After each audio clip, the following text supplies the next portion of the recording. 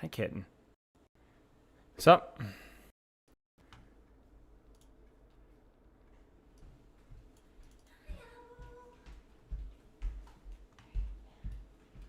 Oops, that's chat. I need multi-chat.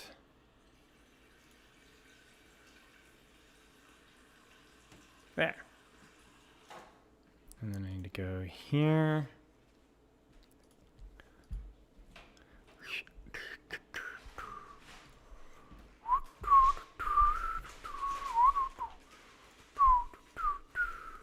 Stop.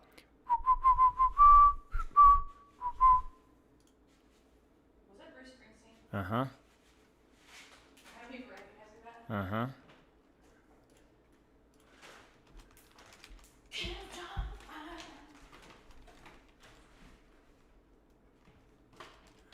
Can't start a fire without a spark. Do you like a cold sweet potato? Sure. Or you want me to heat it up for you? It doesn't matter. Probably cold's fine. No, guys, it's a cold. This gun's for hire, even if we're just dancing in the dark. Well, I need to get a good picture here. Hello, hello, hello.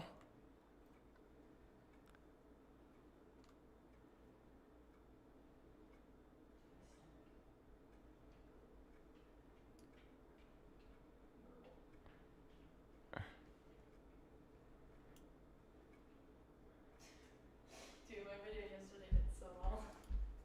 Uh-huh. Wait, shoot. I have to go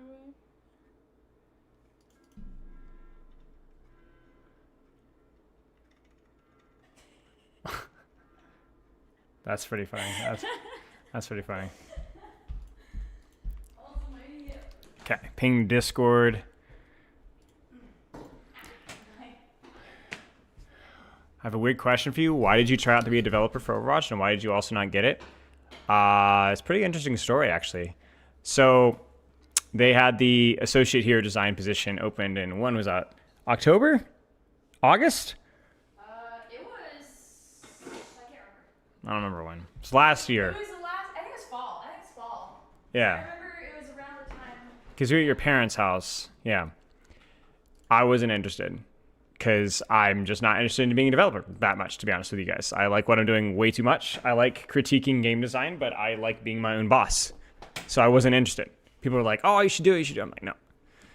Well, I had a couple people from Blizzard message me, and they're like, we'd really like you to apply for the position. So I was like, to be honest with you, I'm not interested. I appreciate the offer. They're like, well, we're flexible. You should just try and apply and see what happens. Happy birthday, MJBC. And so I was like, I mean, I guess if you guys are flexible, I mean, it can't hurt just for fun.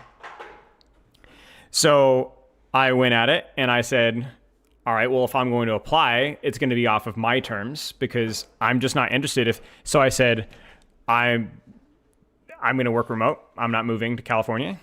What else did I say? I said, I want to stream once a week. What are good? Unlimited ammo? Yeah. And they were like, well, we normally don't do remote positions with associate. We'll get back to you or with you. And there's only a couple of people that do remote. And then they got back to me. They're like, well, we're willing to bend the rules. And so I said, okay, we'll give it a shot. And my plan long term, I don't think ever really was to work for any gaming company. But I was like, this would be a really cool segue. I'd be a great learning experience. You know, we could do it for like a year. We could reevaluate. It'd be a cool experience. And so we did the trial, which I think went pretty well. Learned a lot. Had a great time. A couple of interviews. And then they just went with Custa because Custa was willing to relocate. And Custa is just as qualified as I am. Like Custa had spent a lot of time prior to that doing a lot of hero design rework stuff as well. And yeah, I mean, it was very flattering. It wasn't exactly heartbreaking. I set the bar written possibly high for them, and they were willing to give it a shot, and yeah. Would you be against it forever? I don't know. Not sure. It's hard to say. I think nothing's really changed since then, so it would have to be like a shot in the dark if I would ever be interested. I'm just not really that. I like being able to say what I want, to be honest. Like, I like fully being my own boss. I like the working with people in my community way too much. I like the impact that I have with people outside of just gaming, to be honest. That's way too valuable for me. I have way too much fun talking with people and being able to serve as like a little bit of a mentor, even if it's just in a goofy way. And so it would have to take a lot to take me away from that, even temporarily. And I've just never really been, I don't know, like I like being my own boss. I've never taken a sponsorship. Blizzard's offered a few times to sponsor a couple of videos of mine. I don't take any Blizzard money for any reason. Not just Blizzard, just any sponsorship. I would probably only take a sponsorship if it was a product that I actually thought was amazing and everybody should be using it. Thank you. But I do my absolute best to never have any sort of sponsors and anything that I don't actively fully support. And been steadily declining the past 2 months. I don't know what that means, but thanks to the sub. Yeah, I don't know. So good for bro. Cali's nice if you. Yeah, I know Cali's fine. I've been a few times, but I have family here. I relocated here from New Hampshire, and like I would need a really good reason to relocate. So yeah, but yeah, that is that. Hello, Prime. Hair product sponsorship. Home from Bastion. Welcome back, Sarah Lee. Bubbles throw perk. I just think it's a weird perk that either makes certain matchups too easy or is just kind of worthless. Yeah, I mean, I don't hold it against anybody that takes sponsorships. There's a lot of streamers out there I know that need the income from the sponsorships, and they're just for games and crap, you know? It's not like there's nothing unethical about it. I just, yeah. Tat, thank you for the sub. Hello, Alizo. Hello, Gecko. So you're not supporting Overwatch? Sure. I wanted to look at... See if there's any Wuyang from OBS Sojourn really fast before we jump in here. Maybe we'll look at Wuyang. You came for Pepper or Cat streamer? Shut the frick up, dude. Maybe Chio. What do you guys think of Chio or Cho? Maybe Cho-Rong here. Or Shou-Rong. Cho-Rong. What am I saying? Cho-Rong. Playing Raid Shadow Legends? Yeah. I mean, I'm fortunate enough to where I don't have to do that, but yeah.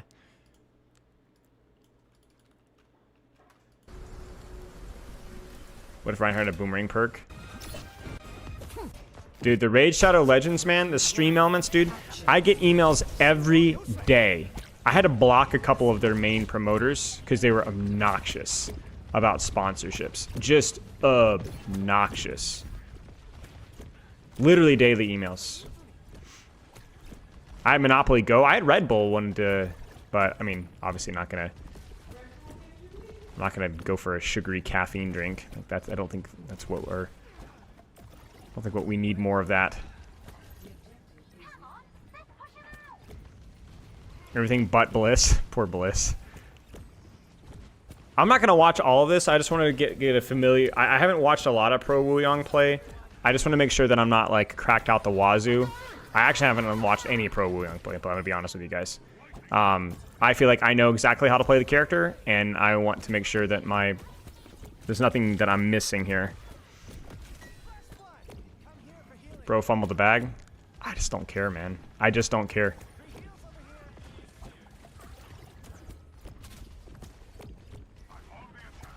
Norfin, thank you for the sub. And I do care. Everybody wants money, right? But I just, yeah. Yeah, it constantly takes reevaluation, Poke, though. Expenses are really high. We're going to have to do, me and Pepper are going to have to do like a money meeting at some point and try to figure out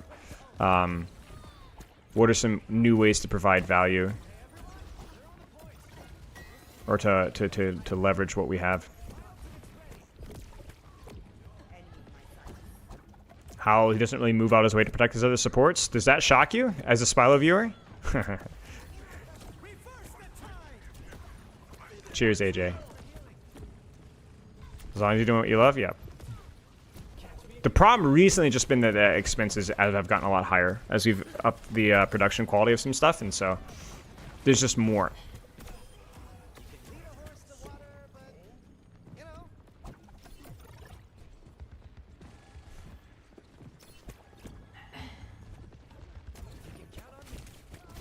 Nothing surprises me here, you know? Uses heavy off angles, +1 to DPS, using his poke heavily. Waving mostly himself, but if he gets an opportunity to heavily tank trade on an angle, which will probably happen a lot more in ranked, it's really good for keeping your tank up if you're not under pressure, but your tank is. Like, for example, right now, he could have waved that right there. Yeah, he was a little almost late with that wave. How long has streaming coaching been your full-time job? So streaming coaching full-time job has been 3 years. But I would say that, like, calling it like a primary, like it about 2.5 years would I say that you've been living off of it. The first 6 months were, like, I mean, actively a negative. We were losing money, but we had enough savings backed up to afford. Hello, Pixel. Yeah, nothing huge here. I think we'll watch a little bit more and we'll skip to another map.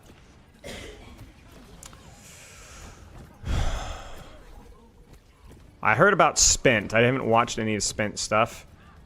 But apparently people were simping for Spent. Hello, Sky. Let's see if this is a different matchup, different map. Yeah, see, like right here, he can't even walk really out of the choke without getting his face caved in. I wonder, is Shu in the far right? Shu must be in the far right, no? Or is Shu?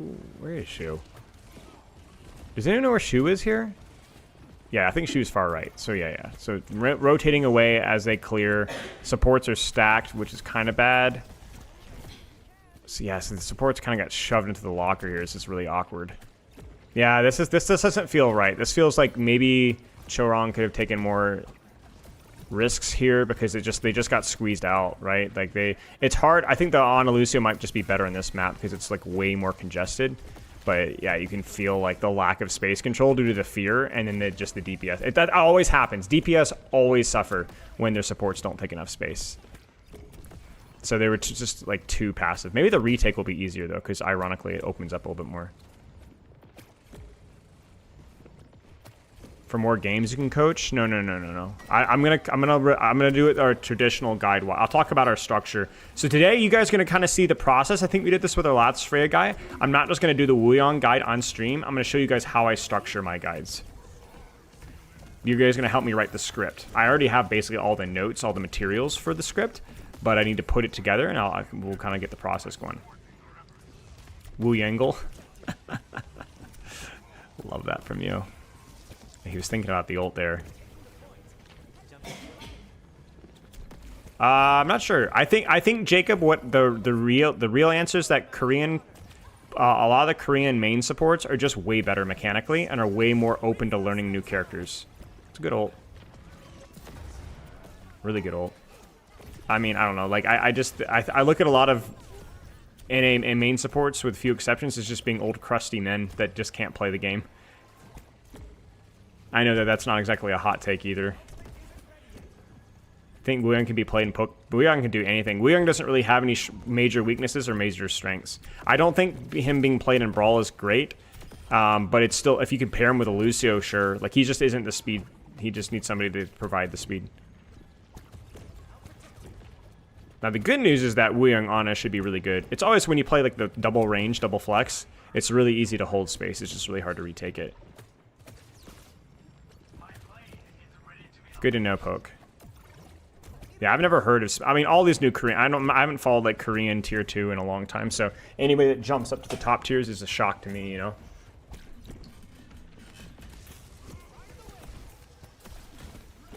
Ah, that sucks. They didn't even get bubble out.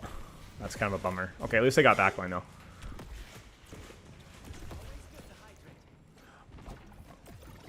Hello, everybody. Sorry if I missed y'all's message.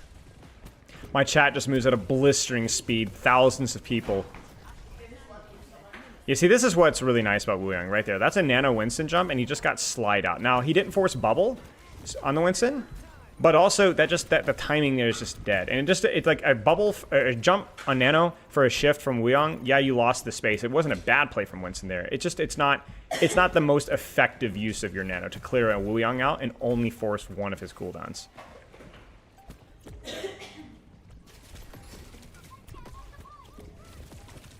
Bubble blocks wave, yeah.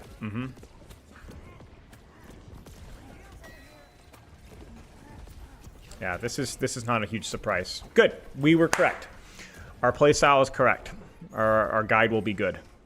Even the perks look correct. Let's skip ahead. Let's look at a different situation here. Yeah, this will be cool. This will be a slightly different matchup. Watch a little bit more. Do you think it'll nerf his movement? No. I think it'll probably nerf other things about him.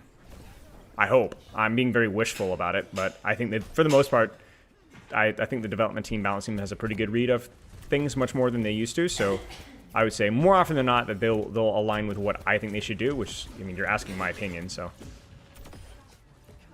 it's really good. Kiriko solo angle. Wuyang on the more passive angle, which makes sense. By passive, I mean more range focused, not as flanky. He's not nearly as mobile as Kiriko with his burst. Wave damage? Wave damage is not really the problem. Are you saying like it's too bad or too good? Wave damage is one of his weakest aspects, actually. Will they nerf his damage? Probably. I want them to nerf his splash. So like that should do about the same damage, but like the splash radius is like really forgiving. Like you can get 2/3 of his damage by missing pretty clearly on your ground splash. It's bugged. Since when is it bugged? I've tested it in the practice range and it wasn't bugged. Is there something that I'm missing?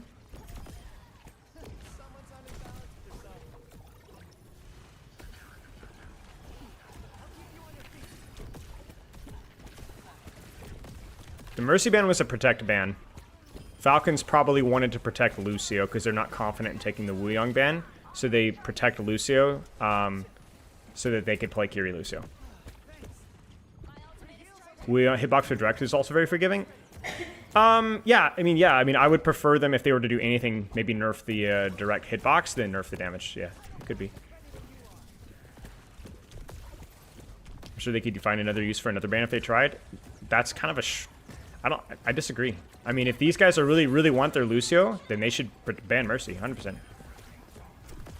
Because the thing is they first off they want to ban. They want to protect their support, right?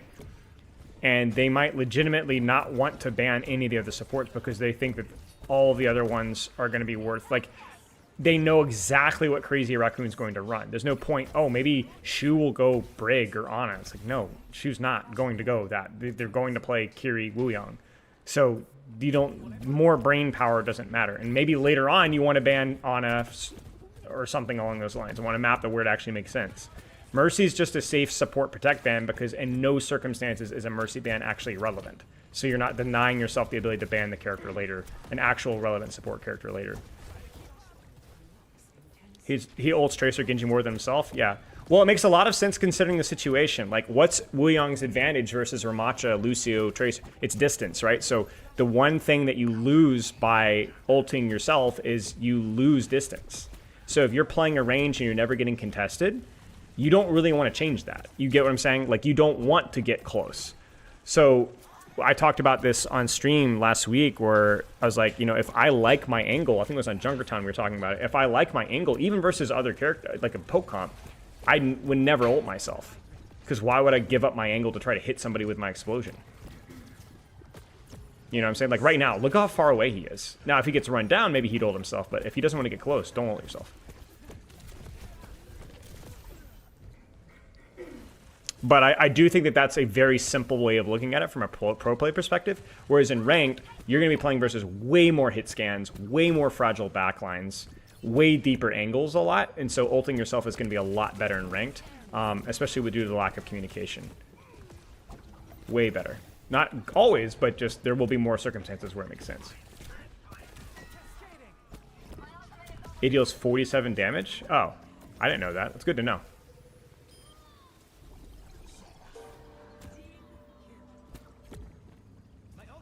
Right, because his ultimate's dynamic. You know, his Ball, Genji, Tracer won't get close, so why not? And if he's not getting run down, then he doesn't need to ult himself.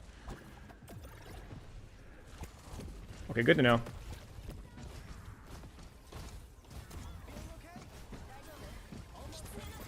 This is not great space. This is awkward. They weren't really clear where they were fighting, and so they've lost a lot of space. This is really bad.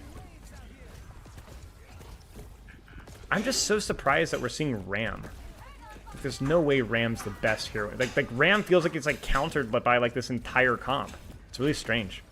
I guess you have strong objective pressure, but honestly, the most interesting character here is by far is the Ram. Heck, even Freya is strange here. Like, Freya's overrated, I think. I don't think Freya's got the mobility here. I mean, maybe with the dash perk, maybe, but weird. Very strange. Yeah, because of the map, sure, but it feels like there's so many other... I don't know. Winston has to be better, no? Like, yeah, exactly. Like, Winston has to be better on this map.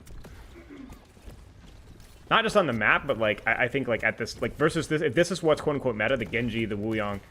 There's just no way that Ram is the best hero there. It's crazy. Way too mobile. Ram is terrible versus dive. Terrible. Especially in maps with this many angles. He needs to split. He's rotated away from Tracer, but he ended up stacked with his Kiriko. So Kiriko splits off, baits the dive. She can just teleport out of that. Catches the pressure with the ult. Yeah.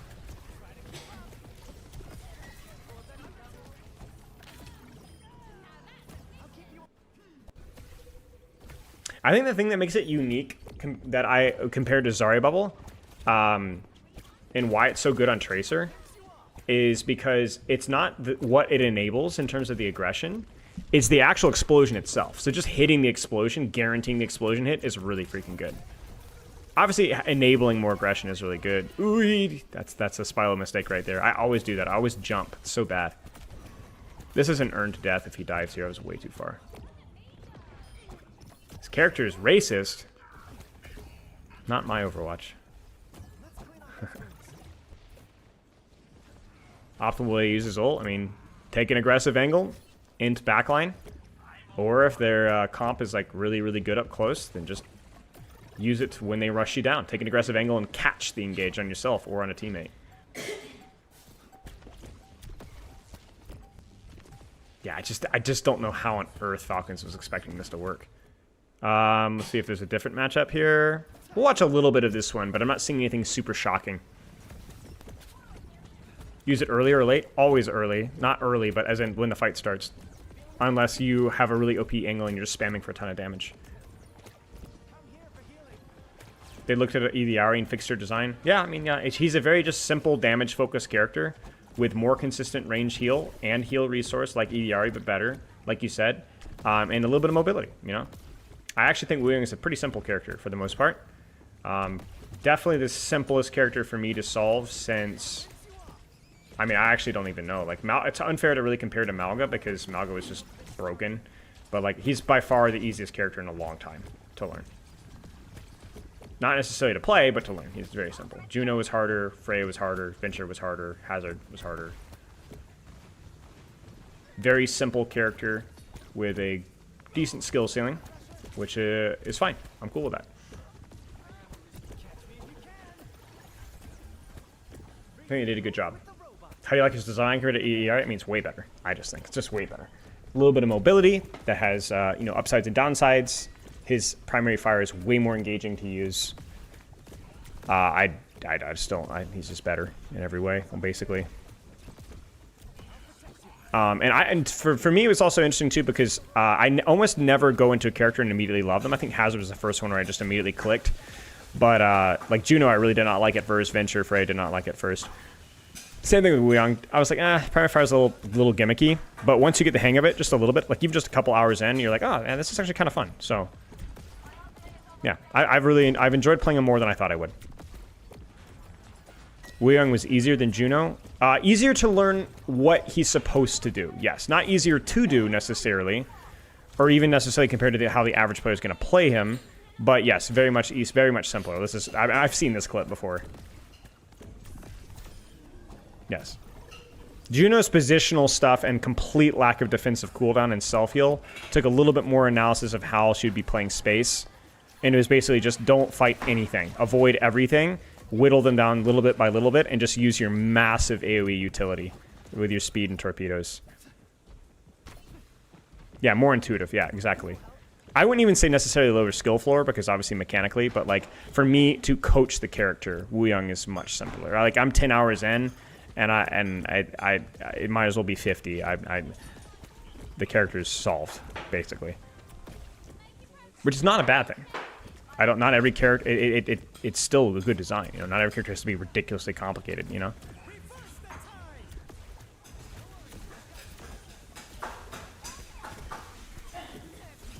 What's up, Will? I think you might like this character, Will. Yeah, Will. Pepper says hi, Will. I think this you like support characters. You would like this guy. You play Doomfist and stuff like you'd like this guy.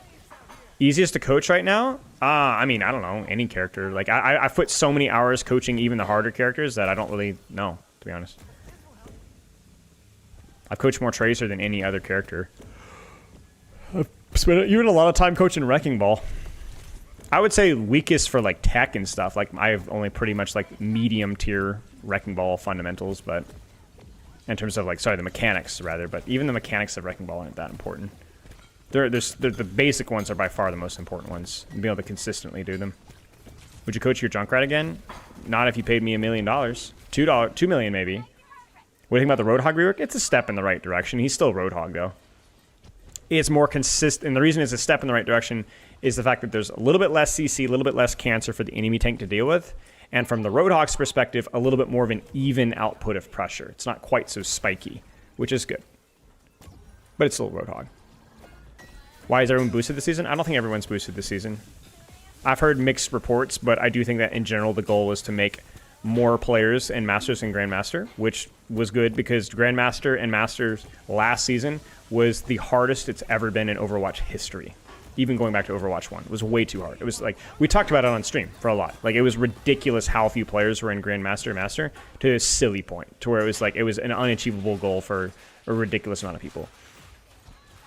So even if they add twice as many Grandmaster players and like 50% more Masters players, that's probably standard bell curve for Overwatch.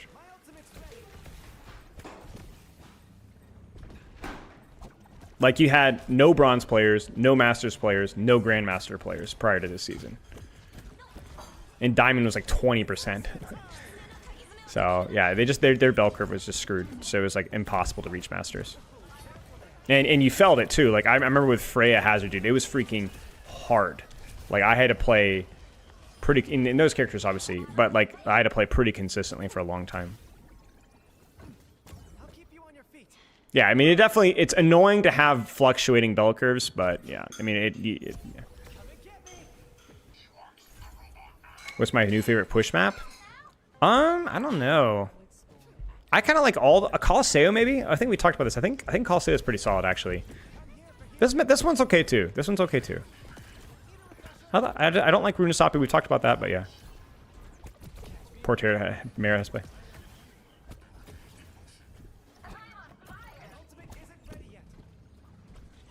Yeah, Champion was just basically unachievable for the vast majority of players, and now, like, as long as it's Champ 1 is, like, basically impossible, then we're fine. Do I like Atlas? It's fine. Indifferent. I think Atlas can be a little bit congested at times, but I think it's by design. So. Esperanza, New Queen Street? New Queen Street's okay until the very end.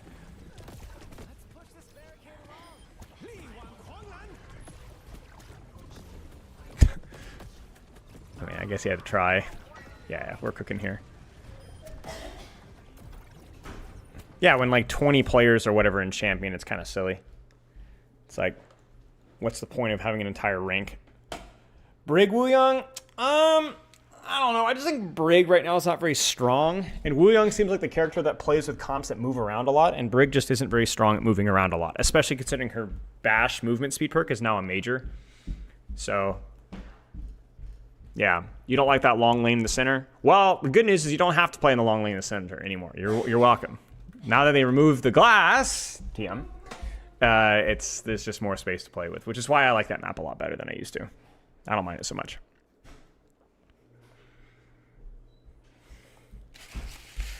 I'm going to eat my sweet potato naked. And then we're going to get to work on our Wuyang guy here. What made ball meta? Well, a couple of things.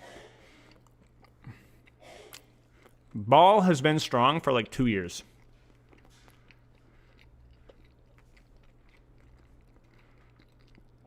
He's always been outshone by extenuating circumstances. Until now. Ram's not that strong. Orisa, not that strong. Maybe Diva. I think Diva could be still okay. Maybe Zarya. Has Zarya been played in pro meta at all? I feel like Zarya's kind of slept on a little bit, but maybe not. Winston, he's okay, not amazing. Ana is well, who's oftentimes a meta definer, not super strong. You've seen a lot of Zarya? Really? Good, I feel justified. So yeah, Ball just has his space now. I think Ball is probably more of a meta-defining character than any other hero besides Wuyang right now. So, yeah. He's just freaking good. He's amazing. He's amazing in freaking ranked. He's amazing if he can play him. Yeah, Life Weaver is trash. Are we seeing Diva? Oh, we are seeing Diva. Well, there we go. I mean, literally, I think the three characters that just out from the outside at the highest level just feel. I feel like Diva's perks, Zarya's perks, Ball. Like, yeah. Makes sense. Are we seeing Reaper then? If we're seeing Zarya, we have to see Reaper. That it's like Reaper, Lucio, Sojourn, or Tracer or something. Who's the other DPS? I don't know who the other DPS would be. Reaper with who? Tracer, Soj. Yeah, or Genji, Reaper Venger. Yeah, makes sense. I think Hitscan's kind of weak right now. But also Hitscan's... Yeah. Yeah, makes sense. Tracer's good right now. I think Reaper's enabled by Zarya a lot. And I think his new minor perk is decent. Venture's pretty good. Yeah. Hanzo's just broken. Hanzo's very vulnerable to Ball, though. And Diva. And Genji. And he has a pretty bad ult at the high level. So, we're unlikely to see Hanzo outside of maybe a couple of maps. But outside of pro play, Hanzo is probably very strong. Cass is wildly overrated.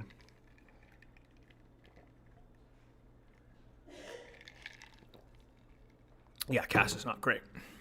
His perks are okay. Moving Bang Bang to minor and then the Silver Bullet definitely is pretty useful. But the 25 HP hurts like a butt. How is Zarya suddenly good? Well, again, it's always contextual, right? Ram's weaker. Orisa's weaker. Not that necessarily Zarya is being gatekept by Orisa, but partly. Like, at the high level, people don't care as much about the tank trade, but Orisa's ability to push pull, So within the short-range tank space, there's less competition. So Zarya has a little bit more space to work. Okay, well then Zarya's going to get rode over by dive, right? Well, if Winston isn't super strong right now, Sojourn, stuff like that, and Zarya's new alt fire perk on her minor, are they choosing the alt fire perk on her minor? Probably, right? Assuming they're not... I mean, any map you're playing Zarya, you probably don't need the verticality at the pro level. But yeah, no Ram is a big deal.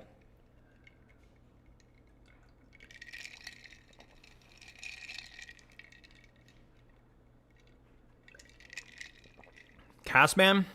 I mean, I don't know. Castban in ranked is just people being ranked players, to be honest.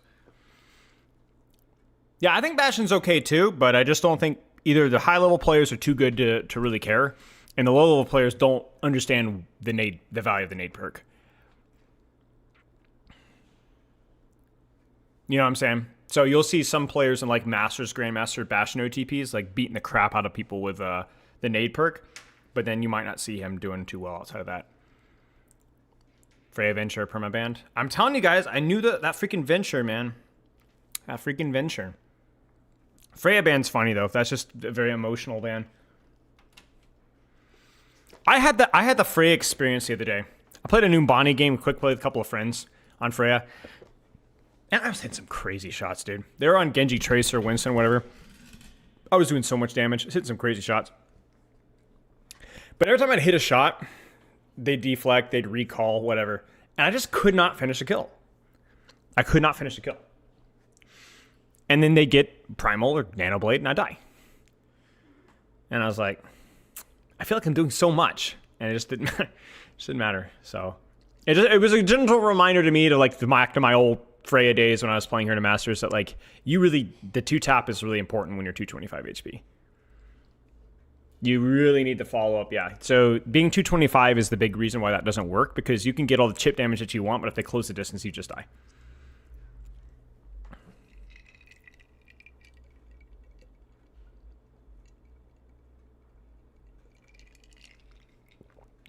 Well, the weird thing, Steven, I don't think that there's any way that you could make it work, because Venture's range perk also has like a there's like a travel speed, right? So it's not even necessarily like it's like absurdly ridiculously broken necessarily. It just feels unnecessary. It feels like it's either going to feel weird or it's just not. It's just going to feel bad. Graham, it just doesn't feel like it should be part of the kit. Yeah, Echo feels a lot better this patch. The biggest buff Echo got, I think, was the patch that she got prior to the update. The one where they tightened her spread. She's like pretty freaking good at mid ranges, man. Whew. Like you can feel it. Wuyang Lucio, I mean, you just have two supports that can kind of do their own thing. I mean, I don't know. It's Wuyang Kiriko is kind of similar. Like you're not really playing. You're playing a hypermobile composition with Wuyang, which is like Ball, Genji Tracer, or whatever. So the other support options are really limited. You know, what are other supports that don't need babysitting and I can kind of take care of themselves? You can literally count 3: Moira, Kiriko, Lucio. Moira is not very strong right now and too fragile with 225. And then I think whether you play Kiriko or Lucio really just comes down to hero pool preferences. I think both can work.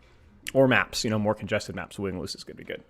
I feel like right now, more so than any other meta that we've had before in Pro, I think it's just a collection of strong characters that have vaguely similar synergies in terms of like mobility and crap. But I don't think there's like any sort of like you're picking this character because they complement the other character almost like at all.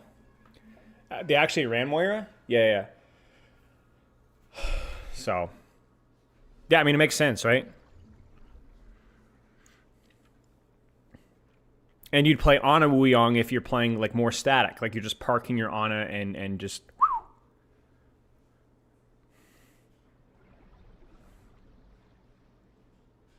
Is Reaper only good because Zarya? Yes, but I also think his minor perk is much better.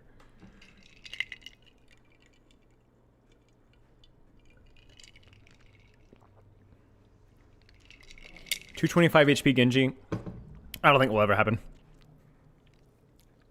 Genji requires way too much proximity in comparison to the other 225 HP characters. Seriously, besides Tracer, who has just so much ridiculous mobility that it might as well be survivability, how many other characters have 225 HP?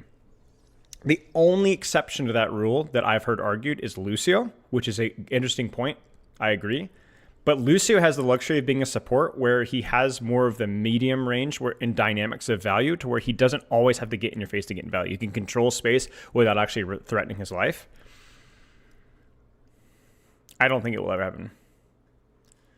I don't know, Will. Maybe I'll just keep it the same.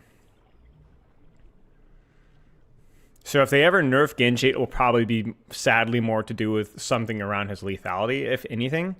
Or maybe his minor perk or something. Like, I don't think that they will ever make Genji 250. Or 225. Okay, let me get my notes for Wuyang, and let's get started here.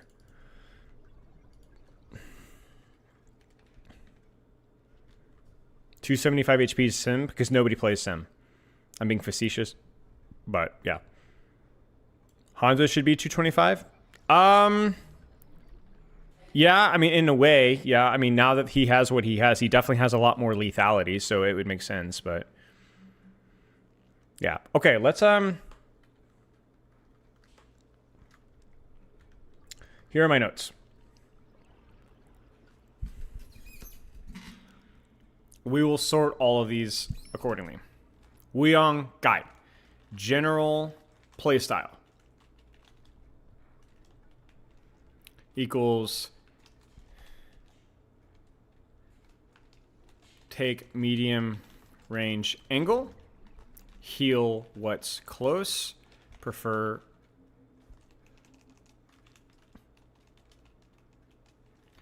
aggression,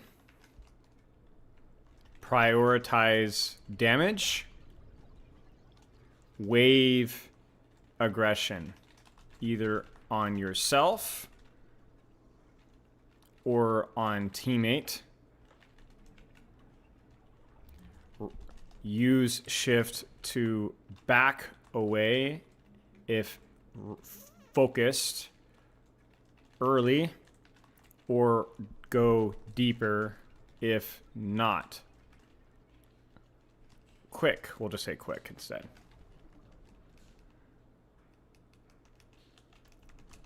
What do you guys think? I like to kind of TLDR it and then talk more in detail about each cooldown once you establish the basic thing. It's just like, take an angle, heal your tank, your DPS, whoever's close, whatever, and shoot crap.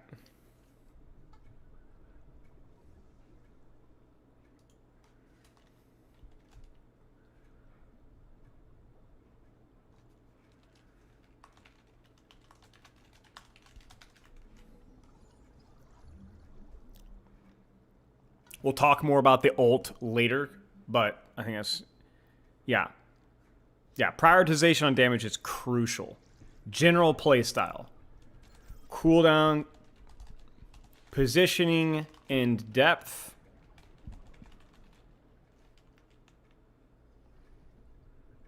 We'll say shift. Positioning and depth. Ha, get it?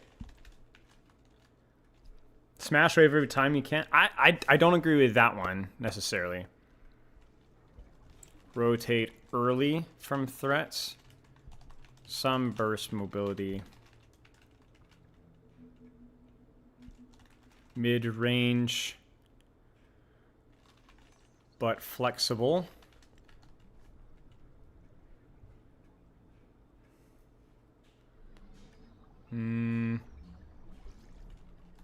Verticality, great when applicable.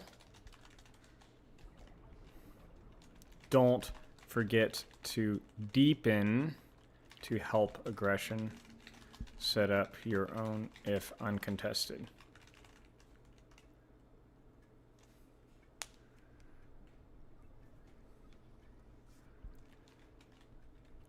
Don't peel if not convenient, even with resources, almost without exception.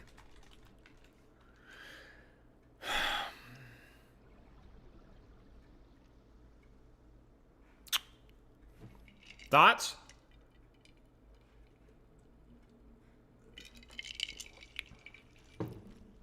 Then I think we talk about primary fire. I think we talk about his positioning first. You know me, guys. And then I'm thinking primary fire, like his primary fire. Weapon.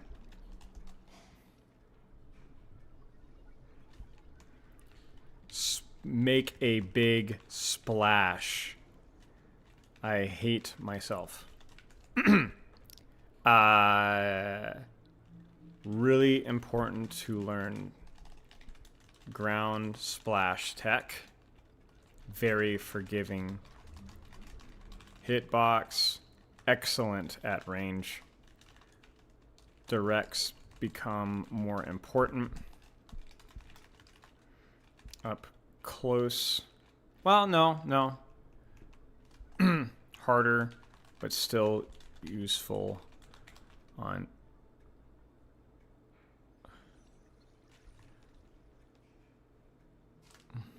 No. I won't even talk about directs, because it's more of like characters that are jumping in the air. Demands practice, attention, but it's worth it.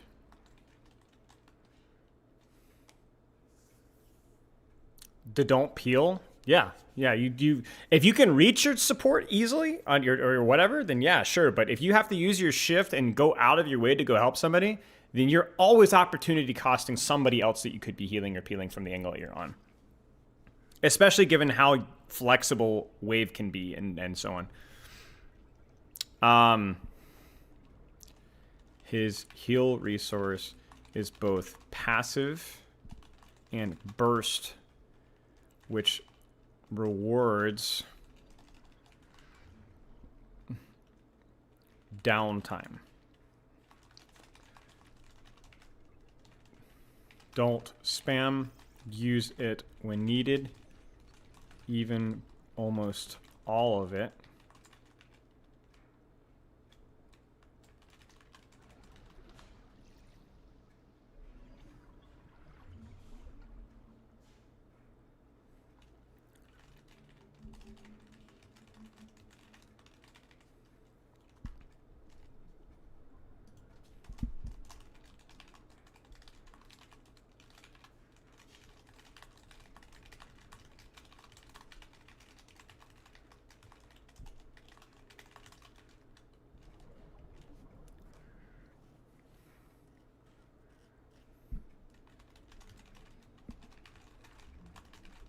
Yeah, exactly. You can... Oh, thank you for the gifted sub. I don't know why that didn't go off, but yeah, exactly. The curve means you can't see it on the end there, but yeah, you can absolutely secure kills that disengage you.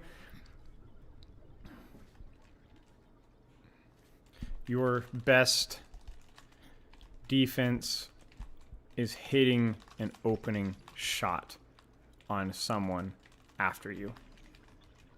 Do you have one of these for all characters? No. I mean, yes and no. Like, Okay, so I used to do guides a lot more. You can go way back in my YouTube and find a lot of them. But I realized that coaching was probably just as good. But I do like doing them for new characters once I've taken some time to learn them. So I think I have one for Hazard, Freya. My Hazard one's kind of mid. Venture, Juno. I think that's it. But then I have a lot of the, for the old Overwatch one, there's a lot of them.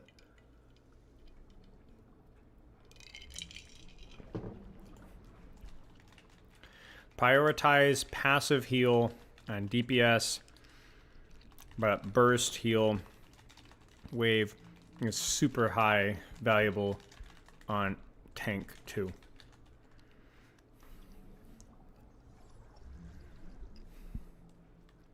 Thoughts? I guess we should talk about up close. Up close, wave to juke, move erratically, hit splash shots when range is good enough. No. Spam uncharged plus melees / wave. I mean, my Hazard one was fine. It just was like not the highest quality. I don't think it was premature. Okay, sounds good. I think the Hazard one was at a point in time where I was doing too many things on stream or coaching. I was really tired and like it just wasn't as good. Yeah, you have to use the spam shot up close. There's nothing because you can't charge your shot up close, so you just have to hit the spam shots. You know, so. Now, optimally, you don't want to be up close to somebody that isn't already basically dead, but.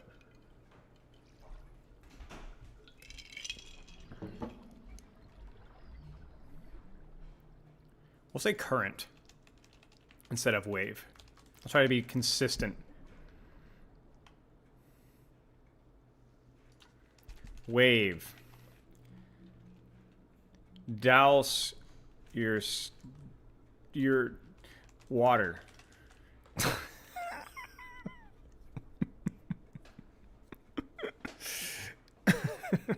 Okay. really good for situationals, not as valuable for generic pressure. I think this was one of the biggest things that I learned, was that I felt like Wave was going to be more of a general big AoE damage, heal, utility, hit a bunch of targets is good. That happens. Still okay with AoE situations if you can hit a bunch. But that just doesn't happen very often. I realized that with Wave, most of the time that I just kind of like generally used Wave for pressure, I almost always regretted it. Because it either just didn't do enough, my tank would get exploded, and I could have just waved them and kept them up, or I would explode because I didn't have a defensive cooldown. I looked at it more like anti-nade, and it's just not like anti-nade. It's not like, oh, I could have saved it, but at least I got a nice purple. It just doesn't do that much damage. And the boop is not that great. It's okay if you hit like literally like 4 or 5 people with it, then it's probably worth using. But you're gonna have a situation where you need it. You just need to wait. You will find it. It's right. So like, it just amazing at keeping tanks up. Mid engagement. Don't even have to be critical. Assess your risk first.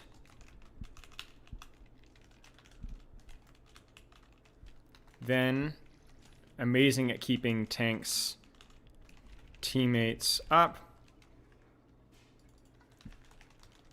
Amazing at self-heal, damage, knockback, amps healing from teammates. Yeah, opportunity cost. Yeah, I was expecting it to be way more valuable in the neutral, like bigger, and it's not. It's like, it really, if you're just looking for generic value, you're almost always going to be regretting it. It's a little bit like Suzu, where it's like, it's not that using it in a 1v1 is bad, it is, but like, you don't just want to like throw it, oh, my tank is taking some damage, maybe. That's how I'd like Suzu to be honest with you guys, but it's not. It's like, you need to be in somebody's, like, you need to be like, this is going to save my life kind of a thing, you know? I'm trying to think, like, what's another good example? I guess Amp with Lucio. Like, if you're not, like, inting with Lucio. Love you. Love you too. They're safe. That it's just not that great, you know?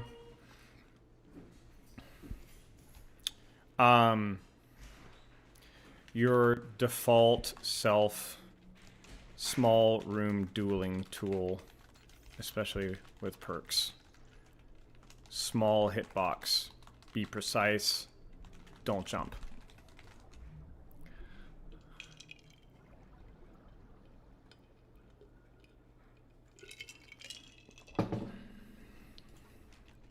Especially because range damage is bad.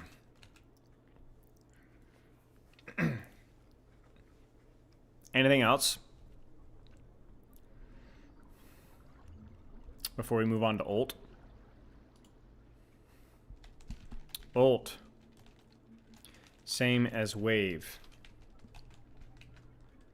Assess your risk angle. Then either take set up aggro, absorb aggro, or enable aggro. Ulting self goes consistent if getting dove or in a great spot to get hands dirty. Do you want that versus their heroes? Ult teammate equals consistent with mobility, especially if you really like your angle currently. Also can ult teammate who is being aggroed on. Don't wait, freaking use it. Speed is awesome. It's flexible. Create space. Don't freaking save it, you stupid ninny.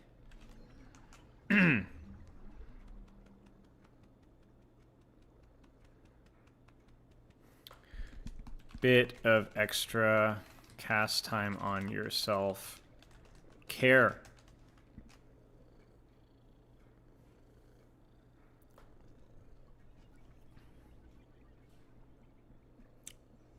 Well, the problem is that you remember that if it's the damage, like, okay. Stun being dodged is not the end of the world. Causes chaos, kills momentum, creates space. That's the thing, you know what I'm saying? No, it's absolutely necessary. All the ninnies in chat are just outing themselves. Keep tying to see what happens. Hi, my name is Hottie. I play tank. I am a tank guy. I am a ninny, nincompoop, Nimrod, even a massive, masochistic maroon. What a fool I am, and that is just the end of the story.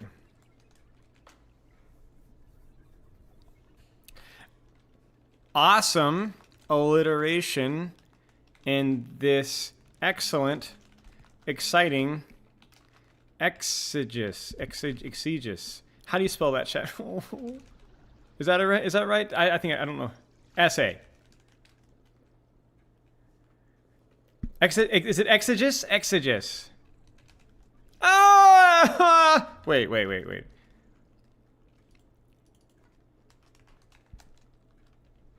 Exegesis. Yes. Yes. It doesn't really fit, but it's close. Exegesis. Listen, I'm not a ninny for trying, okay? At least I knew it was a word. And I got the spelling right. Just took me a second.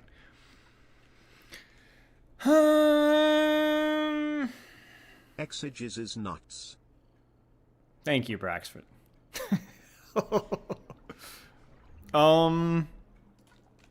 Finally, spam down choke with max fire rate orb is sometimes okay for like shields and crap, but usually better to do something else. I remember when people were talking about like this tech for like a faster fire rate for Wuyang's orbs. You guys remember that? And it's like, yeah, I guess that's good to know, but I use it like once a game. You know what I'm saying? Because anytime that you're using an orb, you can literally bend around walls. Why are you spamming down a choke? You know what I'm saying? So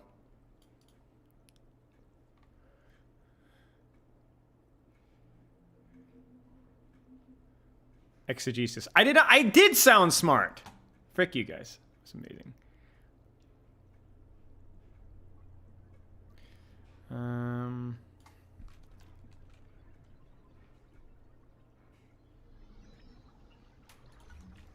Remember, they have ults too. And then I forgot the keyboard. self-review. Hey.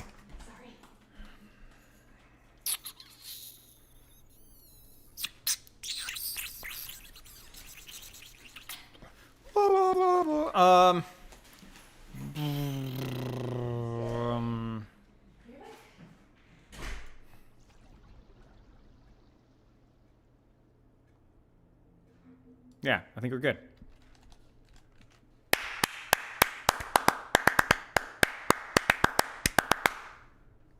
I love that. I think we're good, guys. I think we're ready to go. You guys ready for my YouTube voice? Just get a little bit more nasally, guys. Hi. Hi. And then I'll pin, I think the Colosseo game is the one I wanted to look at, because I think that was a relatively competitive game where I played relatively well versus a relatively dynamic composition on a relatively dynamic map. So I think we're good. We'll do practice range for the ability playstyle breakdown, and then we'll do the self-review afterwards. Kitten, I have to move you in a second. SpongeBob? Yes. The wisdom of man is foolishness. Wait, is that a 1 Corinthians reference? I got Oh, thank you for the gifted subs. Thank you for the 5 gifted subs. Wow. Thank you, Empty Sky. This is what I get for doing YouTube voice. Immediately, positively reinforced. You know what they say? Never do this again, please. Well, bad news. Unless you give me 50 subs or 500 or maybe even 5,000 subs, it's too late. That ship has sailed.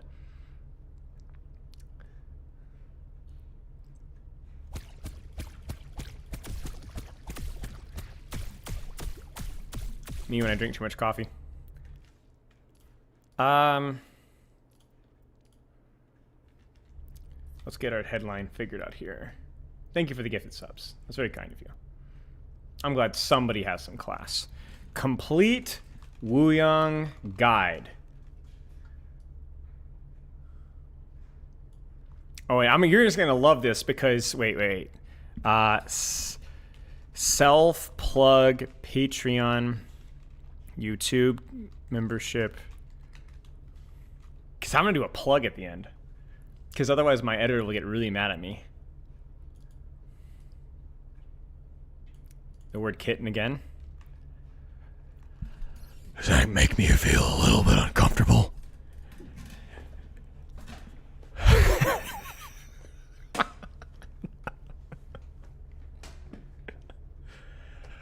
How's Daddy's kitten? Okay, we're done. Let's go to the Wuyang guide. We're done. Okay, just so you guys know, I can't hear anything that you're saying now. Or I can't see anything you're saying now because I've officially covered my second monitor. So if you have any smarmy comments, I'm gonna even turn off the chat here so you guys are not gonna be famous. Actually, you know what? I'm gonna leave the chat on. I'll leave the chat on.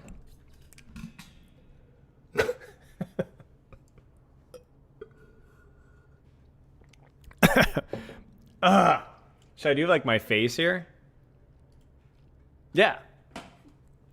All right, frick, man. All right, let's do this. I don't know.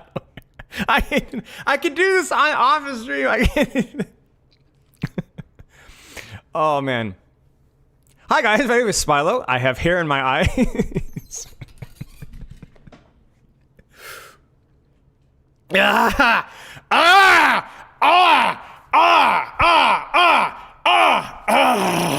Okay, let's do this.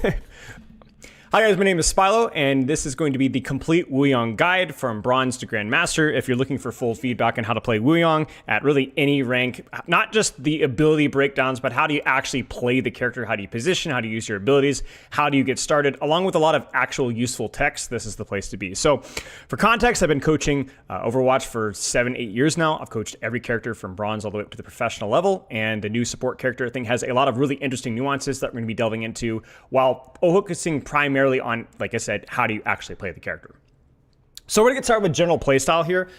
Biggest thing with Wuyang, and I always like to start with how do you actually position with the character, it's going to be medium range off angles. So anywhere from 15, 10, 20, 25, 30 meter, 40 meter, depending on the situation, off angles. And what an off angle essentially is if this is the choke, this is where the majority of my team is fighting, I'm going to be stepping a little bit off to the side, looking to heal my team, looking to support my team, while looking to also to apply pressure onto the enemy backline, enemy frontline, enemy DPS, whatever. And the reason why this is so good with Wuyang is that both his damage and his healing has range, which means that you don't have to be up and dirty with your tanks, up with your dirty with your TPS or your supports. You can provide a little bit of an objectivity off to the side, which allows for not only greater safety, because your team can still support you from here, but more importantly, you can actually see what's happening easier, and it means you don't get caught up in all the AoE ults, the AoE crap that's thrown on main. So you have better vision for your damage, better vision for your healing, and you get what we like to call a little bit of map control. So how do you actually play Wuyang from this angle? Well, heal what's close, whether that's tank DPS, you have phenomenal tank healing, phenomenal squish healing. We'll talk more about that later.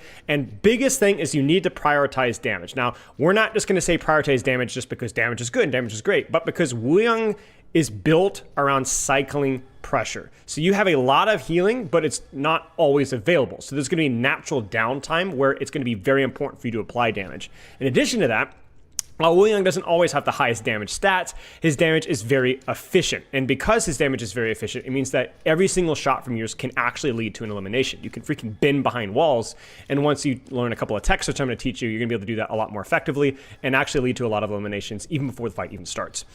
Wave with your ability means usually you're going to be waving either yourself to keep yourself alive if you do get pressured on that off angle, or if a teammate gets a lot of pressure, you can wave that teammate to heal them and to heal amp them so that you can support them better.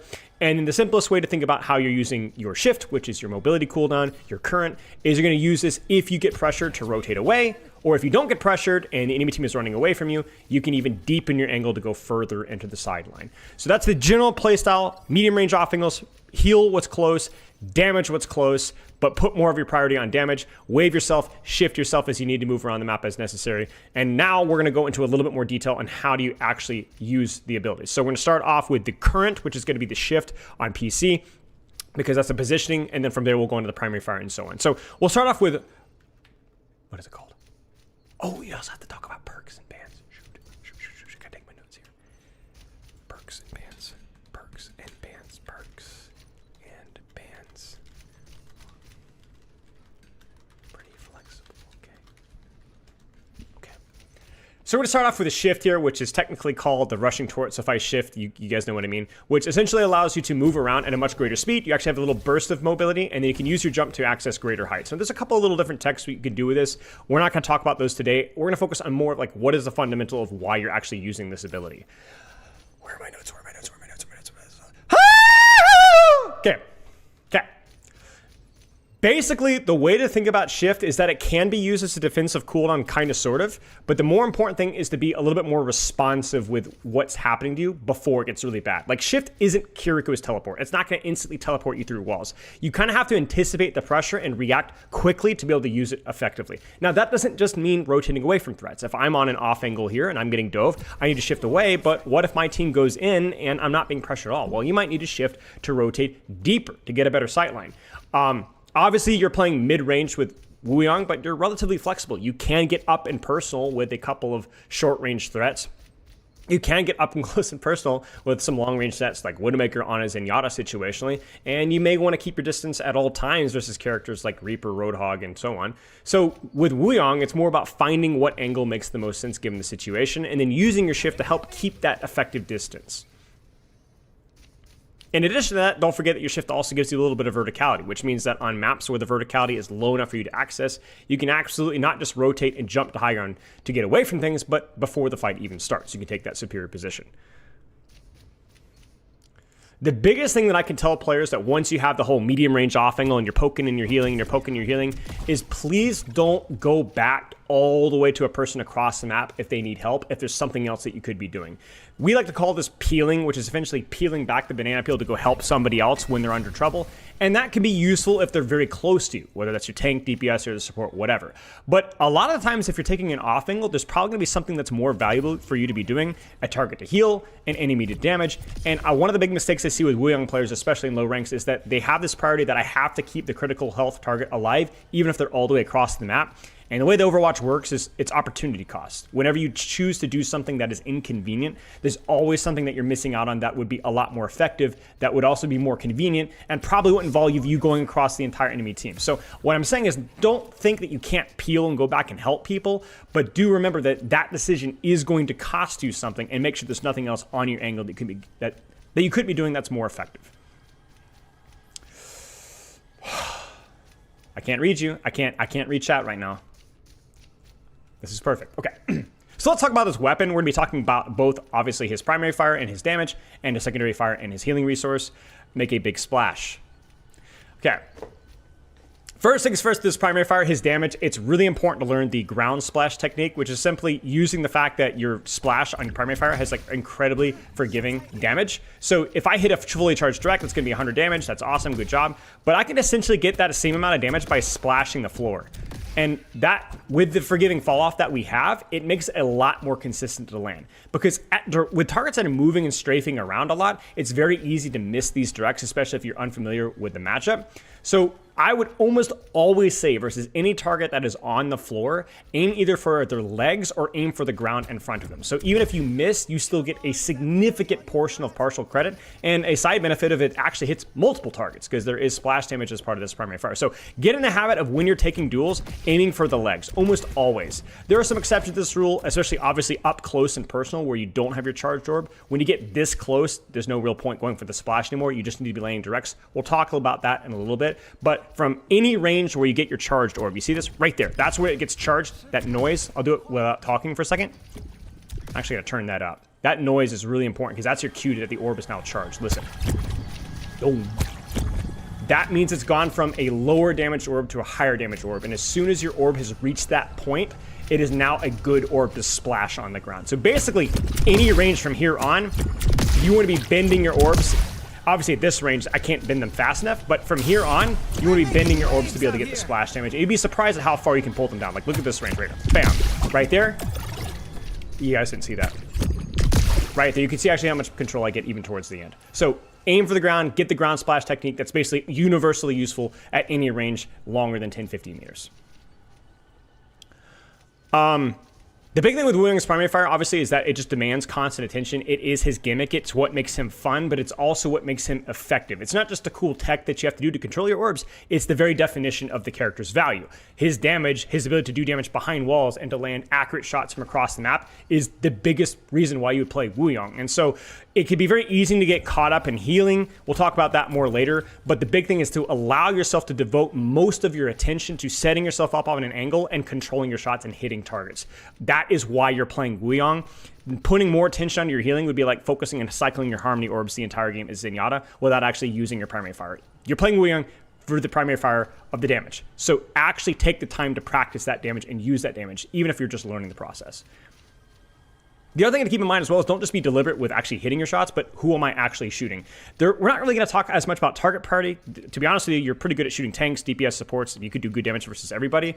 But the key thing is that like whoever's on my angle, that's going to be my number one priority. So if there's a Genji fighting me, I need to hit my shots in that Genji. If nobody's on me, maybe I'll go for the back line. Zarya's overextended, make sure you hit the shots into Zarya. The big thing here is that just because you have splash damage doesn't mean that you should be just thinking about general pressure. A lot of Wuyang players will see a choke and they just kind of turn their brain off and aim their shots and they get the splash, and that's fine. But if you see an opportunity on a target that's low, hit the freaking target. Even in a low rank, you might not be able to always be able to secure the kill because your aim is bad. But if you even occasionally are able to finish off on that kill because you actually deliberately aim for that, it's going to be so valuable. So even if you don't fully trust your mechanics, force yourself to actually focus on being very deliberate with who you're aiming at and actually finishing off kills. It's so important for this character.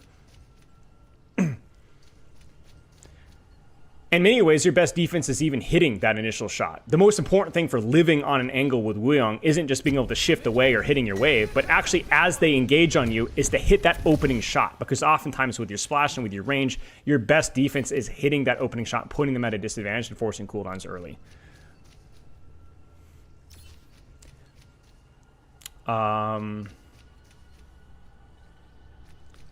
Okay, a couple of little things with this primary fire. Up close, it's often better times in duels because you can't really charge your orbs to just shoot and melee combo and just try to hit as many shots as you possibly can. You might think that that's really low damage, and it is. It's not good damage, but at the very least, you can use your shift and move erratically and jump over people's heads. So one of the things, you kind of treat yourself like a lower damage Lucio if people are able to close the distance on you. Obviously, your wave is really good up close as well, but obviously just focus on hitting melees and moving erratically up close. And finally, there is the tech to where you can spam orbs without controlling them. So I can just keep going, and I can just keep putting damage on the choke without really controlling. The problem with this is very niche because it's only really useful for like shield break, because in any other situation, you really want to be slowing down your fire rate and deliberately hitting your shots. But if you're spamming at a shield, it's fine to do that. Why did I say that so awkwardly? Whatever. Okay, so let's talk about his heal. His heal resource is both passive and burst. And what I mean by that is it does a small amount of healing consistently that you can amplify by using your alternate fire that consumes a resource in the middle of your screen. You can increase this resource by using a couple of his perks, but also by using his wave, which gives you some free resource like so. The crucial thing to point out here is that you should be allowing your passive heal to go on anybody that's aggressing, tank, DPS, whatever, and then when that target gets put under serious pressure, use your heal resource liberally until that person is full or you're low on resource, and then go back to doing damage. As I said earlier, the entire way that this character works is you don't have 100% uptime with your heal, and you're not supposed to. You're supposed to have these downtimes where you just don't really have any heal resource left, and that just allows you to just be like, well, I'm doing as much healing as I can, time to do some damage. That's baked into the character, and one of the big mistakes I see with a lot of lower rank Wuyangs is they'll use some of the heal resource, and they'll shoot like a shot, and they'll use another bit of heal resource, and they go back to hitting the shot, and use another bit of heal resource, and the reality is that, like, if they just focus on getting that target to full, and then just did damage for a couple of seconds, and then when the resource had started to recover, notice that every time I use my heal resource, I pause the regen. So it's just a vastly inefficient waste of using your resource. So burst heal is good, passive heal through just the mark being applied is good, but don't keep wiggling back and forth between the two because you're just losing uptime. In terms of who to be healing, obviously the passive heal is a very small amount of healing. Why is it 25? Yeah, which is only 25 healing per second. That's obviously going to be a little bit better on a squishier character in terms of like the percentage of their health pool. But don't sleep on the amount of healing that you can do with your full heal resource on a tank. Like, especially when you amplify it with a wave, the amount of healing that you can do on a tank is absolutely absurd. So I like to look at it as I'll probably prefer putting my passive ring on a squishy. But if something needs to be bursted, especially a tank, I'll drop my ring and I'll drop my wave. And the healing output is just absolutely crazy. Okay.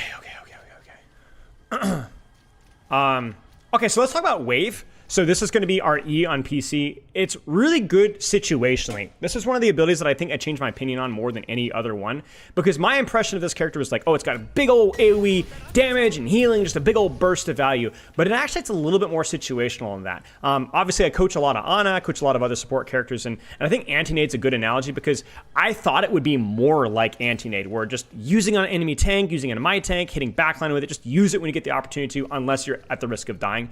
But what I found out is that it's just not that great for AoE pressure. It has a smaller hitbox than you think.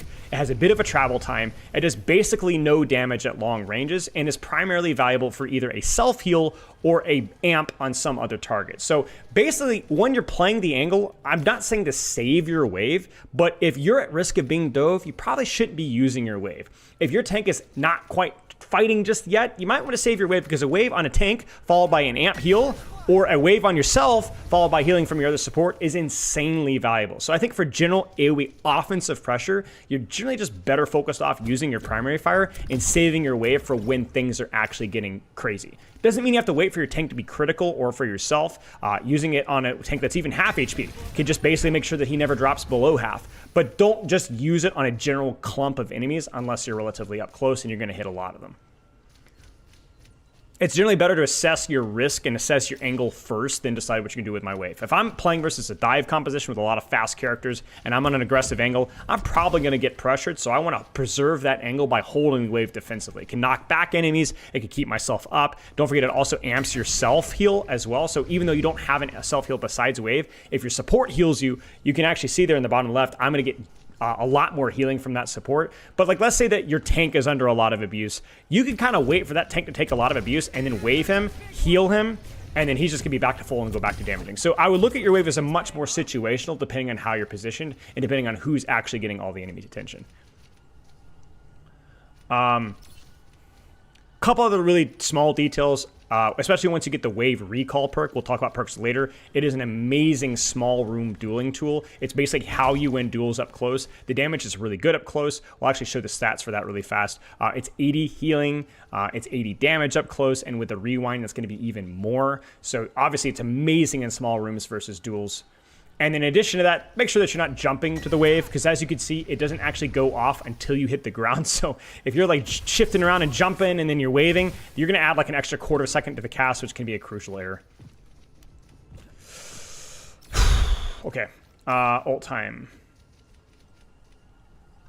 So let's talk about his ult. It's going to be the same thing as his wave. Assess your risk, your angle, assess the situation, then either set up aggressively to use your ult. Well, I guess that's the difference between waves. You can actually use it pretty consistently aggressively, or use it to catch aggression that's used on you. Like, oh, they're on me, I'm going to catch it and then deny that dive.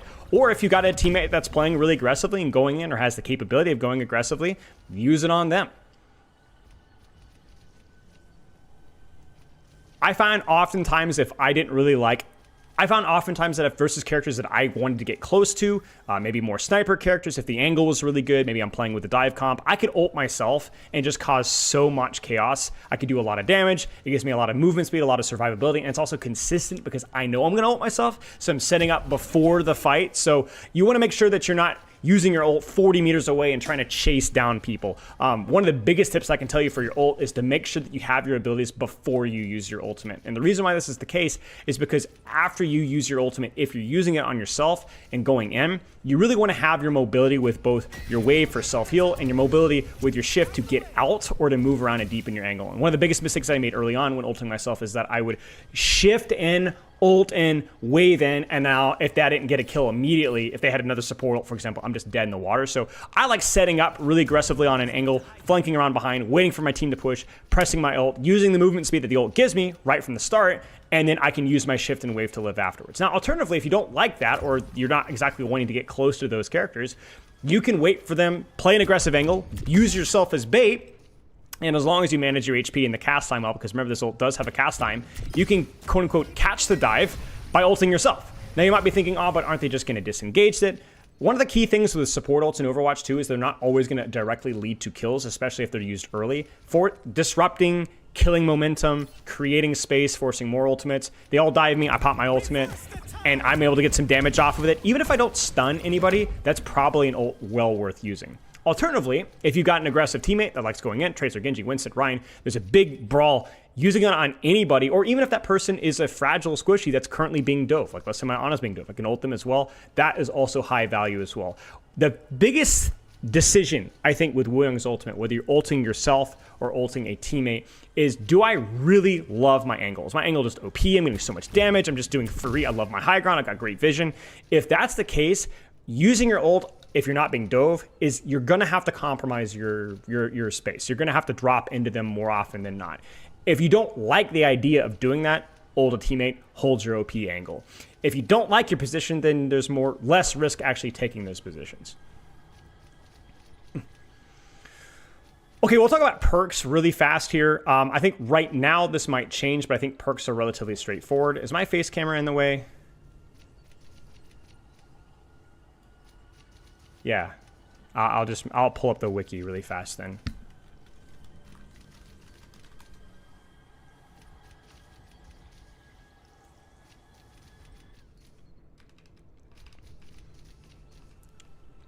Shut up, Kyle. I don't know what you're saying, but I just see Kyle and I can already tell that I'm going to have to say shut up, so I'm just going to go ahead and say it preemptively.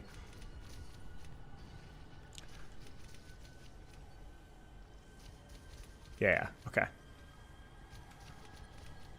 Okay, so we'll talk about perks really, really fast. I think these will definitely, at some point, probably be changed a little bit, but as of right now, Overflow, I think, is the inferior perk. So when you're using Rushing Torrent, the mobility cooldown, you get a little bit more ammo and more healing resource. Now, the big reason to use this is the healing resource is obviously limited and very powerful, so this sometimes can be useful. The reason why I prefer balance is if you're looking for raw healing, when you deal damage with water orbs, increase Restorative Stream's passive healing by 40% for 2 seconds. So for those of you that are doing the math in chat, that's an extra 10 healing per second for 2 seconds when you do any damage with water orbs. So you don't even have to be doing a lot of damage. It just, every time you do damage, it's like Inspire. It refreshes that uptime. So you're getting an extra 10 healing per second on any target that's beamed. The reason why I like this as well is this doesn't force me to think about using Rushing Torrent as another resource tool. It simplifies my thought process. I don't really change what I'm doing. I do the exact same thing that I'm doing, but I'm just getting free healing for free. This definitely goes a long way, especially when you're healing some of those larger health pools.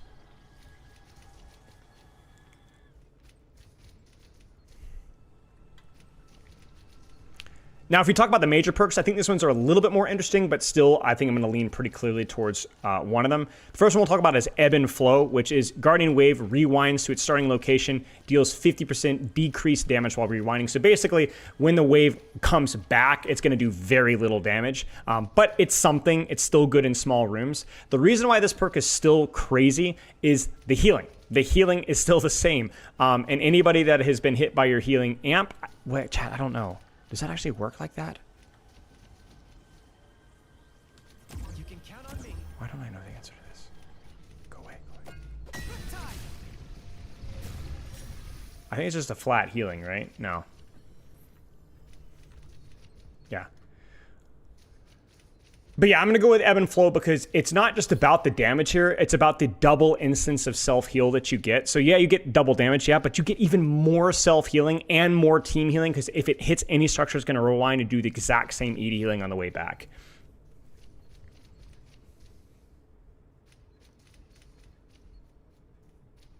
It's not 40 healing, it's 80 healing. Yeah, so you're getting basically 80 healing there and then 80 healing back, which is obviously OP on your team, but even more overpowered when you're fighting in small, even just not even small rooms. Like you can just hit it off of a wall and a Genji dies you and you hit him, you damage him, you heal yourself, it comes back, it damages him again for just a little bit, but then it heals you again for another 80.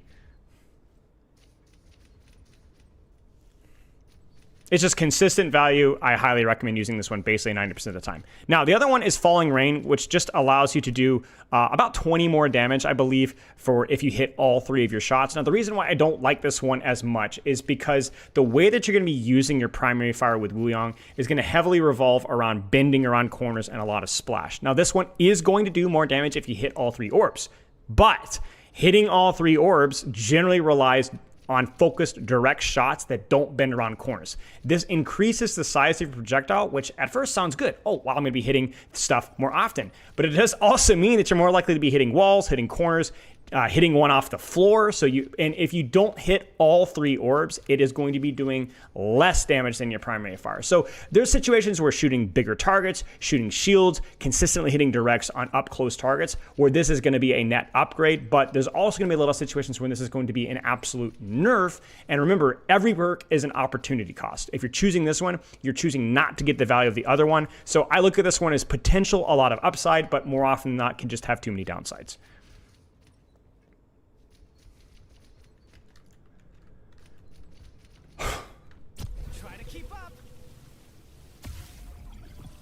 Now for bans, this is probably going to be the most subjective thing. I think obviously it's been a little bit too short for us to say for sure, but I think Wuyang is relatively flexible, has decent self-defense options, has relatively good range options, has some decent verticality. There isn't really any major downside to Wuyang. So you may find that your matchup versus a lot of characters, a lot of tanks, a lot of DPSs, okay, you can help versus a lot of different characters.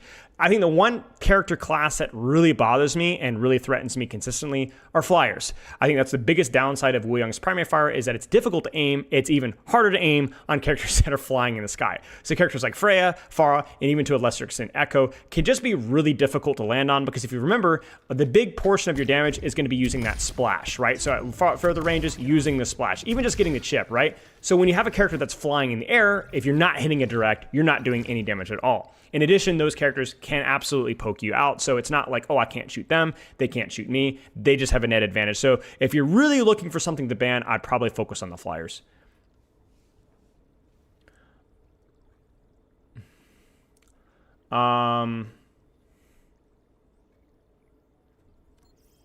Yeah, I think that's good.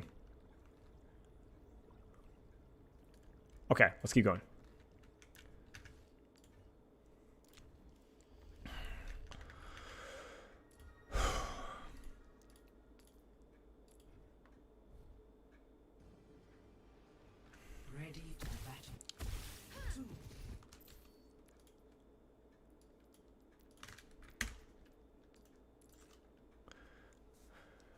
Are we good? Okay. Okay, so we're going to be finishing off, as usual with our guides, with a bit of a brief self-review. This is going to be a relatively competitive game where I felt like I played relatively well. This is going to be a Masters 4 to Masters 2 game. So obviously the level of play is going to be relatively high there, but it's not going to be perfect. So you're going to be able to see some good things that I'm doing, but also a lot of bad things I'm doing, which will give a lot of context to some of the feedback that I've been giving. As always, we'll be putting primary focus on how I'm setting up and how I'm positioning, and then how my cooldowns are complementing those positions. Chat, the way that I do these is I'm probably going to, like when I include the self-review in the guide, it's like heavily cropped down. So I might just like let it play for a little bit. And when I have something important to say, I'll say it. And then obviously when it's edited down, if for anything that I'm being repetitive with, we'll go.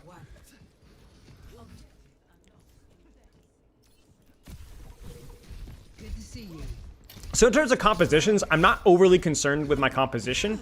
I'm always going to be taking those medium range off angles, kind of going off to the side there. I'm looking more for is anybody going to come with me on the side, because if not, I would still hold this angle by myself, but I would probably put more attention on, is there an enemy that's going to contest me first? And then obviously I'm going to orb somebody on main because that's somebody that I can reach. Now I get a little bit lucky here. I get a tracer that's willing to take the off angle with me, so my priority is immediately orbing her, and then whoever is on this lane with me, I can shoot them. Now, if alternatively, if I'd wanted to take this angle instead, I probably would have orbed my Sojourn, and then I would have applied damage on this lane instead. Really, the answer is whatever one that you like. I prefer this left angle because I feel like there's a little bit more room for me to move. That's a good rule for Wuyang, but I'm not super picky.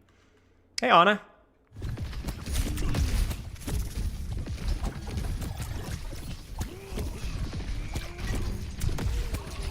Notice again, I'm trying to utilize that angle. The angle's free. I go back here to peel my hazard, but notice that by going back, it only took me half of a second, and I didn't have to leave my angle. I wave my hazard, I heal my hazard, and he's basically immediately back to full. So it was, in terms of opportunity cost, a very brief moment of taking my attention away from my DPS to get my hazard basically back to full, especially now that Kiriko is going to be pocketing him, and then now I can devote it. So it's okay to go back as long as it's just a brief moment of support and then focusing back here.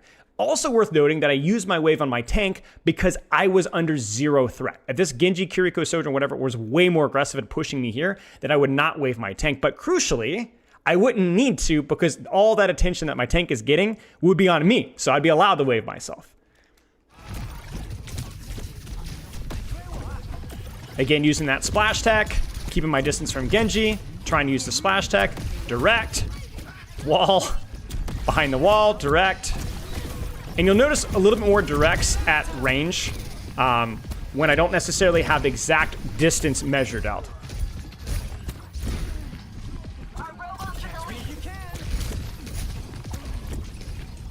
So now I'm evaluating, okay, where are we taking this fight? What angle do I want to play? I'm going to go off to the side here.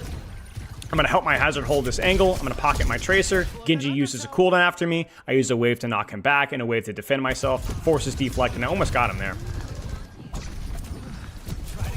Shift to rotate out. I don't like where I'm at right now. We're down 1, so we have to back up, but I'm not backing up towards my other support necessarily, because this would mean I'd lose my angle, which means my vision would, everybody would be looking at me and my Kiriko all in a clump, right? So I'm gonna kind of kite off to the side where I can still pocket and I can still heal, but I have vision on anybody that might be pushing this way. They have to choose me or my Kiriko.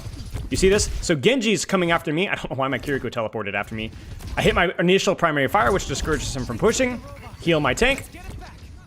Still holding that angle. Shifting away, but I have the heal.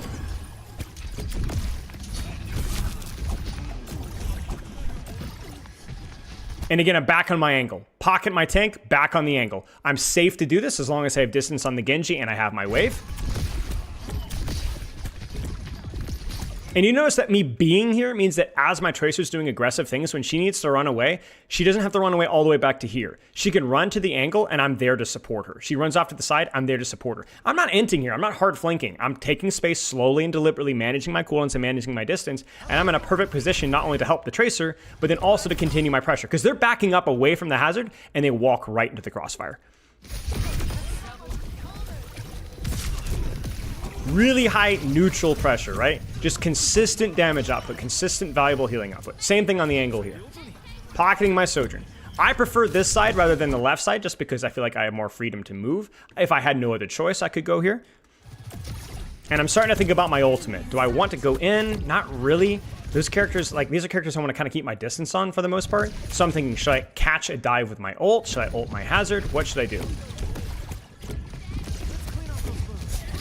Now, to be honest with you here, I absolutely could have ulted my hazard even though we were up 1. I think I lost LOS with my hazard. I lost sightlines with my hazard. And so I tried to go back in. And to be honest with you, that could have been an ult right there, even though, again, we're up 1. So I instead choose, okay, they've used cooldowns on me. I'm safe. I'm going to wave my hazard and keep him up. But I probably could have just ulted him. I mean, he's in a great spot to get value out of this. Even if he doesn't get a kill, create a lot of space. And then that would have meant that I could have saved my wave. So I probably should have ulted my hazard right here and then gone from there.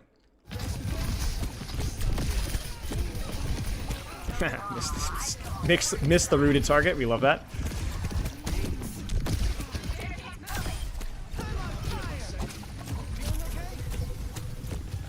I'm going to go off left. because my team's off right. My hazard goes too deep, and this is definitely, I think, Wuyang's, yeah. This is definitely Wuyang's weakest point, is that while he has ranged healing, it's not like infinite range healing. So I'm happy with that ult, frankly. Just to keep him alive in a situation where dying there would have meant that we would have lost complete momentum, but obviously not optimal. Left angle now because I don't have time to rotate all the way across. The good news is that I can help my hazard now instead of helping my tracer, so it's not a net negative. But you can kind of see how this sight lane is just a lot more compressed, so it just doesn't feel quite as optimal.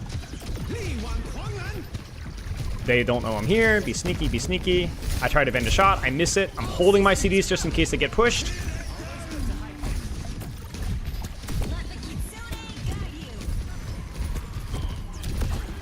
Again, holding my CDs. If I get pushed, I gotta have my CDs to keep myself alive. This is the kind of thing I was talking about with just waving for the sake of waving, and you really need to not do this because this is gonna get you killed. 60 damage on Venture here, I think, which would be about 50-60 damage, is just not that much. And that's my only self-heal and my only way to keep my Kiriko alive. At least the burst heal, right? It just isn't worth it. I should have just instead used my primary fire and then pocketed my Kiriko instead. It just isn't that good. I'm not being actively contested, so I'm not using the amp heal. And then I didn't hit my Kiriko with the amp heal. And I didn't even hit the projectile because the projectile doesn't come out as fast as you think you should. So this is just one of those moments where, like, I'm just doing wave for pressure, but it's just not worth it. Pocket's fine. Venture rotates at me, so I rotate away. Immediately don't wait. And then we finish the shot.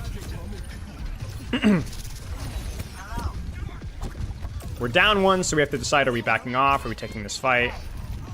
Again, trying to deliberately aim at a squishy while still holding my corner. We get the kill off of my primary fire. They use an ult. We're going to try to disengage this. And this is an interesting one. I'm expecting them to hard pressure, so I'm trying to knock them back while hitting two of my teammates and myself. This was not a bad wave. This one was fine.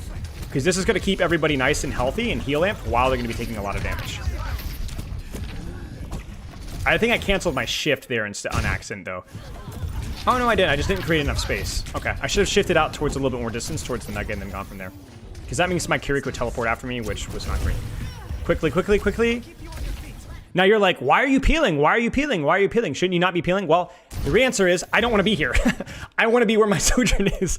This is way too small. Everybody's stacked on top of me. I don't like this, right? So with me peeling my Sojourn, the real answer is that I don't like where I'm at. So I want to be where my Sojourn's at. So I'm peeling my Sojourn because I don't want to be where I'm at. So not sure about that wave there. Or I don't want to hear it.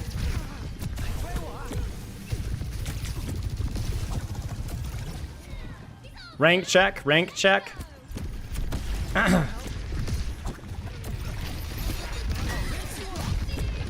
Again, kind of a wave used once I decided that I wasn't under pressure there to try and keep my team alive, but maybe still not the best. I don't think there's as much to say here until because we start to lose and then we get some stuff to talk about.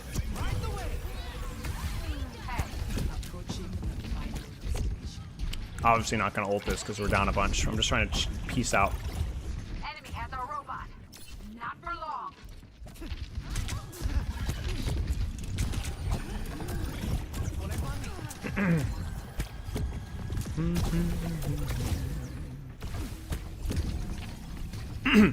Okay, so we're going to pivot this up a little bit here because I'm actually going to choose right side. So I've got my Kiriko, tank, Sojourn on left. So now I'm going to pivot across to the other side because Wuyang is extremely flexible with his positioning. So I can really help on either side. I'm not like a Zan or a Lucio where I need a long side lane or a short side lane. I can kind of do either, right? So I'm going to go with my Tracer here. And as long as I'm able to manage my distance onto this tank line, I can hold a lot of space here. And so while I'm trusting my teammates to deal with threats here, I'm allowing myself to deal with teammates here. Now, here's a question. Is this position good? I mean, I have a pretty decent sight line. I have a pretty decent angle. I'm controlling the side of the map. It's not bad, right? So when I see this here, who should I be ulting? It's pretty obvious, right? Like, I mean, I don't really want to go in here. My hazard is clearly in. I should be ulting my hazard. So my problem here is I'm like, I'm going to ult my hazard. I'm going to go in with my hazard because he's going to create a big mess. Now, that is one thing. The ult is really scary. Everyone runs from it. I just don't think I necessarily needed to go in with my hazard. This is just... And definitely not waving the full HP tank. That was just unnecessary. Ult was good. Positioning is bad. And you could tell it's like, ooh.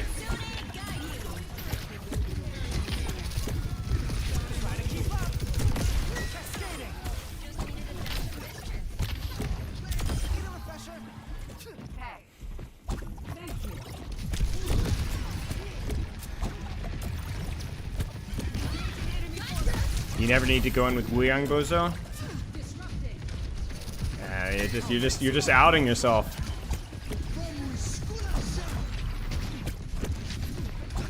Never need to go in with Wuyang is a take.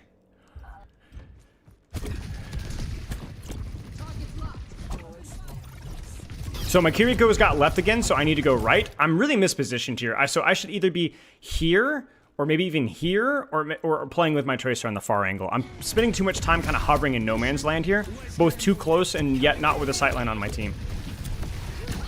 So this is okay. A little bit too late to get here, though. And frankly here, I remember deepening my angle here, but I actually don't think I needed to do that. I think this ends up getting a little bit too close when they had a bunch of support ults, so I probably should have just stayed on main here. I guess it's maybe not the most important thing for the review because it's pretty niche. We're going to be working with mostly flat, diamond, gold, whatever players. This one was just a bad ult trade. Like, they had triple ultimate and we had basically nothing. So eventually they're going to isolate me and kill me because my team's going to keep backing up and backing up and backing up. You don't, and I can prove it. You can't. You absolutely do sometimes need to close the distance. Sometimes. Certain characters, certain angles, certain maps. I have the same conversation with every new character where everyone's convinced. It's my job. Take the L. So, this is an interesting angle choice. Because this is a little bit more congested for Wuyang than you'd think. Now, my options are limited here. I believe if you do your little shift, you can go up to here. You know, you can take the angle here. This would have been optimal. A little bit more distance, a little bit more spacing, a little bit more vision. But I think that's going to be like one of my consistent themes with Wuyang, especially in maps I'm not as familiar with, especially when I have ultimate. I'm going to explore a little bit, okay? So, the problem here is this. Of all the angles to take on this side, I probably should have rotated to here, where I have a little bit more distance, a little bit more vision. This kind of isolates me in a bad way. In addition to that, I use my ultimate in a situation where I don't really want to push into them here. Again, these are characters that are pretty good up close. I don't really need to. Could have just ulted my hazard here and then held the angle here, or even better, held the angle here. So you can tell I'm definitely trying to force the self-ult too much, and as you can predict, post-ult, I'm dead. Post-ult, I'm dead.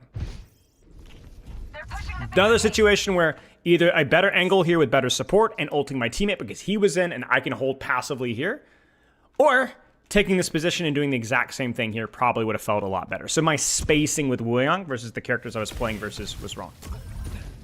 And yes, Orb, that was wrong for me. You're correct. Here. Same thing here. This one I actually make the right rotation, the correct rotation rather. I missed the shot there. It's so crucial that I don't miss that shot. And then I should have killed Lucio there. And then, yeah, no comment.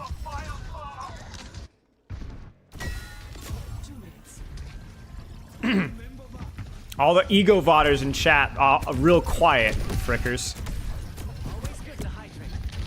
So this time I decided to change up my angle a little bit here. Technically, me and my Kiriko are stacked, but the nice thing about Wuyang is you can actually bend around to the right side. So I have a nice sightline here. I'm helping off from the right. I probably could have swung a little bit deeper here and gone from this for a little bit better vision. I could have punished, for example, I could have caught that Venture post-burrow. Get a pretty decent wave onto my team, and just end up using my range here. But you can kind of see me stacking there, kind of expose myself to the Venture. I was struggling with, you can see, like, this is my problem. Like, I wasn't thinking enough about this angle, and so I didn't really know where to go. And you can kind of tell, like, that was difficult. I mean, I could have even maybe looked for an opportunity to rotate here as my tank pushed forward and rotated here with wave. That might have worked. Is there a cast on Wuyang ult? Yes, especially when it's used on yourself. His movement is slippery. You tend to slide. It's a little bit like Lucio's movement, where you can kind of maintain your momentum. So yeah, you can flip-flop it around a little bit.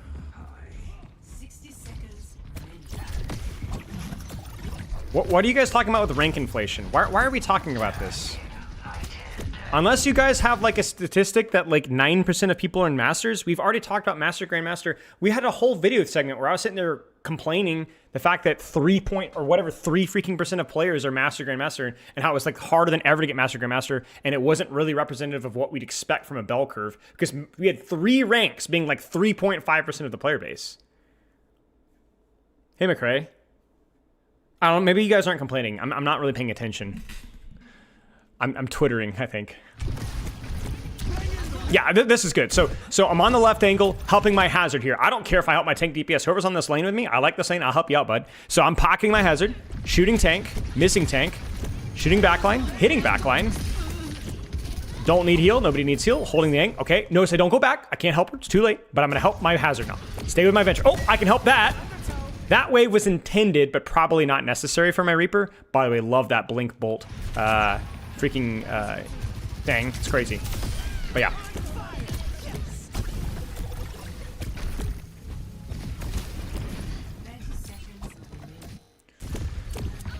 Same thing here. Hold the angle. Okay, they push me. Manage my space. Back off. Hold the passive angle. My hazard backs off, which I really hated. If I hazard had stayed here, we would have been cooking. But the good news is that hazard doesn't completely leave. And I'm like, hey, you go in, buddy, and I'll just hold the back line. So look what happens. Everyone's like, ah, hazard, ah! And I'm like, surprise. And then we cook. Because I'm still holding the space with both CDs. And then from here, it's just pocket, heal, damage, hold the angle. We're surrounding them. I don't like being clumped here. So I'm like, okay, wave, whatever. Let me just cut off, rotate away from threats and wrap around from behind. And then we can end up capping or end up winning. So yeah, TLDR did an okay job managing my space. Some wasted waves. I think the biggest problem were points of map where I didn't really know where to position, especially on their retakes. Not the best. And I think I was forcing too many of my own ultimates versus a composition with a lot of characters that are very lethal up close. So it would have been better to enable a teammate and then hold the space better. However, if this had been a different composition, maybe more Anas and more Zens and more Widows and more Hanzas, or if the map had provided more ways to close the distance safely, then using the ultimates in the way they had would be fine. So your mileage may vary. Yeah.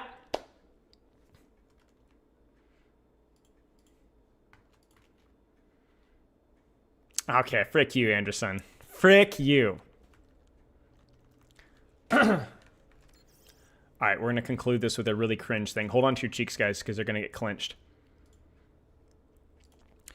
If you guys enjoyed this guide and want to see more content like this, obviously we do educational content guides, lots of coaching as well. You guys can check out my Spilo coaching video linked in the description. If you're looking to support content like this, obviously I don't take sponsorships, so any support is really appreciated. For me to be able to keep this one sponsorship free, the best way to support me is through Patreon, link in the description. There's a lot of cool benefits, as well as tier 3 memberships, tier 2 memberships on YouTube. And again, they come with the same benefits as Patreon. As always, I appreciate you guys' view, and I'll see you guys in the next video. I'm all right, get down. I'm not very good at this chat. Get down, get down.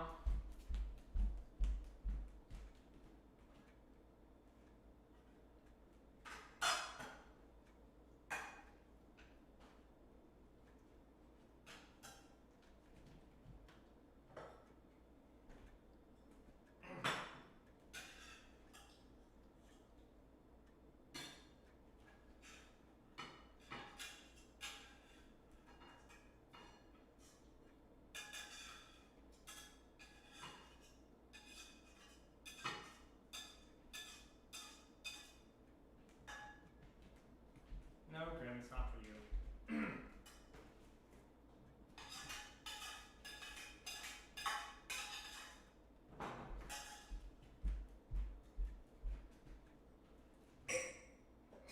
Hang on!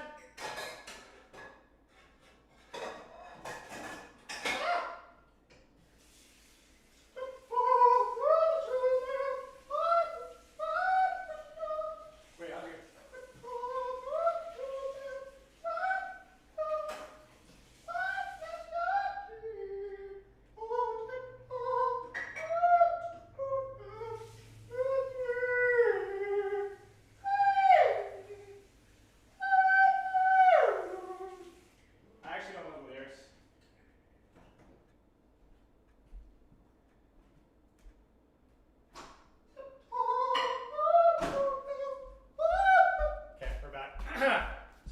was trying desperately to get to my lunch.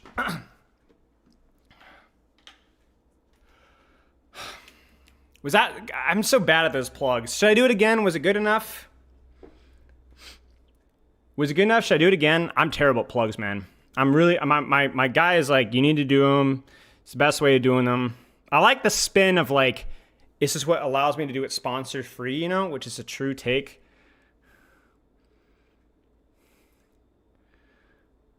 Beg for a Red Bull sponsor. Okay. Okay. All right. Okay, I guess we're good. There you go. Wuyang guy done. Banger.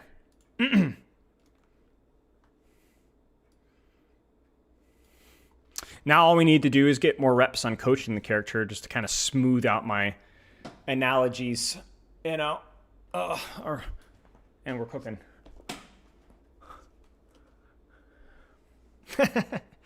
Since the king flats left as a power vacuum. Yeah.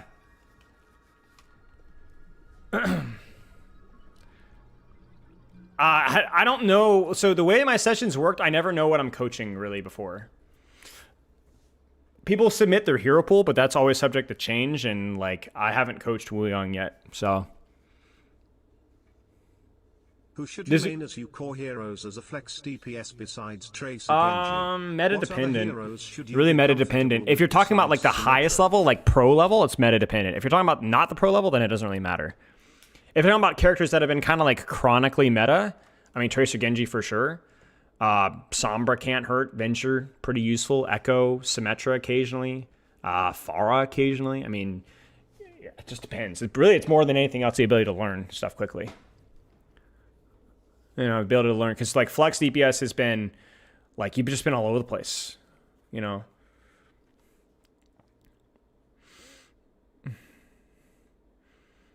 But I think if you're talking about, like, projectile DPS players, I think in like the last 2 or 3 years, we've seen projectile DPS players playing a lot of Echo, Pharah, Mei, Genji, Reaper, Sombra, Symmetra, Tracer, Venture, and maybe even a little bit of Torb, I think. I might be wrong with that one. I can't honestly remember.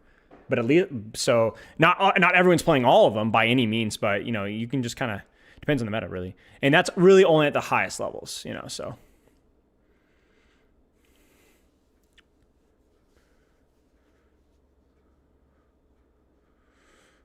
When's the tier list nobody asked for coming?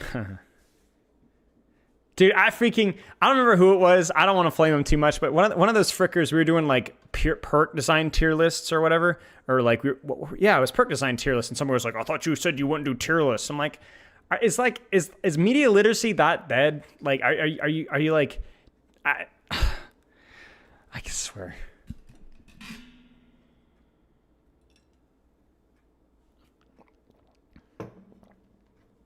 Is Freya historically a flex DPS or hit scan?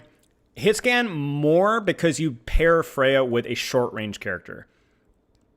So you'd have your short range specialist, usually Tracer, playing Tracer, and then your other guy picks up Freya. But if you were to ever have whatever reason a meta with Ashe Freya, I don't know when that would ever be a meta, you'd have your flex playing Freya most likely.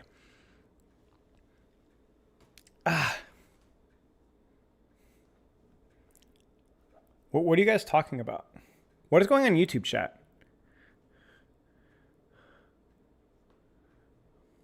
Am I missing context? What happened? What do you do with Tracer in games where you need to get rid of someone that is seemingly unkillable? Oh, if you have time pre-fight, you can set up on her. But if you're in the middle of a fight, you probably just have to try to outvalue or wherever you are.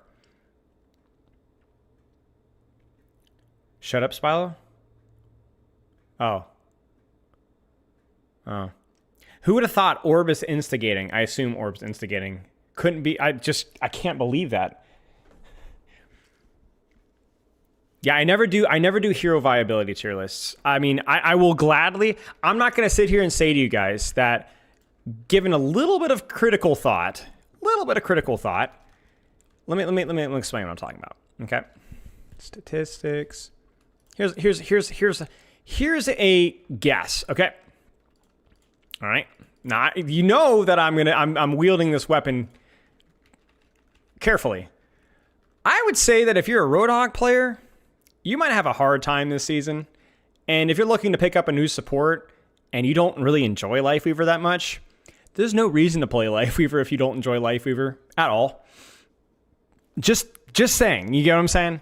But if you're like a Moira one trick, I'm not going to tell you not to play Moira, you know? If you're like trying to learn Bastion or Winston, yeah, sure. You don't have to be a Wuyang meta slave, you know? Play whatever you want, really. There's generally going to be very few outliers that are genuinely not worth playing, and only not worth playing if you don't like them. Like, if you're a Roadhog OTP, yeah, it's fine. I mean, first off, I hate you as a person. Like, legitimately, not like you are an evil person. But you're still welcome to play your character, you know? I think even Roadhog's a good one because if you look at like part of the reason why he's underperforming so much, it's probably because he's changed a little bit. People haven't adjusted yet. So if you're able to figure it out and kind of adjust your range, a little bit more medium range, less up close and personal without the trap and the trap resource perk, and now that you have Altfire, I'd say Roadhog is not quite as bad as his stats are saying. People just haven't quite adjusted yet, you know, and obviously there's like meta and context dependent, but yeah.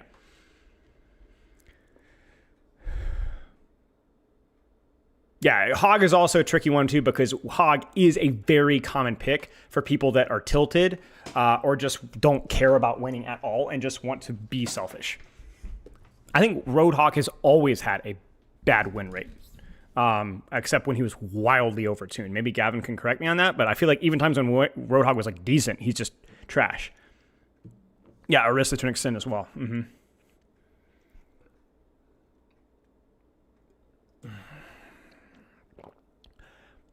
Any character that people just want to play because they're angry or mad or they want to take out in the world. Don't think he's ever been over 50%. I mean, yeah, that's actually crazy because he was absolutely overtuned, like one of the strongest heroes in the entire game, at least once or twice, right? Since Overwatch 2, and he didn't break 50%. That's crazy. Yeah. Which to me tells as much about our perception of Roadhog, but also the skill of the people likely to pick Roadhog. I mean, 6 has always done relatively well with Roadhog, as have other really, really good Roadhog players. You know, it just people when they play Roadhog just don't care about winning. They just want to live and do whatever they want. And he's a very common tilt swap. So, you know, the same thing with Orisa, just tilt swap characters. I mean, you could literally go through and pick tilt swap characters. Bastion, Orisa, Roadhog, Moira, you know? I mean, even Moira, like, even at this percentage, I guarantee you, like, a good 5-6% of these percentage point is tilt swap, you know? And, like, how much more does that tank the win rate for Moira?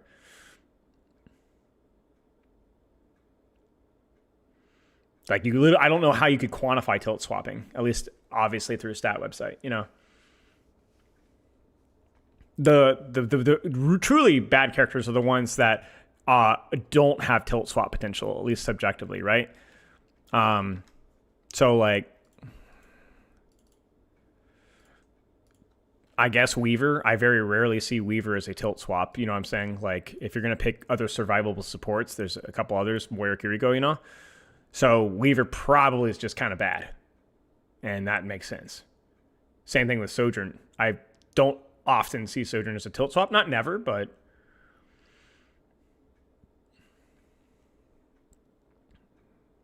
Ram may be a tilt swap. We see that occasionally. Talk about the balance suggestion to fix Wuyang overperforming. Yeah, I mean, I guess if you guys want to talk about it, I mean, it wasn't going to be a really structured conversation because I'm not going to YouTube with it. What do you guys think of Wuyang? I'm going to go PP. But why don't you don't type it out just yet because I'll miss your message, but start to take some time to think about it. But what you guys think about Wuyang's design, about not just his strength right now, but his design. Then we'll talk about his strength and we'll talk about some suggested nerfs. I've kind of already talked about what my opinion of Wuyang is, but we can go in more in detail. I'll be right back.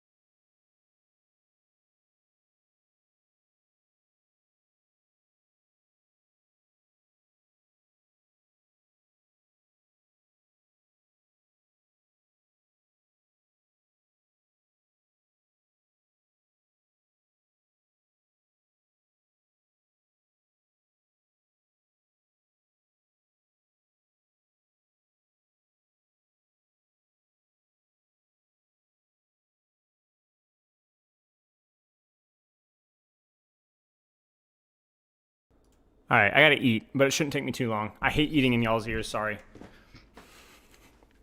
Okay, Wuyang, what do you guys think? I'm curious to hear y'all's takes. I mean, some of you guys have already been spoiled by my take on it, so. But I'm curious to hear your uncontested, pure thoughts. No, sorry, time out. Design. Is he fun? Is he fair?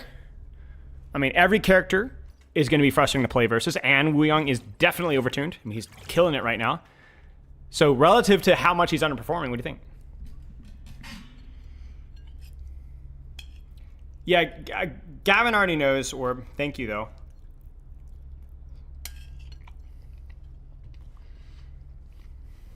Let me change the stream title.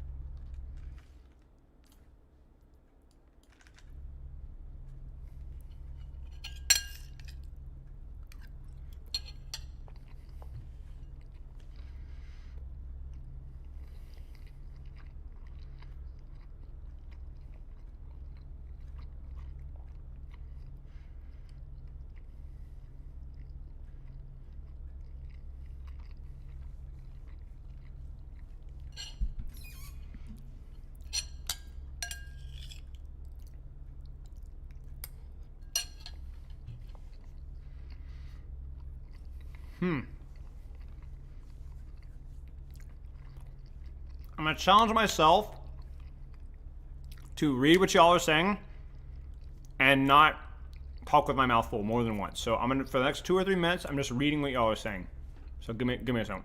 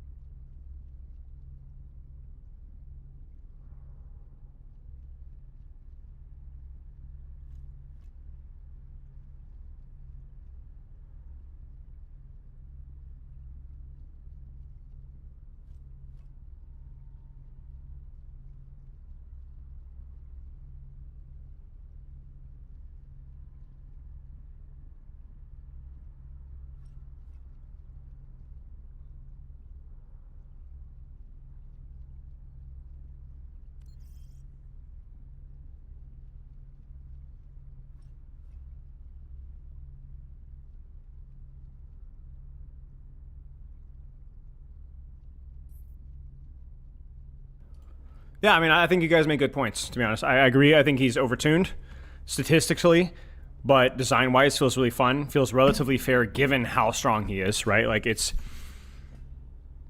We don't really have access to stats, but I don't know when the last character that we've had that's overperformed this much that has felt this fair, you know? That being said, there is some good questions of, like, if he is tuned down, where is his niche? Alternatively, does he need a niche? I think we've reached a point in time where, like, we're just going to have a lot of characters in Overwatch. You know what I'm saying? Like, they're just... not every character needs to fit a strategic niche for the pro meta. You know what I'm saying? Probably Juno. I'd be surprised if original Juno was. But maybe. So, yeah, I think he's good. I agree with you guys that I think a lot of my problems with Wuyang probably have to do with his wave or his splash, right? His single target heal, I just think is insane. I also think that is paired. Like, you could pick out a lot of little things at Wuyang. His self-defense is decent. His mobility is decent. His range damage is decent. His ult is decent. And so what ends up happening is when you have a character kind of amplified in all directions, I think it's really easy to fall into the trap of thinking that everything is broken. I don't think his survivability would feel broken if he was a little bit less lethal with Splash and if his wave wasn't so strong.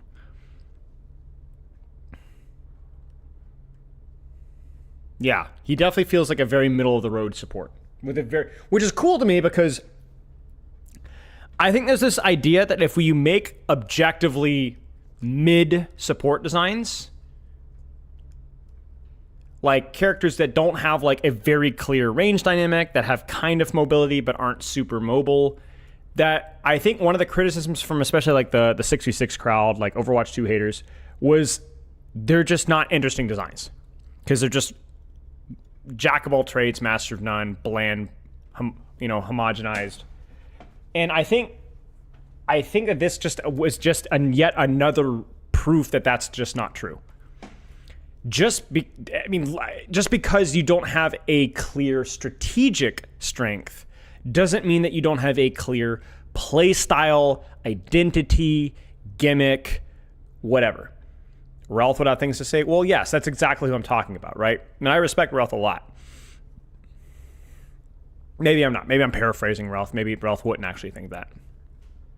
But there are people out there. And to me, it's like, well, frick you. I mean, like, this character does this. And this. You know what I'm saying? And this. Like, he's dynamic. He's a little bit middle of the road. Master of all trades, jack of all trades, master of none. But he's still freaking amazing to play. And he doesn't feel bland. You know? So I think, like, that's a really important point, is that, like, dynamic doesn't mean bland. Dynamic doesn't mean bland. That's like saying I don't like well-seasoned foods or sweet and salty foods. I just want either lard, black pepper, or a spoonful of sugar. You get what I'm saying? Like, some of the best foods are foods with multiple different flavor types. Is it as sweet as like a freaking, piece of rock hard candy? No. Is it as salty as a salt lick? No. But like, that to me is just like mature adult taste. I'm being kind of like a little facetious here, but you get what I'm saying. So from a design perspective anyway, I feel like he hits the mark. I wouldn't hate it if they'd given him more tech with his movement. Like the wall jump, I still think would be so much fun to do. Maybe make his movement more options, but more difficult to pull off. But I don't think it's necessary since they give him a little bit more verticality. Primary Fire is cool. The heal on resource feels like really good to play into and play as, outside of the fact that it's overtuned, because his sustain feels like really good and then like really bad, depending on the situation. Which I think is like, that's good. Like, we have a lot of healing, but it's a healing that is like opportunity cost even. Like, because even the way that he does his damage demands a lot of attention, and attention that you put on healing is attention that you're not doing on damage. But don't put the wall jump on a perk. Yeah, true. Costa, don't put the wall jump on a perk if they end up doing it. True. I think there's some complaints about the wave. The wave bounce with the perk especially feels a little bit like it's too good in keeping yourself alive. But then also Wave for like long range AoE pressure is really bad, but for single target sustain, it's really good. I think the cooldown for Wave and Shift are both like pretty reasonable. Maybe the cooldown on Wave is too long and maybe it does too much. I don't know. I think somebody was mentioning like a UI for the ult detonation as well. I don't disagree. A clear timer would be really nice. Just 4, 3, 2, 1 would be great for both the target and Wuyang, you know? Just like the knock-in on the return wave. And it just feels unnecessary, right? Like, I cannot name the number of times that that's actually had relevance in a duel, and whenever it did, it was just more annoying than anything else. Cooldown on Wave is justified by the healing boost effect. Oh yeah, for sure. If they lowered the cooldown on Wave right now, it would be unbelievably broken, for sure. That's kind of my point, though, as I don't want the Wave. It's maybe okay now, but I don't want the Wave to be another on a nade, where they're like, this cooldown's too strong. Let's make it 14 seconds. Whee! And like, oh, frick, why are we doing this again? You know, so like, let's nerf its efficacy, maybe. You know, maybe I still wish they could give some sort of heal amp that isn't 50%, but I just don't think that would be communicated clearly. But at the very least, like, let's please not, nerf its cooldown, please. Like, let's reduce or increase its cooldown, you know? TK, think of the sub. You know, so I think, like, having a slightly shorter cooldown would be cool so that you could use it more for offensive pressure more consistently. I mean, you saw in my guide, right? Like, I really don't like using it just for utility. And that seems like kind of a miss. It feels like you're not allowed to use it outside of a couple of circumstances without, like, really feeling it, you know? I don't know. But overall, most of my critiques, and from a design balance perspective, are like pretty much like, I liked him more than I thought I would. I've told you guys about during my play tests back in November and then my play test in February, I didn't like him. I did not like him that very much. His primary fire gimmick took way too much of my attention. His mobility felt really mid. This is when he had like the really crappy jump, and I think his mobility was on a longer cooldown. He had way too much heal resource. It just was boring. It was just really boring to play. Since they've given him a little bit more mobility, since they've given the heal resource to be lower so that you could actually have more uptime to do damage, and then as I've gotten better at the character, he's starting to... I honestly find him as fun to play as Juno, maybe even more so. And Juno was another like learned fun one for me. And yeah, the criticisms of his perks are legit as well. Like, you guys can't see them, but like Overflow, we've talked about. Falling, the Tri-Orb is just... I don't like Tri-Orb because, I mean, it is transformative, which they always talk about with major perks, but it feels odd. It feels... Again, when they have like well-designed characters, perks always feel super awkward because you don't...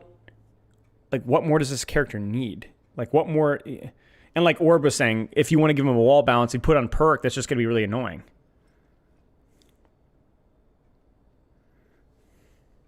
But yeah. In terms of the difficulty of him, I think his skill floor is high based off of his primary fire.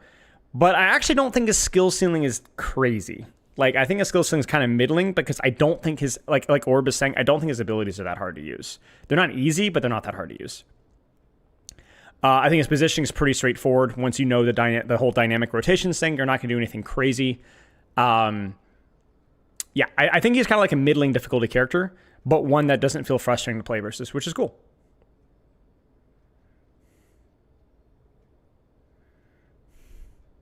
No, I haven't. I'm on Bull. But honestly, I don't really care. If he's hard to hit, good.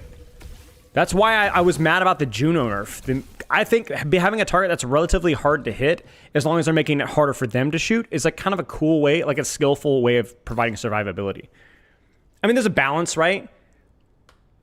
But I think when people talk about like hitboxes being really annoying, it's for characters like Kiriko Sojourn that don't need that survivability necessarily. Now, maybe Sojourn and Kiriko need it now, but like in a vacuum, if you balance Sojourn and Kiriko better, they don't need to have pencil-thin hitboxes. But a character like Juno probably does, because she doesn't have Jack if she doesn't have that. You know what I'm saying?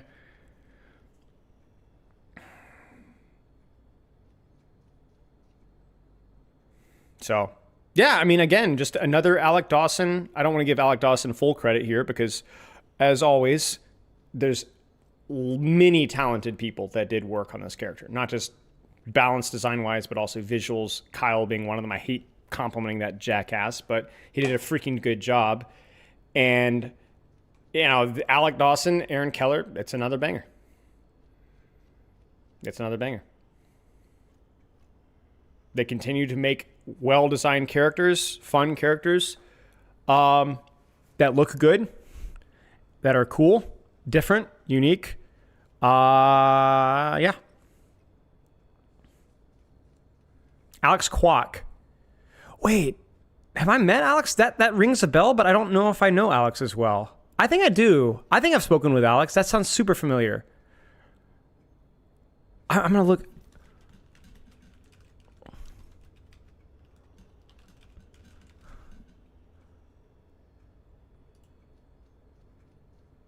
Oh, yeah. I know Alex. Yeah. I know who that is. Yeah, okay. Great job, Alex. He was in the group that we were giving feedback on last Connect. When I was sitting in the room and I had my, like, 4 pages of notes, and I'm like, all right, anybody got any feedback? And I'm like,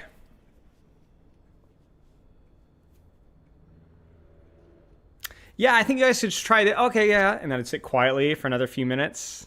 Try not monopolize the conversation. I'm like, I remember saying, well, if nobody's got nothing else, and they're like, yeah, just give it. So I was like, all right, here we go. Oh, man. Yeah, dude, I had so many. I did a full perk revamp. Every single perk I didn't like, I had all the perks. So, and then full balanced feedback, hero design stuff. Yeah. I remember Yeatle generally has some good feedback. Rack was there. Rack had some good feedback as well. But a lot of the streamer guys, they're just kind of more focused on like the content aspect of things, which is good for them. That's more of their brand. Whereas I'm like, dude, we're full feedbacking. The night before and the morning of, like, I was like freaking sitting in my chair, pencil, you know, going to town. The simplest way to think about it, Santana, is the type of compositions that they were playing. They wanted to play Kiriko Wuyang, and they're not going to put their Lucio player in Kiriko. They're going to make him learn the new character. You saw this alternatively in the West, where the Western main supports are like really freaking bad at learning new characters because they're just not very mechanically. They just don't train enough, or they don't play enough. So they're not going to freaking learn a new character. So they avoided it.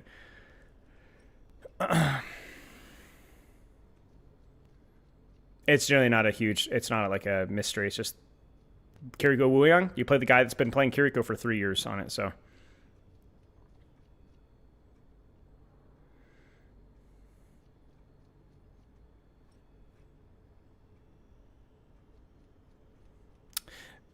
I'm more excited for the heroes based on the tech they use. Yeah.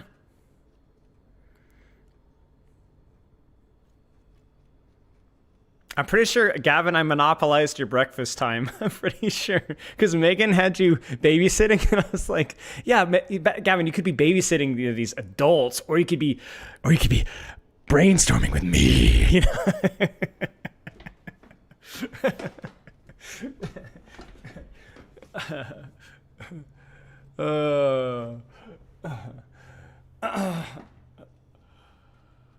Oh.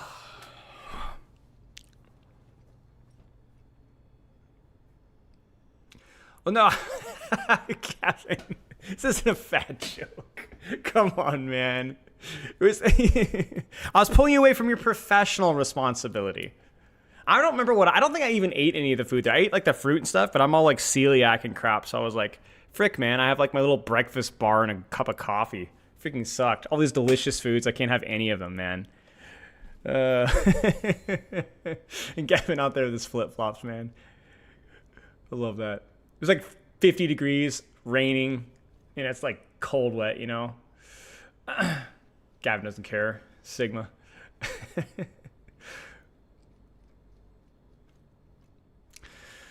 All right. Any last points, questions with Wuyang? Thoughts, design? This is why I didn't really make a video about it. I don't have as much to say, which is a good thing. I'm not going to force content for the sake of content. So if we ain't got nothing to say, got nothing to say. Kind of already given my feedback on what needs to be done better. Unlucky, Gavin. Why do you think his win rate's so high? He's just good. He's just good. Like, there isn't any one reason. His damage is good. His healing is good. His ult's fine. His mobility is good. He just does a little bit of everything. I also think a lot of his competitors, and not competitors as in like people filling a similar slot, but I just think a lot of supports are bad right now. I think Moira isn't super strong right now. Mercy isn't super strong right now. Not complaining. Lifeweaver got nerfed really hard. Brig got nerfed slightly with her perk shift around, so where she couldn't get her two most powerful perks as quickly and as easily in combination. Ana still isn't quite to the state that she was prior. There's just a lot of... I think Zen definitely got a little bit of help. Bap got a little bit of help. Juno got a little bit of help, but a lot of supports are just weaker right now. It's like why Ball is being played a lot right now, you know? I don't think Juno's in too bad of a place since they reverted the accidental fall-off nerf. But... yeah, Lucio's fine. Zen's pretty good right now. But yeah, there's just a couple of other support. Remember, any support that gets nerfed is an automatic buff to other supports. That's just how it works to win rate. For example, I think like the damage category is much more competitive in terms of performance. But yeah. You ever try to shoot a far on Wuyang? Notice you? I know Orb. We've already said that. Yeah, that's true, Garish. The whole strafe thing, yeah. Ah! Yeah, I think Olivine, they'll probably do a slap on the wrist with Wuyang at some point. That would be my expectation, and that's my hope. I think that he's a relatively... anytime you have a character that feels relatively skillful to play and is doing very well, slap on the wrist, I think, is the answer. I don't think you tank it, you know? Like Wrecking Ball right now. Probably a little bit overtuned, but honestly... Genji, Tracer, Ryan is, I mean, of all the Brawl things to be doing well, Ryan, even in lower ranks, it's not the end of the world, you know? Just let it go, you know? That's my opinion. What do you think makes a character fun to play? Either sound design, visual design, those are like the more intangible things that are really hard to quantify, but I think the easiest like objective measure of fun to play, at least for most people, is just choice. Feeling like you could do different things. Keeps things fresh. It's why people like the genre of roguelikes. You know, roguelike, it's just like there's different things that you could do. And so with characters where you have like, oh, I could do that or I could do that, that just is naturally interesting to the human brain. It's either a very satisfying gameplay loop that can be very simple, or a very dynamic gameplay loop where there's always something different or better that you can be doing, which makes every interaction feel interesting and unique and novel.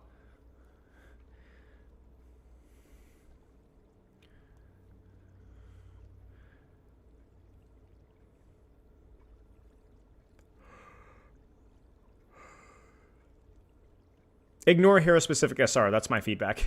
That's my tip. A hero-specific SR is a cool idea that is in a very, very early stages right now, and it is a bit of a train wreck right now. Ignore hero-specific SR.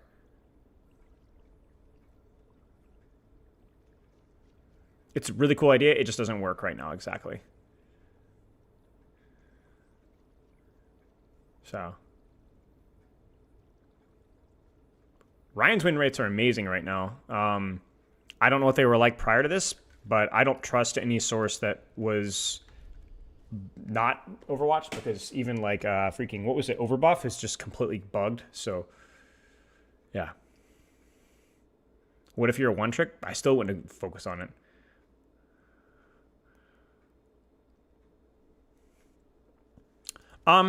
Let's do some perk testing. Chat, who should we test perk wise? Who do we have left to test? I think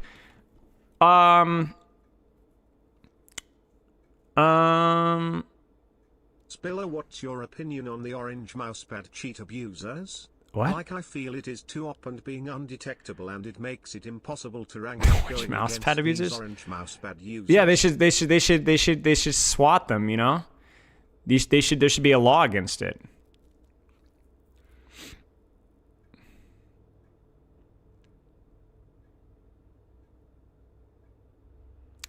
Maybe Reaper, Hanzo, Bastion, Junk, maybe. I don't know. I don't think Junk is that good. This perks. I'm trying to think of ones that I should experiment with more. Find a noteworthy bug with Wuyang here. Sorry, because he got arrested. Okay, good to know, Gavin. Thank you. Let's just queue DPS and see what happens. I have not done Venture. That's a good one. I think a lot of my testing needs to go through with DPS heroes, I think. For the most part, I think tanks are fine. I'm pretty confident about my thoughts on tanks. With the exception of... No, I think I'm pretty good with tanks. I have to look at support. Support, BAP, maybe a little bit more testing with BAP. And Ana, maybe? Maybe a little bit, yeah. I think most of this testing that I want to do... Because we obviously have to do a Season 18 perk guide at some point here. And I don't only trust my opinions. I watch other players, especially on the spicier perks. But I do need to at least taste it, because I'm generally pretty good at getting a gut instinct pretty darn quick about whether something is good or not.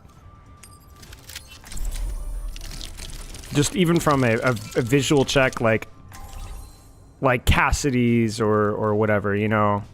But like, for example, Hanzo, I feel like the attack speed with the Storm Arrow could go really hard on the Major. But I've played like one game of Hanzo with it, you know.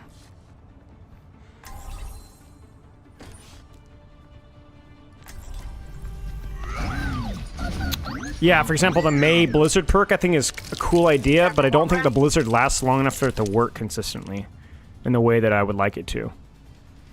But it's also not terrible. It's just the problem is that it's just undertuned compared to other perks. You know what I'm saying? Let's clean off those wounds. This may not be the best because Bastion's minor perk is... Oh, Bastion's minor perk is the one I want to test. 3, I need to update stream title. Okay, I'll get it after this. Because this will be over pretty fast. let's put them on the spot. This beat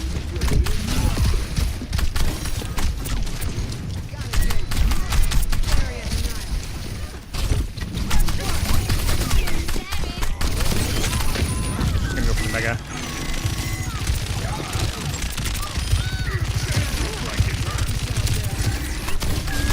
Maybe?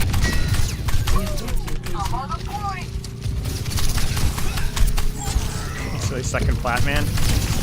I climbed the Diamond 1 with Bastion. You guys forget. Everyone was making fun of me for that clip, you know what I'm saying? And then... Trace us on point so we can...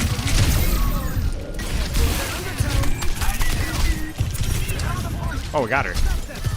Huge.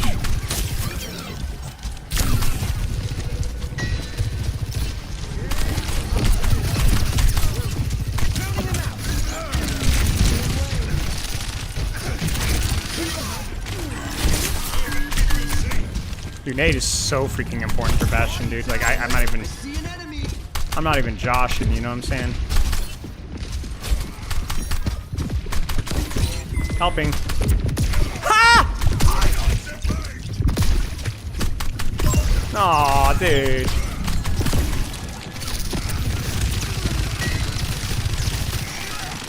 I'm just gonna hold turret here because they're actually walking.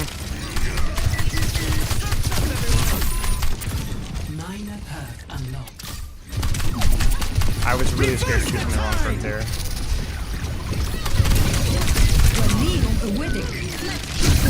Okay, that's fine.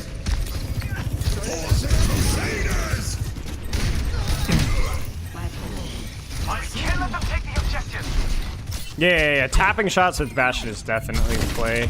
Because the fire rate's so weird, you'll throw off so many of your shots. I need to do my rollout, chat. I need to do my rollout. I forgot my rollout.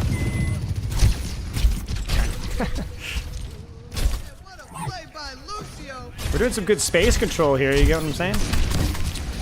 Ah.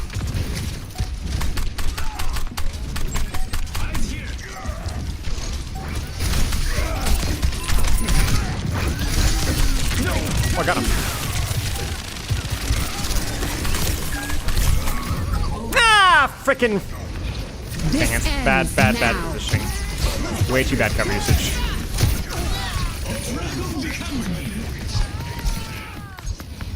First round, 1. So, I don't know. I'm wondering. This comp feels like pretty spooky. Score. I wonder. Well, we'll try the rollout, but like, I'm not so immediately convinced that nade perk is better here. It's definitely good. Maybe it's still better, but like, the ult perk would be really useful versus these characters, just because they're so aggressive, you know. And so I'm not really hitting nades because of this range. So this will be interesting because this one will be a much more like, you know. So maybe this one will be interesting because I'm gonna brute force it in here. Think you hit GM on the switch? No. 5, 4, 3. Let's try angle maxing here with it and see if I can duel in small rooms.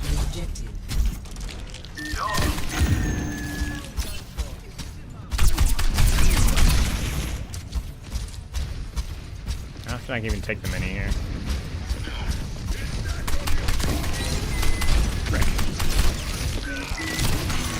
Frick.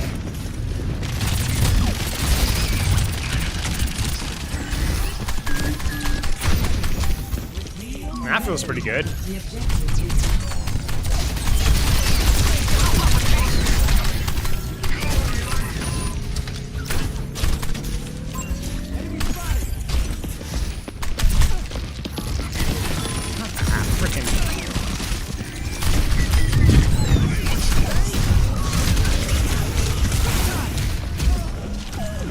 Sir?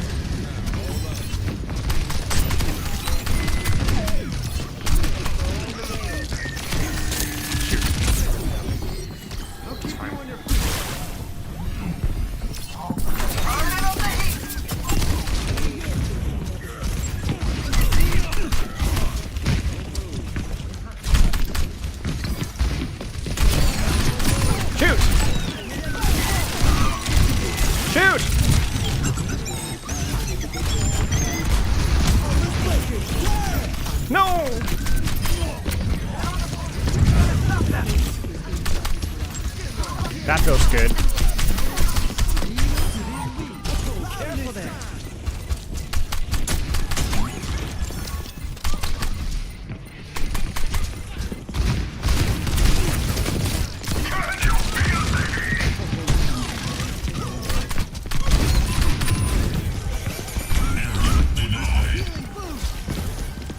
Surely we can clear that.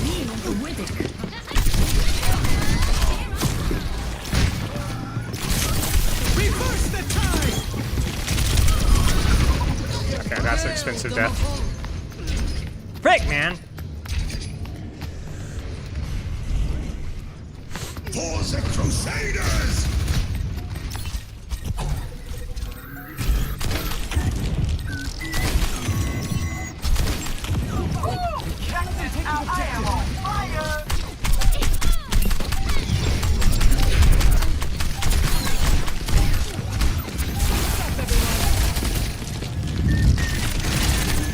No!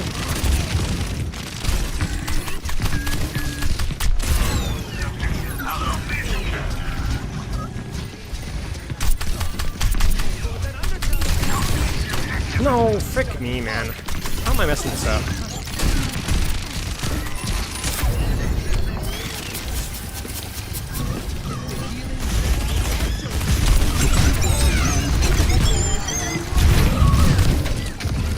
Dumb.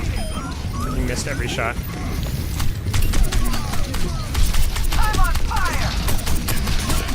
Why am I not turret forming this?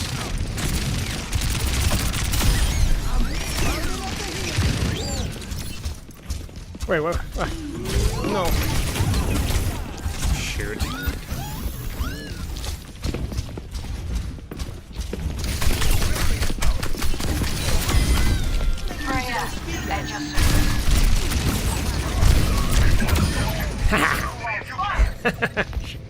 Shoot. We have company. Freaking cornball, man. Join me at your glory.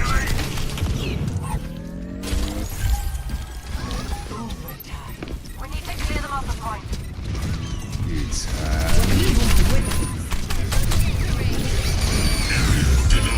Reverse the time!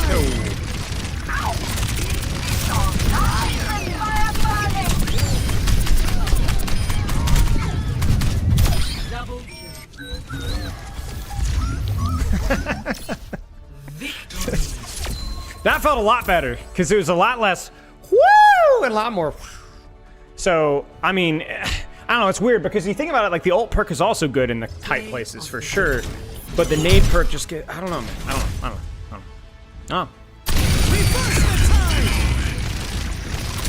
Why was this play of the game?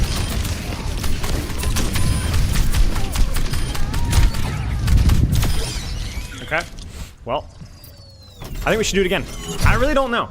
Maybe it's not just due to the map. Maybe it's also due to the characters, right? Like the health perk is really good versus the dive characters, you know, because they're maybe a little bit slipperier. Whereas like the cast on a whatever felt like amazing, the nade spam, you know, because it's just so consistent to hit, you know, even for the splash. Making a mistake for meaning Soldier 76? No, why?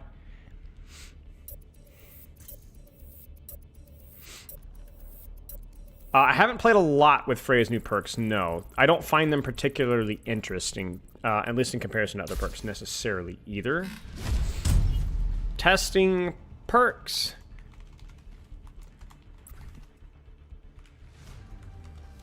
Gamer here.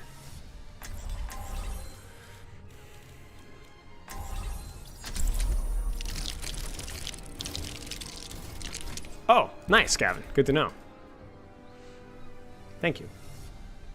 It's kind of more of a rhetorical question. I got a real answer. Because he feels... Well, he's okay. I mean, Soldier is never going to feel awesome, but I think his perks have helped a little bit. I would guess that Soldier's win rate, statistically, is probably mid. Which is not bad. One more mission, huh? Is Soldier mid? I'm in. Hello. Ahlan. He's middling. But that's not bad for Soldier, honestly. Given the fact that he's almost never the best character for the situation. He's not... He's the definition of mid. Genji or Grandma? We'll see. Watch this. Woo! That wasn't nearly as cool as I thought it would be.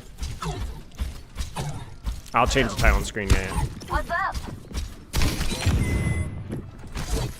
5, 4, 3, 2, 1. Attackers incoming. I'm just turreting for early scouting. It's a little dangerous to scout if they have like a widow, but I don't see a widow.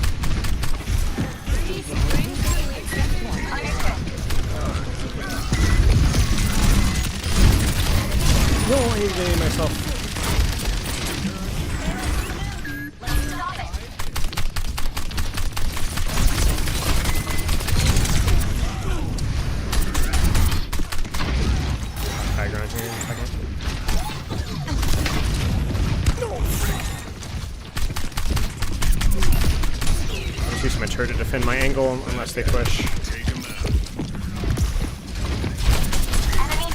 want to use my nade here. Given high ground, which is a little bit unfortunate.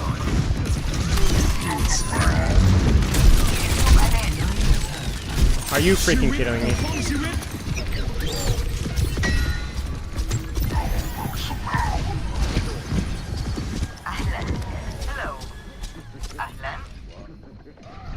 Do we even get a touch here, chat? Hammer down!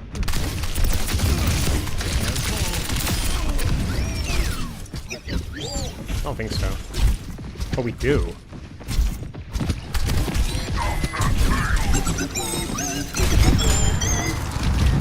Risky. Okay,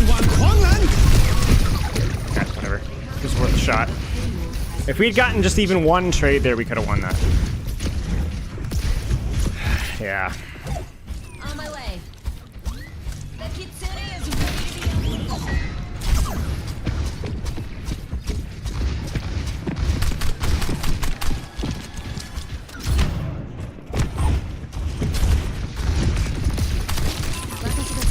Let the kitsune guide you.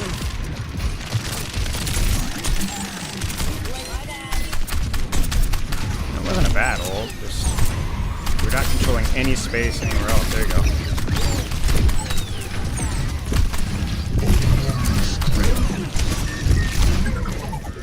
Let's see who's hold on.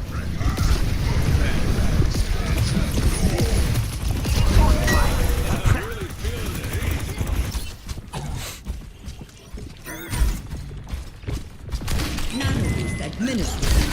Stop the payload from moving. The Eye of Horus watches over you.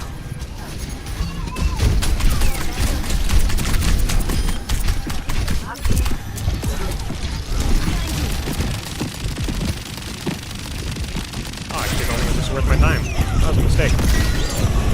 What? I got Suzu'd, so I didn't splash myself. Gentle rain.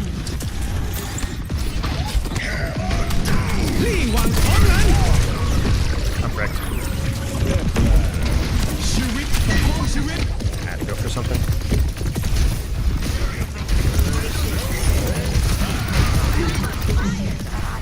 That's crazy they would kill that Ryan. That nade is criminal. Enemy turn to you. Frick.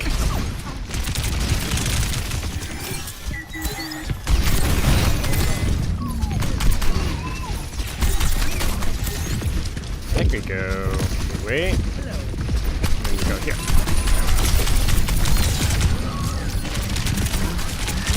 Let the kitsune guide you.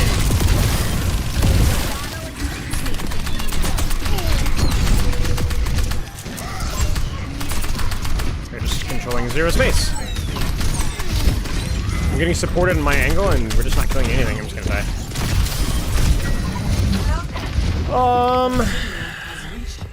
Yeah, I don't know.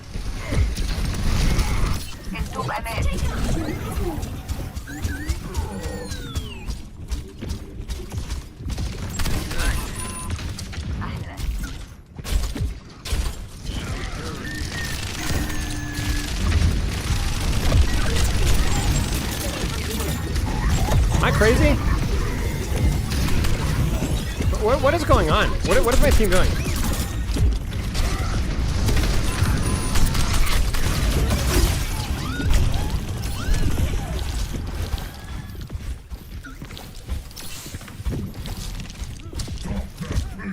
Now he was in the spawn room.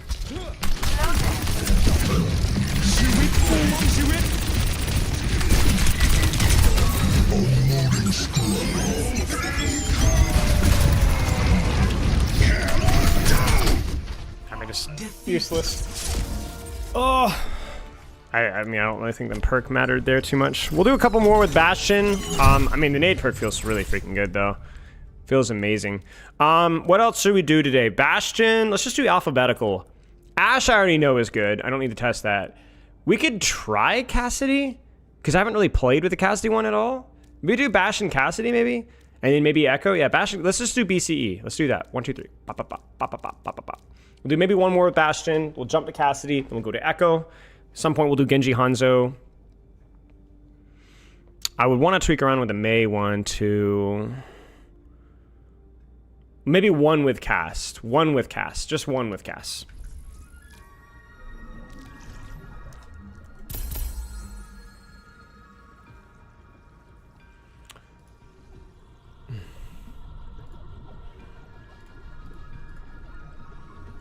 Do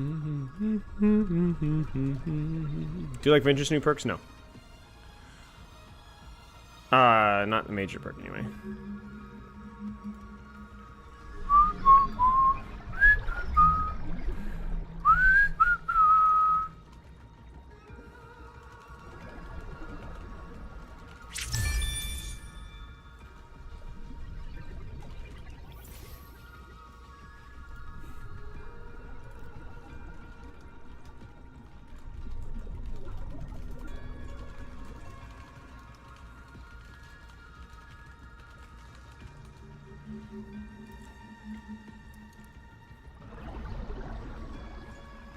Freya perk? Yeah, Freya perk's okay. I think they did okay, yeah.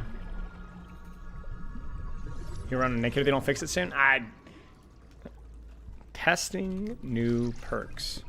Perks. No, I'm not gonna do that.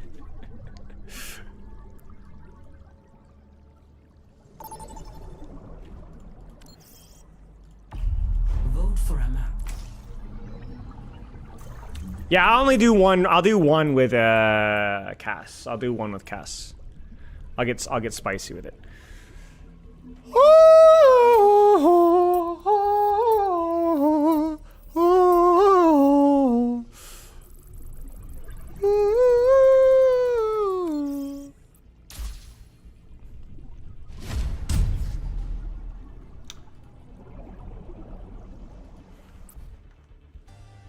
Bastion! Nice. Bastion. Okay, so yeah, Bastion, Cassidy, Echo today. If we have more time, maybe we'll cheek around elsewhere. What would be the other hero we would do if we had more time? Probably Genji in that order. Yeah. Different Bastion skin? Antique? What would we do? Coffin? Yeah, we'll do Coffin because we're edgy like that. Coffin. Join VC, bruh? Yeah, that's a cap. I know exactly how this goes. Should I join VC, chat? Gavin's here, so if we start getting slurred, we can just instant account action. It's tempting. Nah? Okay. You hate the skin? Well, I didn't have time.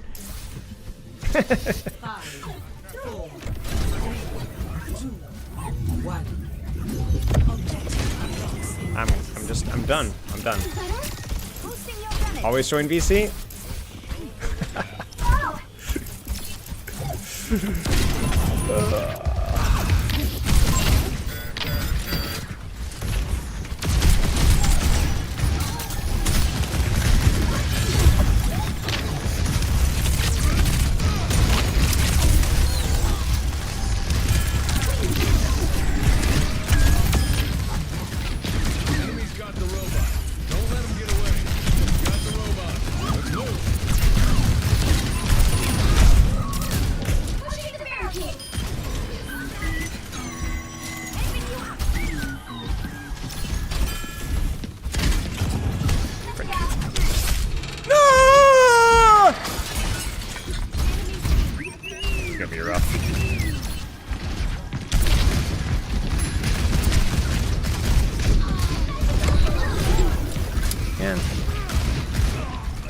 Nice. Burn shield here.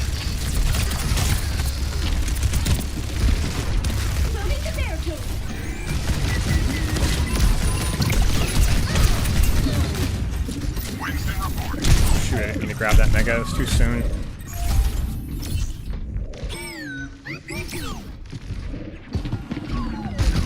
Dang it! Frick. I was like, these guys are stupid, right? No. They weren't stupid. That was disrespectful. They're moving the barricade! Yes.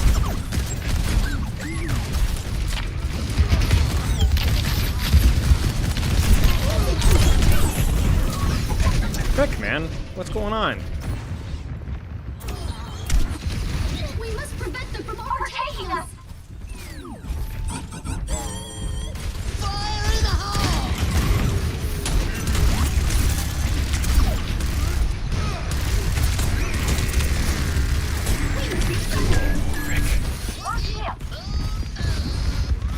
What the frick is my Mercy doing? Your team has lost the lead. Pick up the pace, everyone. You're in the lead. Spotted an enemy.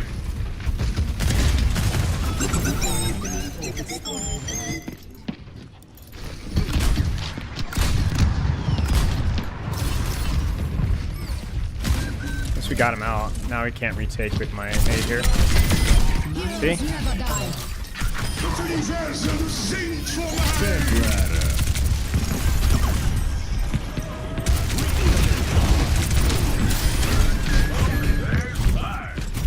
Oh, he pushes that. I respect it. He's gonna die either way, so might as well. That was good. That was scary.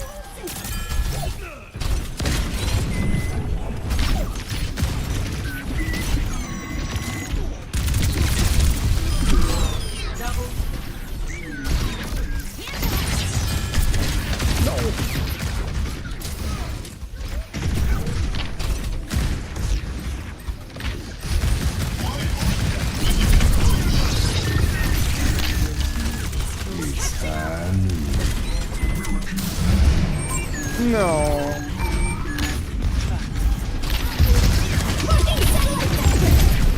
I suck. I suck. No. No. No! It's okay. I mean, it didn't matter anyway.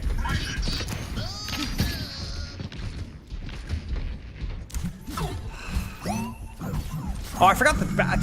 I keep forgetting the nade thing. Okay, I need to remember nade. That's the whole reason why we're here.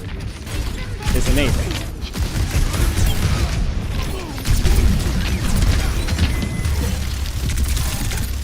Oh, the nade thing!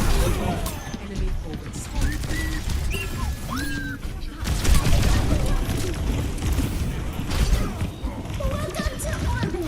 Step right up. No, I'm so stupid.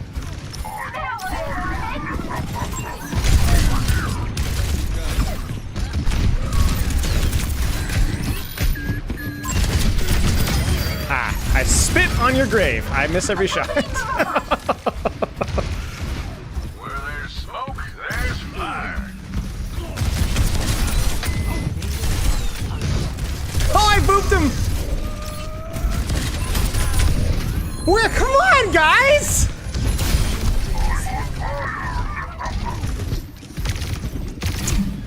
Aw, man, that's so unearned. I had 2 support. Like, we only needed 1 on card, man. Okay, roll out, roll out, roll out. Forward spawn. I'm really feeling the heat.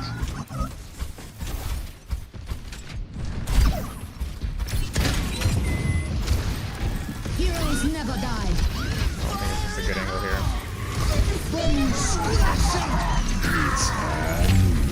They'll never see it coming.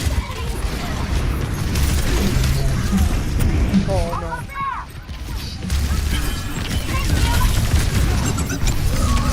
Oh, why did I do that? I don't have that perk! Okay, I gotta break that muscle memory.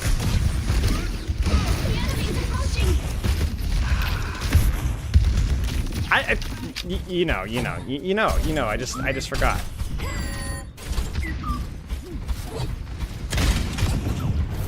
Forward spawn lost.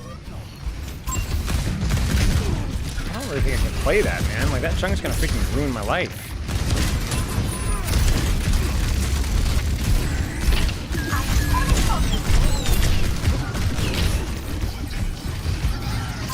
Man. They've taken the robot.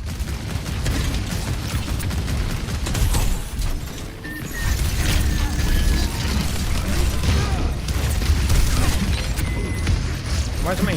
Why isn't my E working? My E wasn't working there. Ah!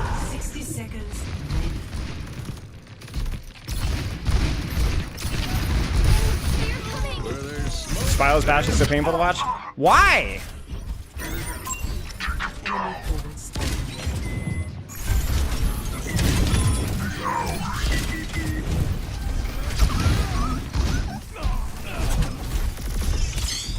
Alright, men.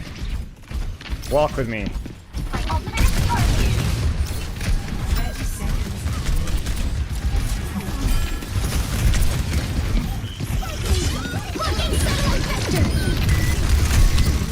seconds. I'm really feeling the heat.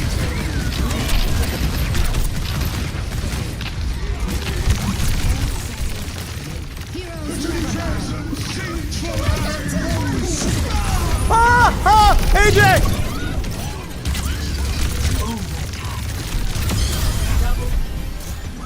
This is the end. Get him off that robot. I am blasting off!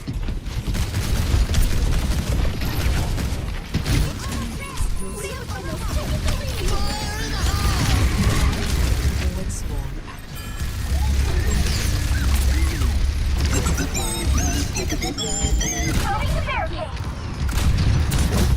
No! We C9! Oh no, we won! Haha! I knew it! Okay. It's good.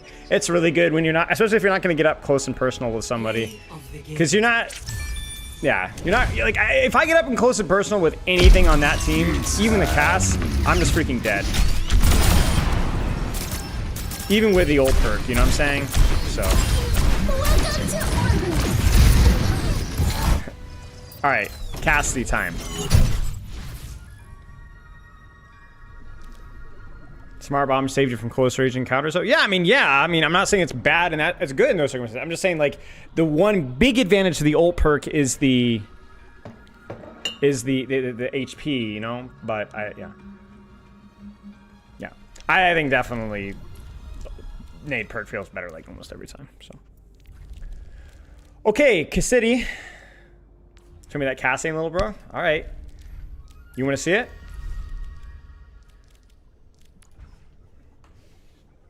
Oh, roast your highlight now. Send. I must have missed it.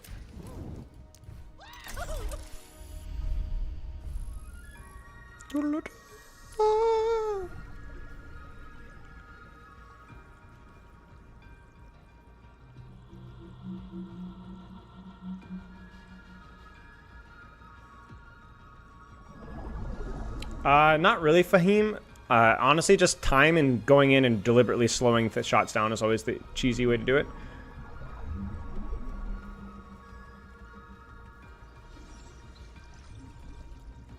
This is just a clip of my stream. Dude. Oh, no. I suck. I suck. No, no. No!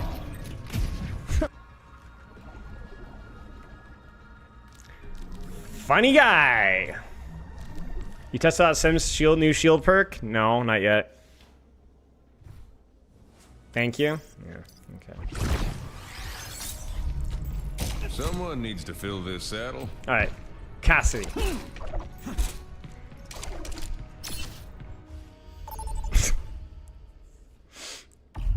Select a map.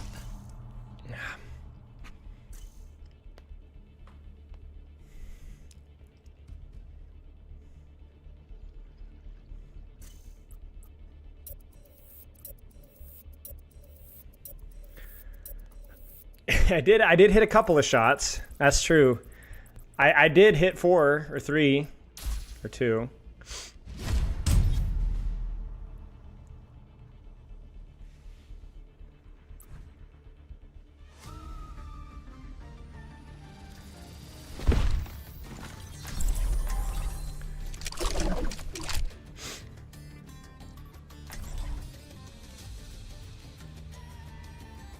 Do you like Inglorious Bastards? It's pretty good. Very violent, but it was all right. Gotta get them Nazis. Show scans. Scrooge right now for real, too late. Someone needs to fill this saddle. Just one more mission. Me with a fidget spinner. I thank you. Good kitty. To find success.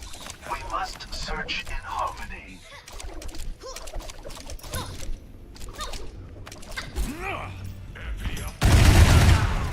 All right, time to be loud. 2, 1. What is he doing? He's patting me on the head. Flashpoint.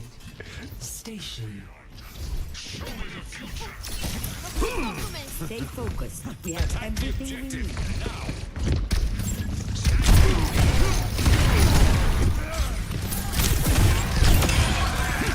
Flashpoint unlocks in 10 seconds.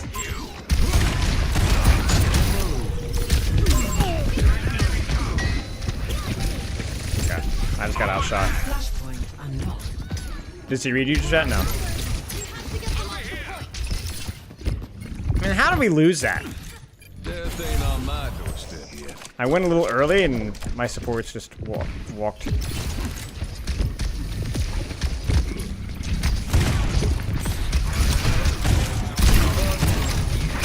punched, so might as well roll it.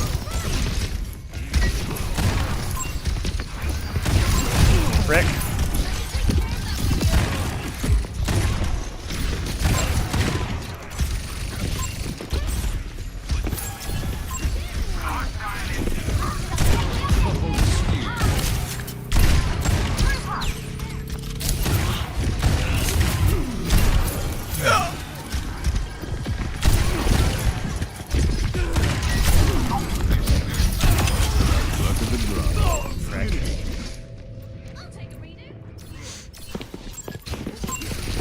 Easy the objective. Rally here. I need Shut the frick up with them. Off the boots.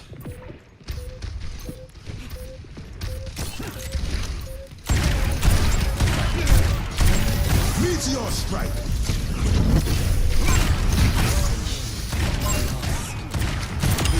Chew on that.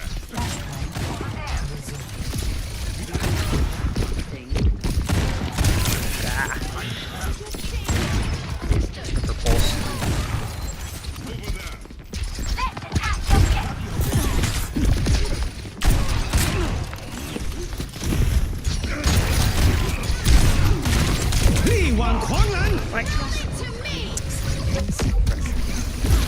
Man, you've just fold, dude.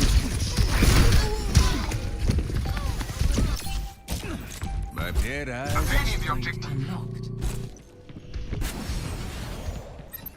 We are losing the objective.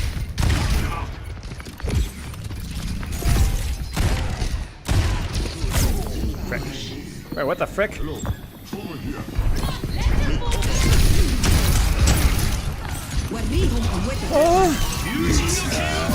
I see one. Nanoboost administered.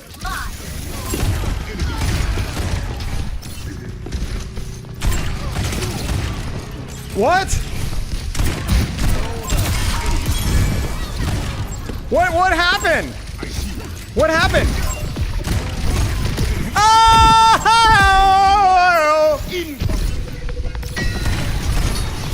I need help here. Excuse me. I'm really feeling the heat.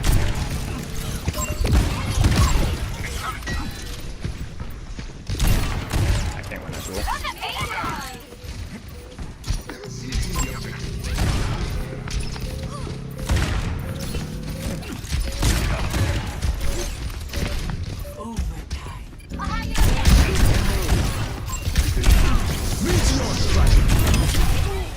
I knew I was gonna die. Man, how are we getting frick so bad, dude? Lost. I swear we're just getting traded and impossible to lose situations. I don't even feel like I'm playing that bad. Is this the Cassidy Death ain't on experience? my doorstep. On me.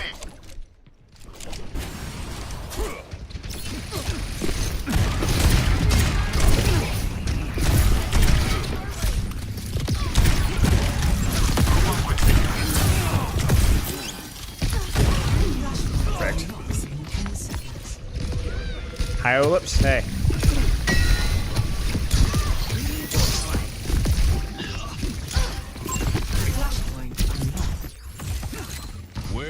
Could just be the matchmaking? Yeah.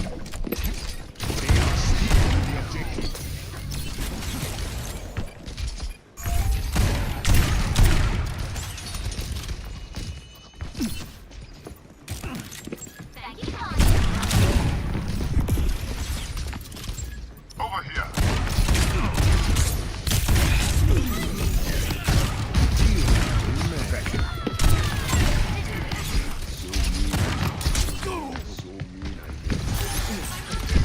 Like, we just don't have any space.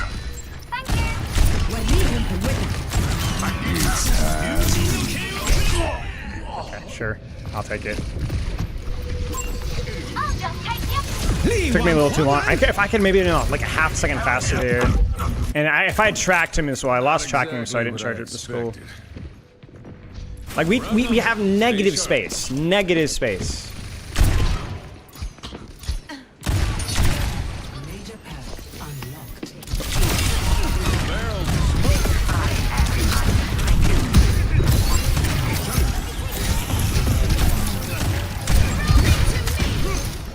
I need to get used to that. I'm not used to that at all. I'm on the objective. Report here now.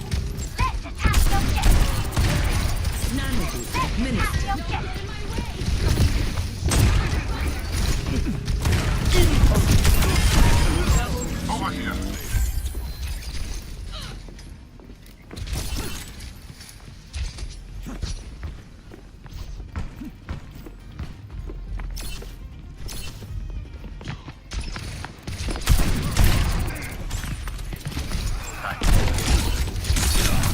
I killed myself. Shoot, my bad.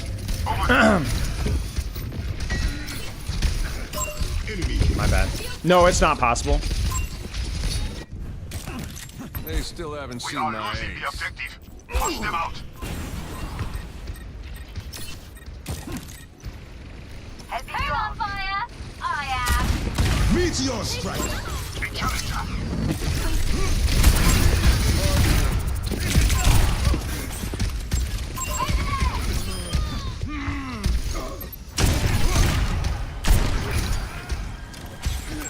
Over No there. freaking way.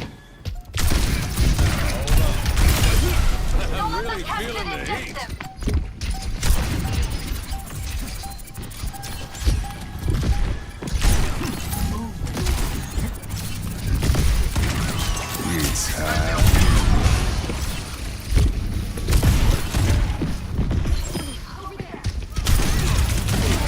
Oh, I ran out of mouse pad space.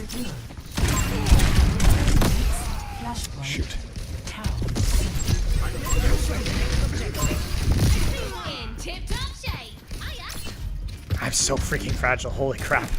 Attack the objective over Let's attack the objective. Ah. Over there. Enemy over here. Meteor strike. Done. Oh. Shoot, my bad. Misplayed that one. I do need to give that more respect. Rally here. Enemy contact. Where would? Ah, we're fricked. So mean, I think. Look at me go. Over here.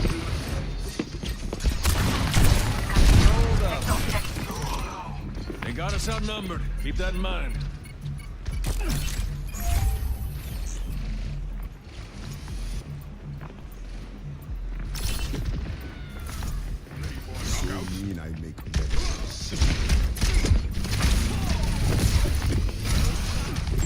Over here.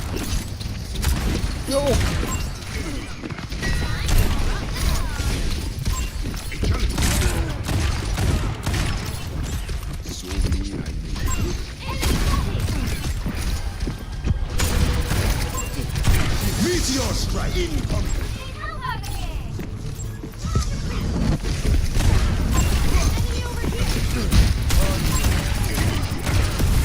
Nanoboost administered.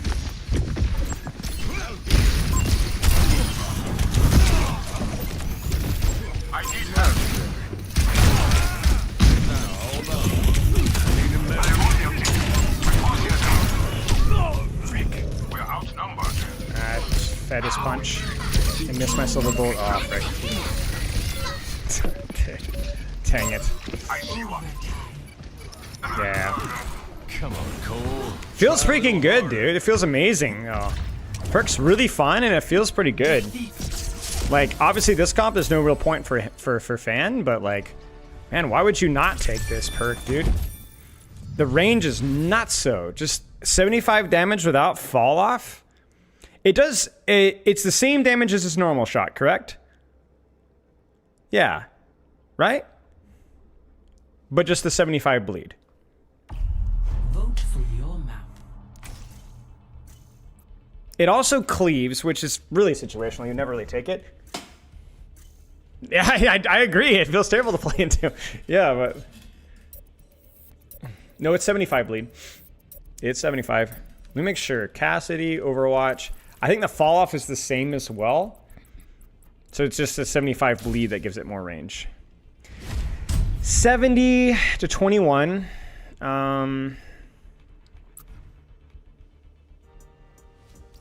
Yeah. It's 70 bleed. It's not 75. It's 70 bleed. And his normal primary fire has 25 to 35, I believe. Oh, no. Oh, no, that's all fire. Okay, yeah. It has the same thing. It's just the 70 bleed. That's all. Yeah, it's good. 70 bleed is good. Or 75 or something. I don't know. No, okay, I guess we're playing Echo. I am always ready to learn. I'd like to do another one with Cass, honestly, because I feel like we didn't really get a chance to use it enough. Probably, let's try The city that never Focus sleeps? Rush and High Beams. That sounds The like problem me. is I'm not that good at Echo. Echo's one of my weaker DPS characters, so this might be messy. You got the demon on your side.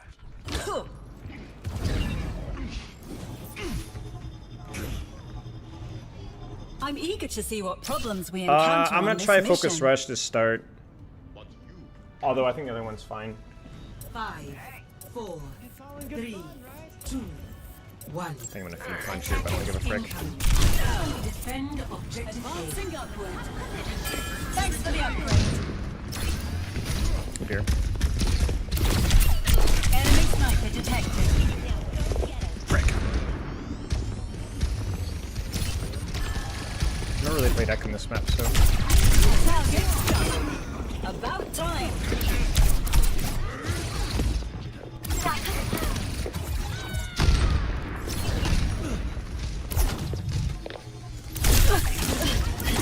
Finishing them off.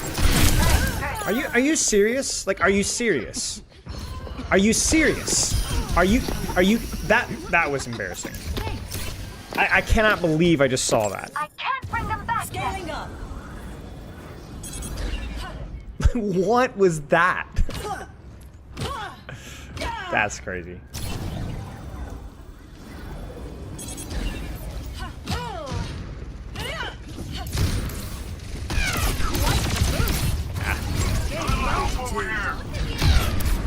Oh, she changed her angle. That was good.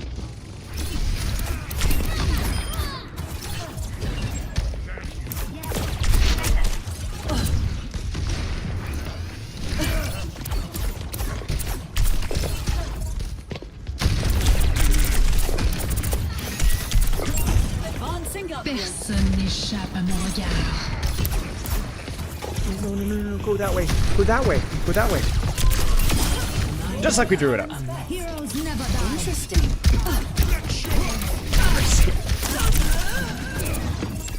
I've taken damage. That feels better. Thanks. We're outnumbered. On my way.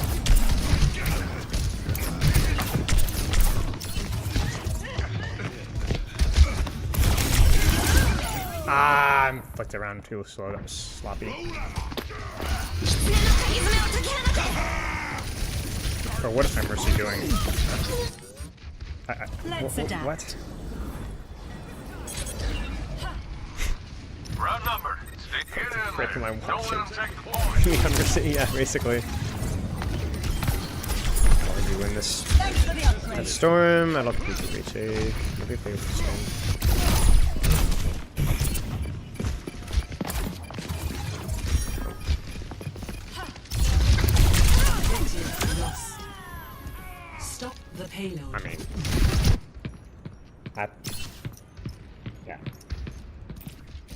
Okay. Repositioning. Here I come. That guy. Take him out.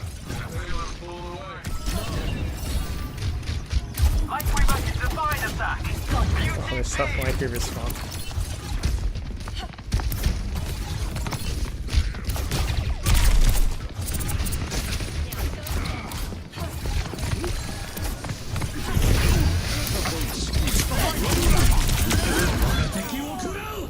Dang it, man! Come on, dude! Come on! I just want to use my ult, dude! Frickin'.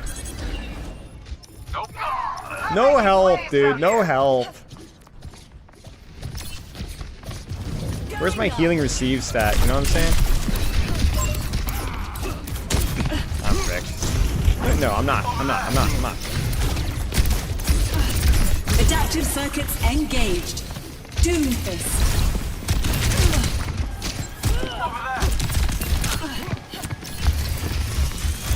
Reverse the tide!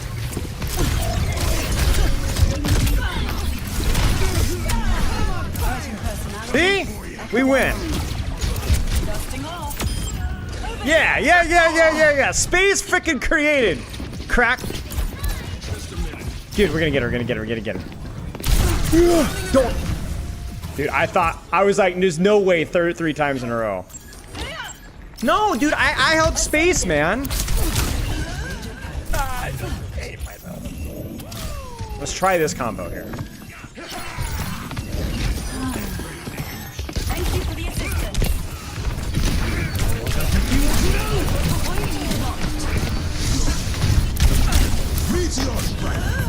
Okay.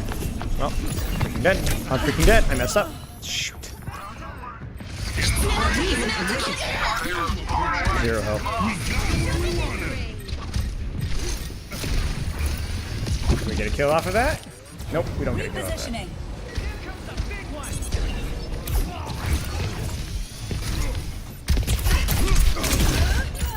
Man.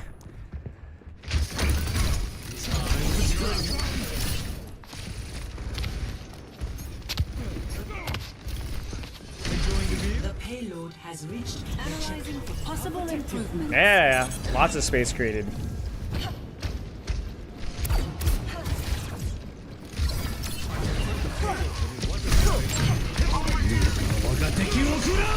Oh, why would he drag in there?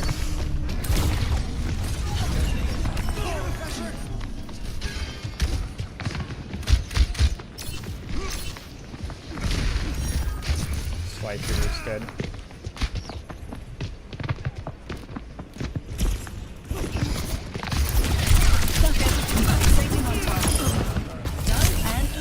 I don't know why I left. I don't know why. I don't know why I left. I really don't know why.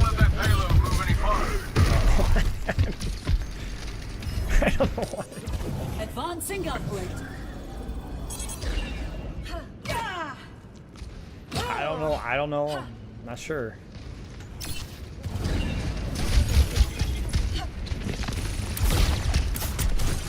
Life protects life. There, an enemy. Enemy here.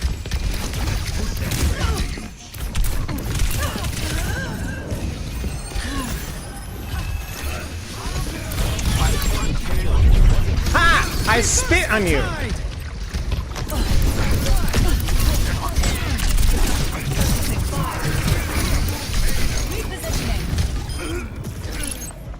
Nice. Here's the reset. The first time I've actually used the perk. Taking flight.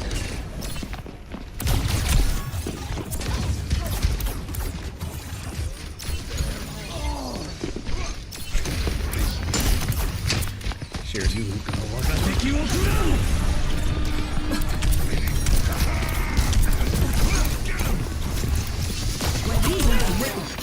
Adaptive circuits engaged. Kiriko.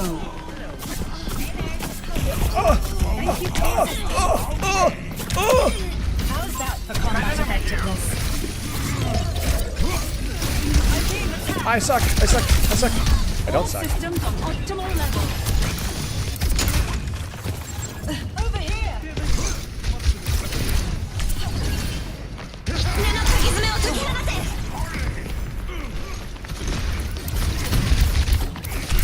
Step Rider. One's on the angle. Here's on here. Meteor strike. All that learning paid off.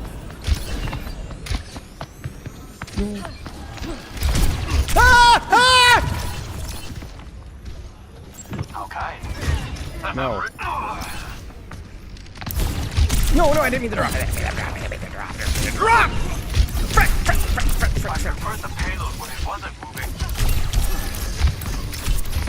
Just feeding punch, doing no damage.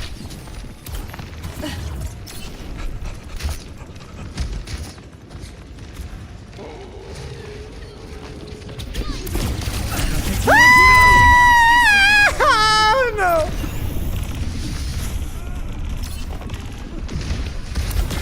No, what am I doing? I'm feeding punch. That's what I'm doing. I'm pincering myself. Ha! Idiot.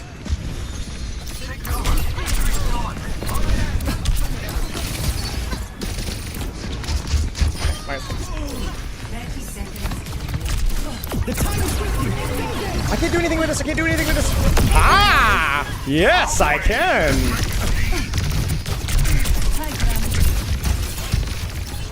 On the move. I'll give a frick. What are you gonna do about it? Circuits engaged.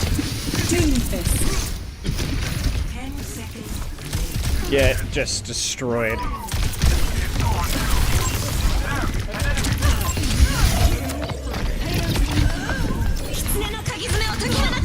Writing personality. Echo on Look at the space, dude. Look at the space. Oh my gosh. How does he do it? I use my perk once. Okay. Nice, dude. Nice, dude. It worked. Good job. Play of the game. I don't know, man. Like, I'm sure the perk's fine. I just... It really depends on how much better beam is, you know? Like, breakpoints wise. I'll try one more. Maybe I'll try the big dumper one. All the stickies. I am always ready to learn.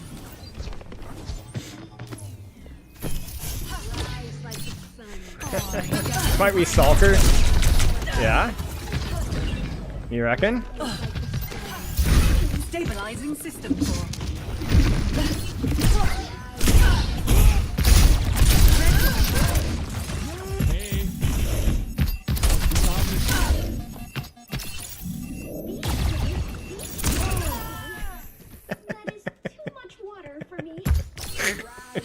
Redeploying.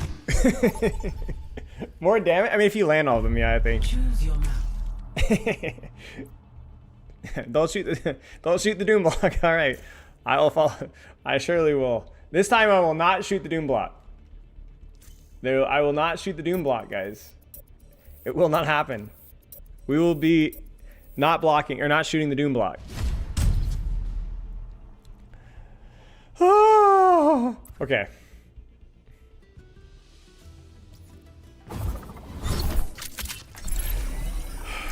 No! Ah! Who? Cassidy! Fall for fall? No.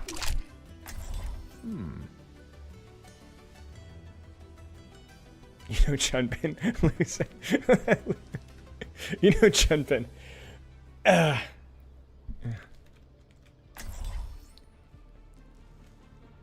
Cast Scrooge? I don't know if I like the Cast Scrooge. Which one is that one? I don't remember that. Which one is the Scrooge? Someone needs to fill this saddle. Anyone thirsty?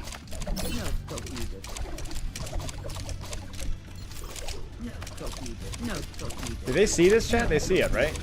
No scope needed. No scope. No scope. No scope. No scope needed. 5, 4, 3, 2, no scope. 1. Gotta make sure my comedy gold is not being missed. No scope needed. Malka. I mean, everything. No scope needed. We'll start top. Zayak. So ready. Come at me. Sojourn, Genji, until we go left. You pocket. Frick me, man. Objective unlocked. The enemy There it took is. control of the robot.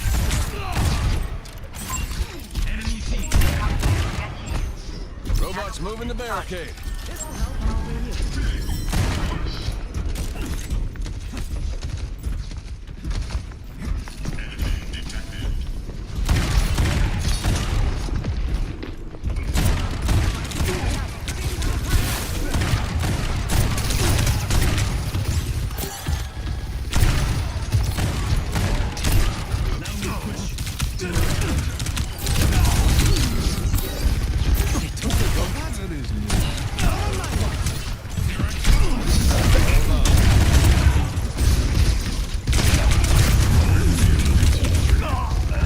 Towards Mega, and I messed up my Hinder.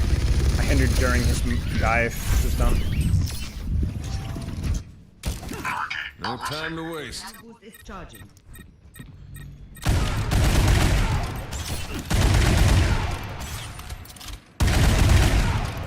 I'm intimidating the enemies as I walk forward. I'm running them what's coming. Oh, excuse. You hear this? I can't.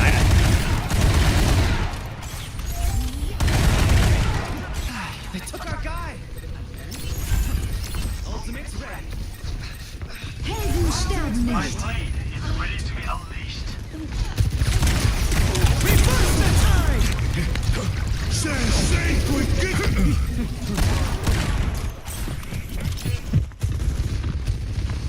The dragon we can win. Nano boost administered.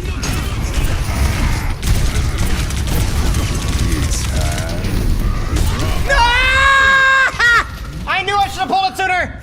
I knew it! I knew it! What am I doing? I should have just reset it. I should have reset it. I don't know what I was doing. Just Q and reset. He's incredibly large. Dust off the boots. I don't know. I don't know. I have no answers for you guys. Easy. Coming in. They took him.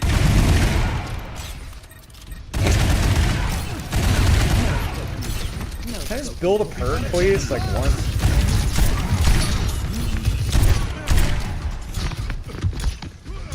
This ends now.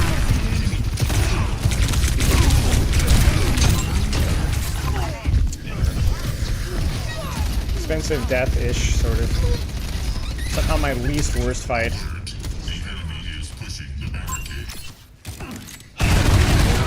Try a little harder.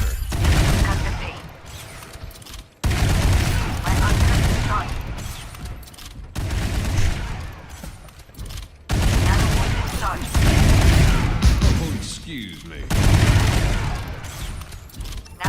Yes, thank you. I thank you for the tip. I'm building perks. Zayak. Hold on.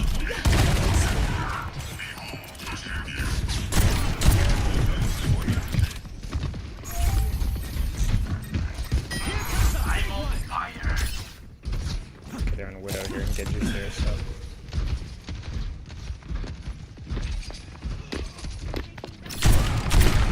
Cyber, be wary. This guy. Come here to get keep an eye out. I'll rinse you off. I am great animal outside. My ultimate is charging.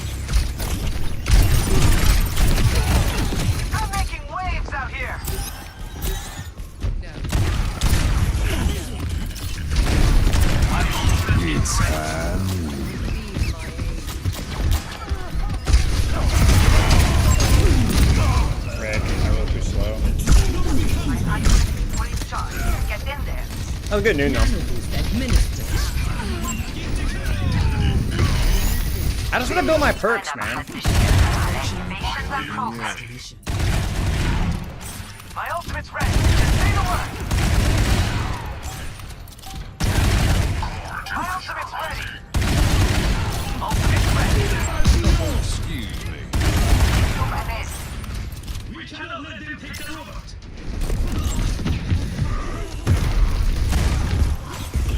They got us outnumbered. Keep that in mind. It's fine, it's fine, it's fine, it's fine, it's fine. It's fine, we're losing.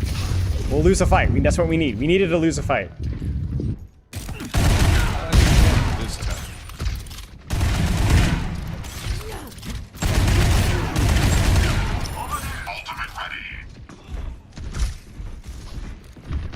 Ultimate ready.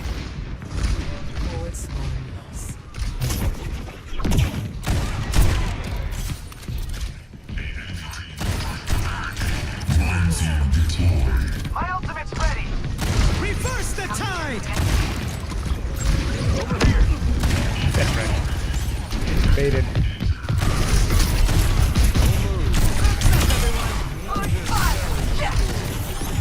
We got it!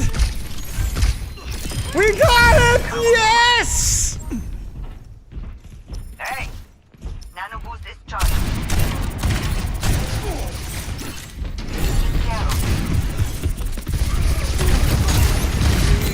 Bruh.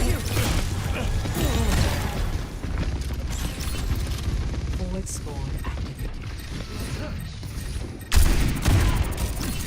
Kill the Mahol. My ultimate is charging.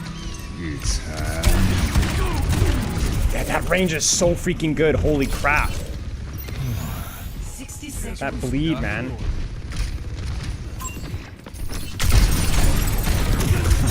I'm gonna die.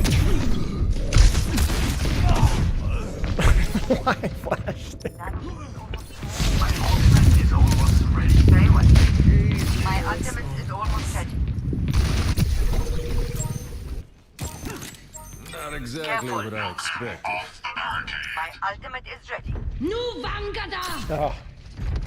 30 seconds remaining. Nano boost administered. No, let me shoot somebody in the head, please.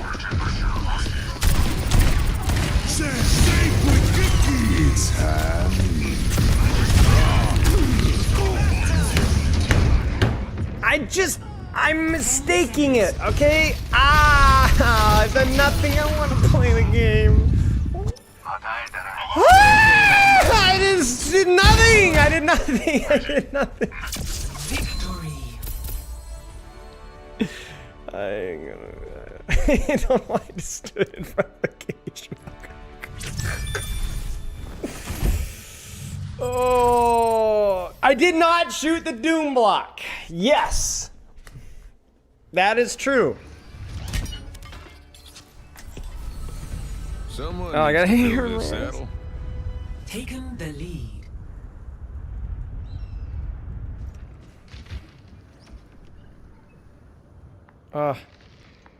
Thing in my eye. There.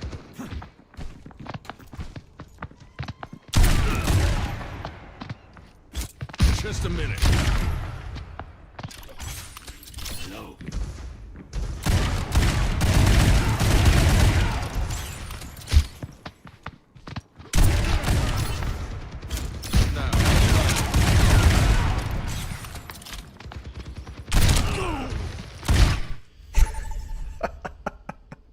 Intellectual. Vote for a map.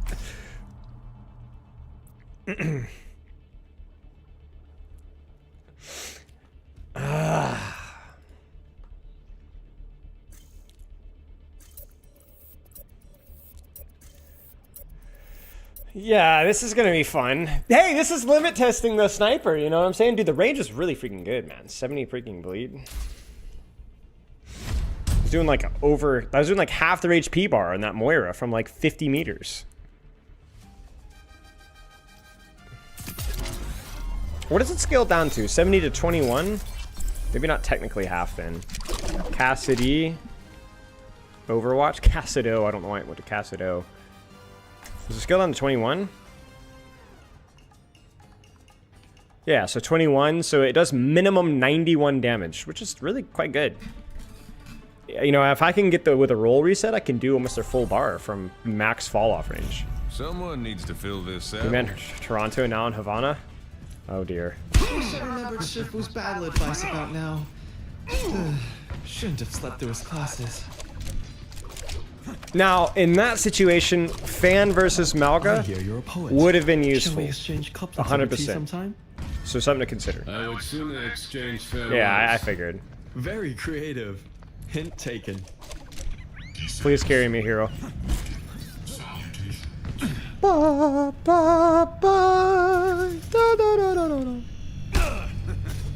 Good stuff you're learning. 5, 4, 3, 2, 1.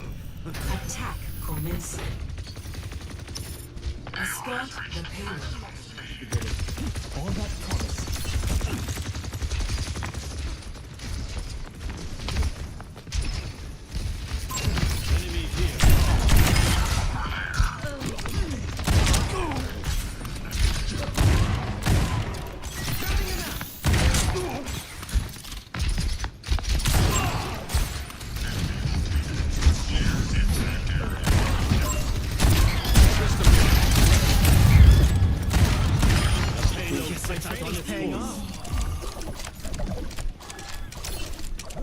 Hop on.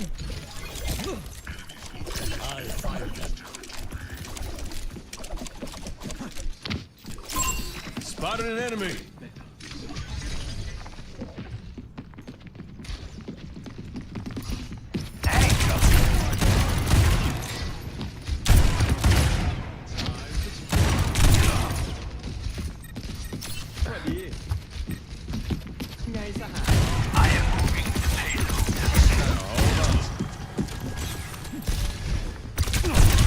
You sure?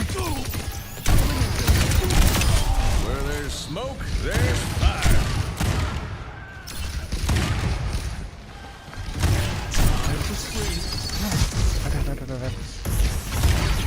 Thank you. You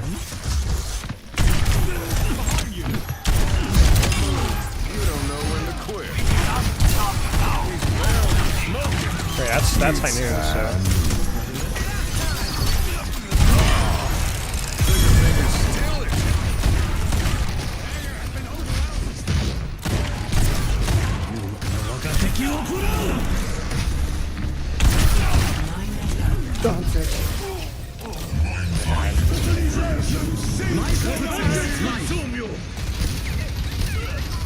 Nice. I was like, we should have won that. I felt like we did. Eyes sharp this time.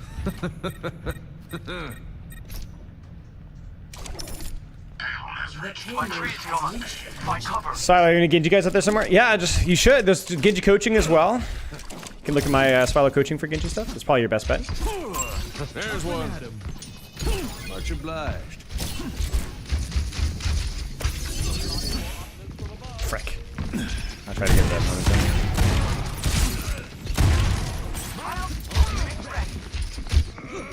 I'm on fire. I rolled into it. Bless you, my son.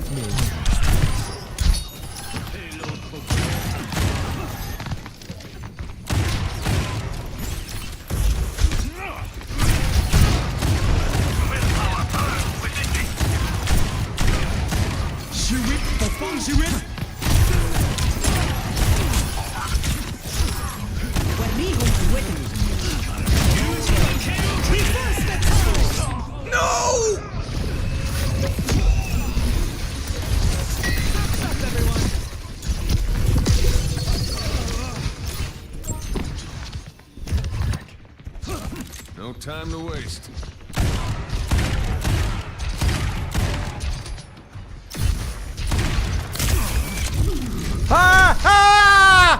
Dang it. My bad. I got shot by the Hanzo. I was too slow in my rotation. Look at me. I'm just kind of cruising nice and slow. I was stupid. Death ain't on my doorstep yet.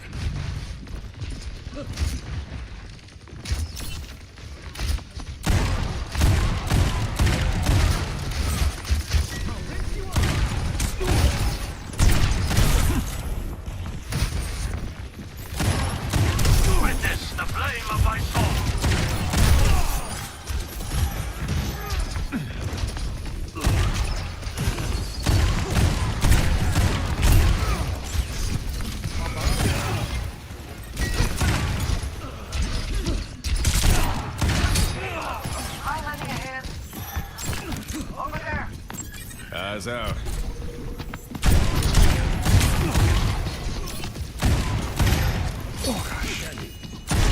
My bad.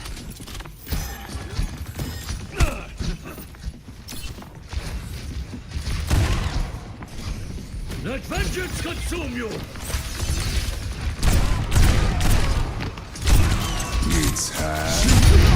Dude, I swear he didn't have deflect. I'm crazy. I thought he didn't have it. I thought I heard it. Not exactly what I expected.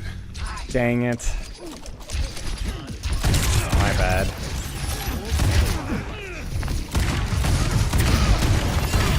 No, I'm good. I'm good.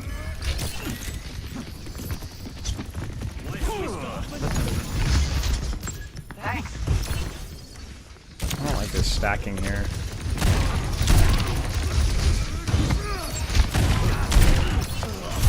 Reverse the tide! Holy crap. Major path unlocked.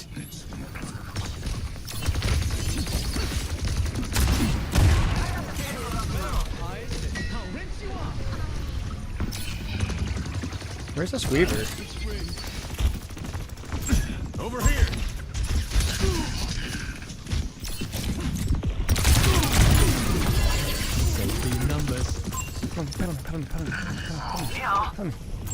Over here! Fire!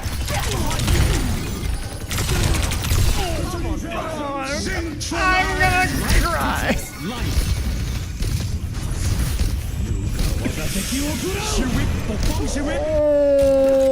Oh, toots. Mind lending a hand? Enemy marked. Take cover. The tree is gone.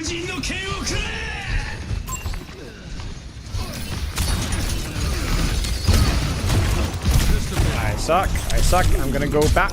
I'm going back west. Dude, we fumbled it so many times. Where was I? 60 seconds remaining.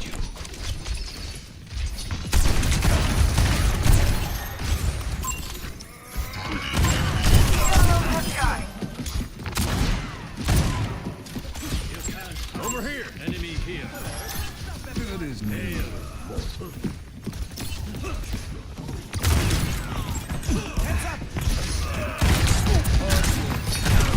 And a bit deflect. 30 seconds. Objective's lost if we don't get a move on.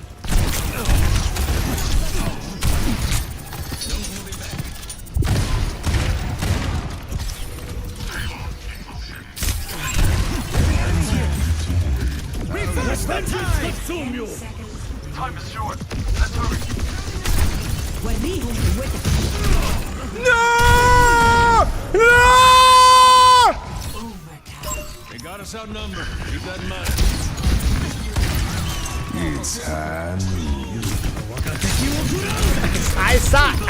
I suck. It's good. I suck. I can't do this anymore.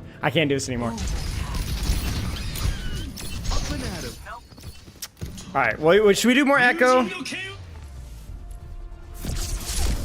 Should we do more echo? We should probably do more echo.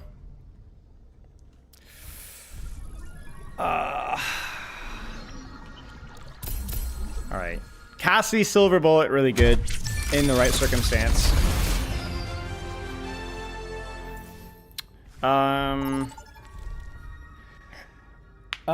Echo. Sure. Yeah, I just missed too many shots.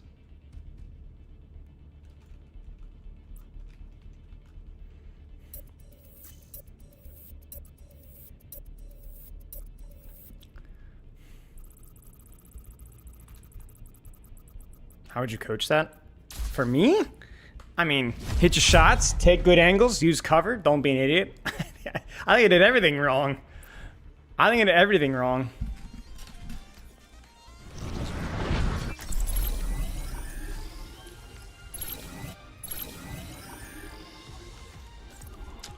Echo. I can try some Genji. Hanzo. A little bit of Mei, maybe. Maybe try the Pharah perk once or twice. So many DPS perks that are worth experimenting with. Sojourn's not really worth experimenting, I don't think. It's pretty straightforward.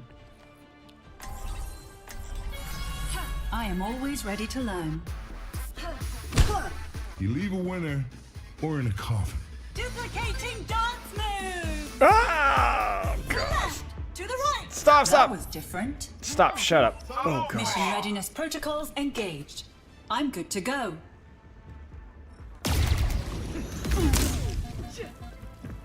5, 4, 3, 2, 1. Round 1.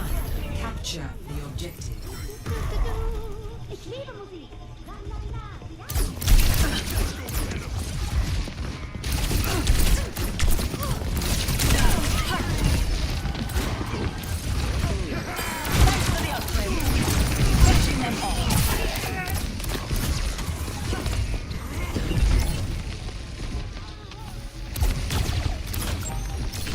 I was fully expecting. The objective is now. Repositioning. Thanks a lot. I'm capturing the objective.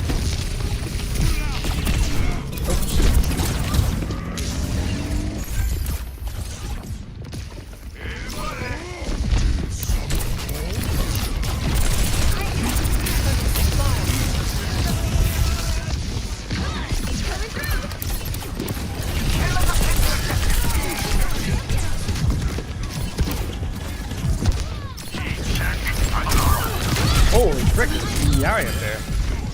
Damage systems increased.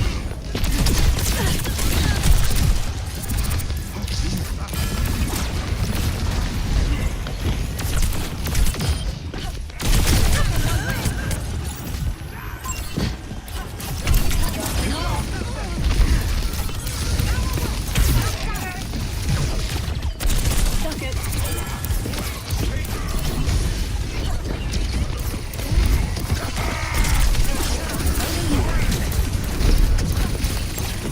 Thanks. I thought she wasn't looking at me. Or luking, I say. Fire up like a volcano.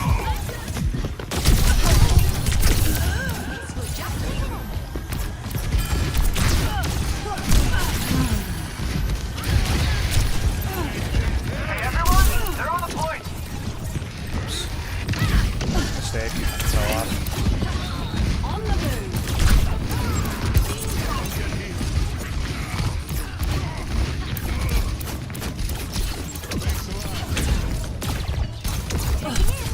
Minor perk unlocked. Quite the move. Heroes never die.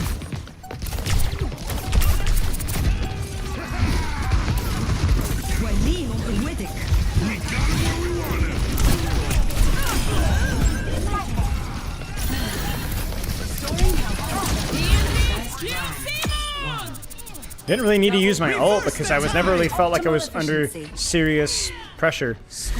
Really, really easy angles for me to play here.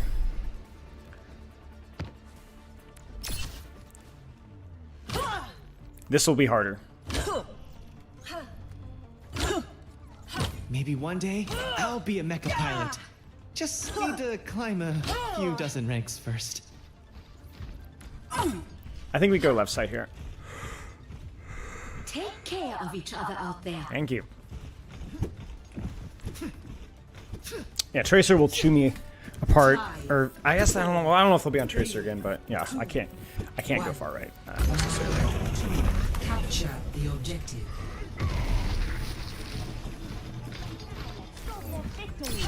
Gaining altitude. It's May, Cass, yeah, just keep rotating. Enemy turret ahead. A little blind here.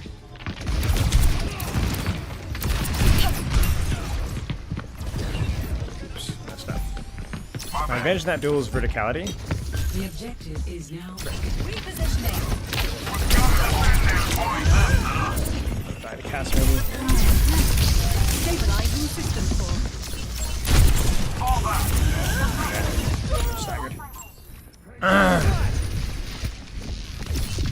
Congrats, Mongol. Well done. Well done, mate. Advancing upward.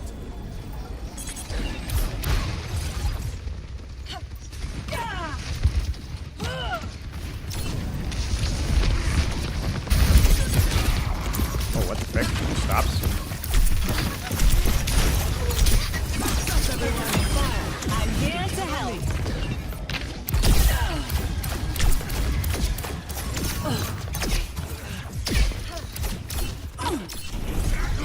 Ascending.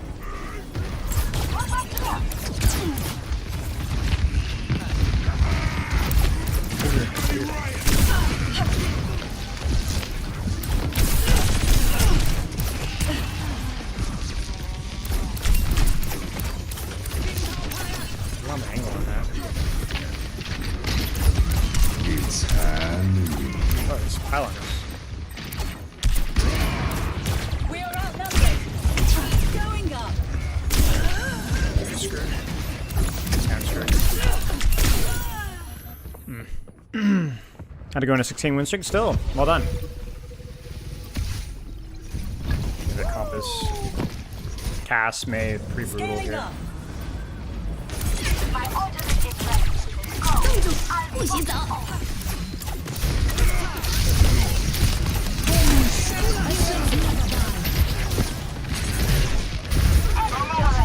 Tactical visor activated.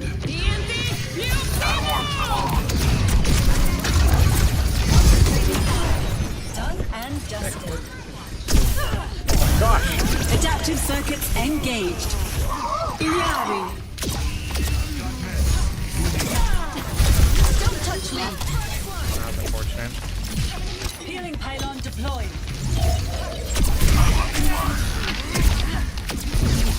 Personnel certification complete.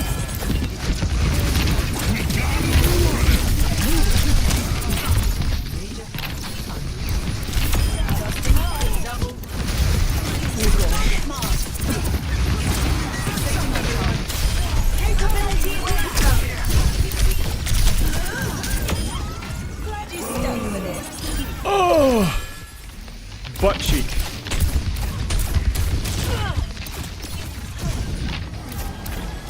That feels better. Thanks.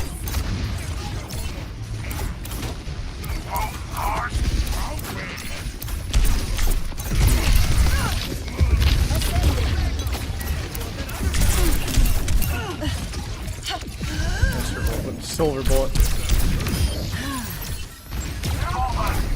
Bit of a gamble there, but I think it was an educated gamble. On the move.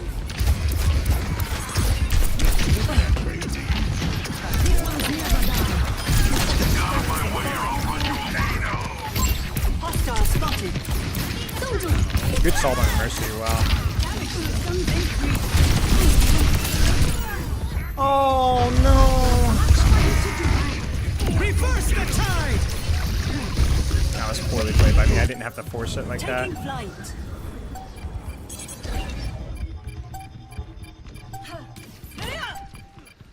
My mistake.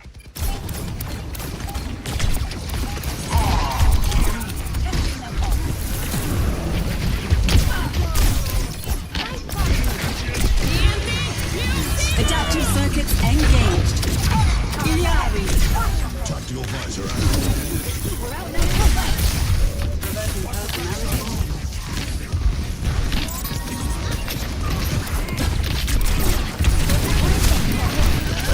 Get it. Frick. Shoot. Das tut mir leid. We need to kill the Lucio. Ah, this- 1-1.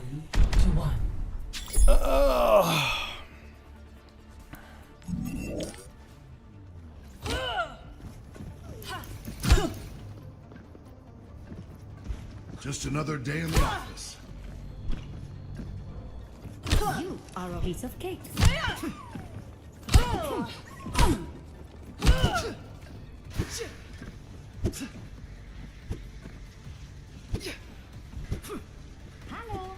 Major beam? No. If you've used beam within like two, or if I think if beam had any part of the final blow, it still counts. It doesn't have to be the final thing that hits. The objective. Quite the boost. I don't know when exactly the window is, but we've already done it a few times.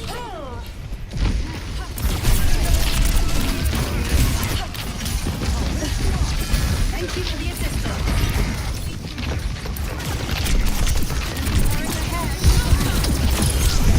Ashes to ashes.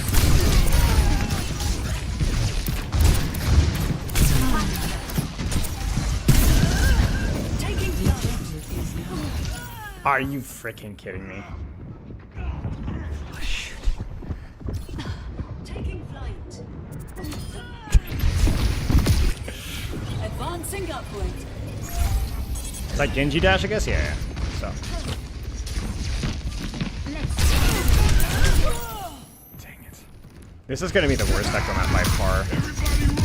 Everything's so freaking naked.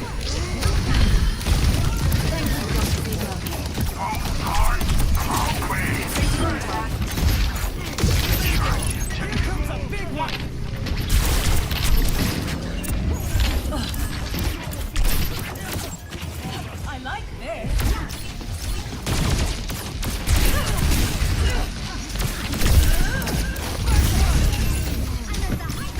Thank you for the assistance.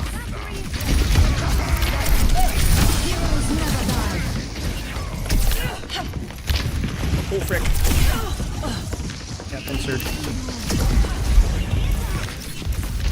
What's up, everyone?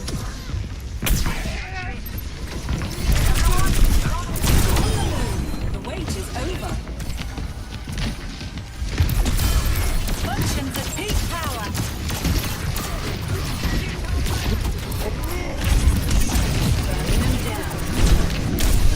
Adaptive circuits engaged.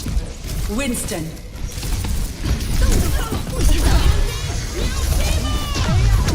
Bro, I'm doing nothing.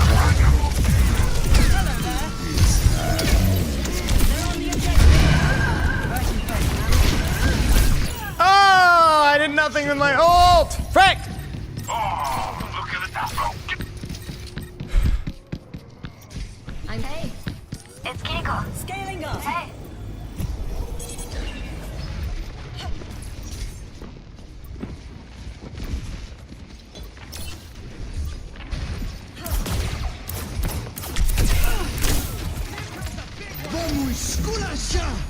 Reverse the tide! Tactical visor activated. We got him. Alright, damage chaser, she can't replace it. Relax. Watch my six. I'm on fire. Ascending. You're taking objective. Oopsies. Do that.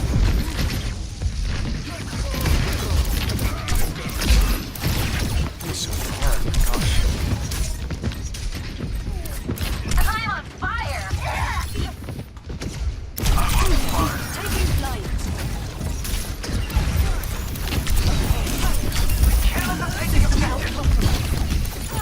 Okay, that was expensive death. That was. We should be able to win that still.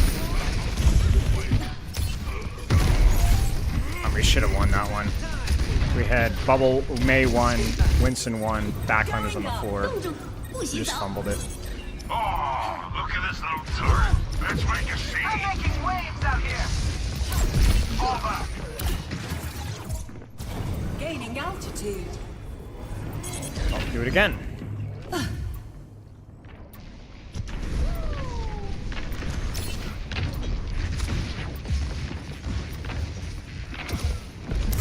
Enemy turret detected.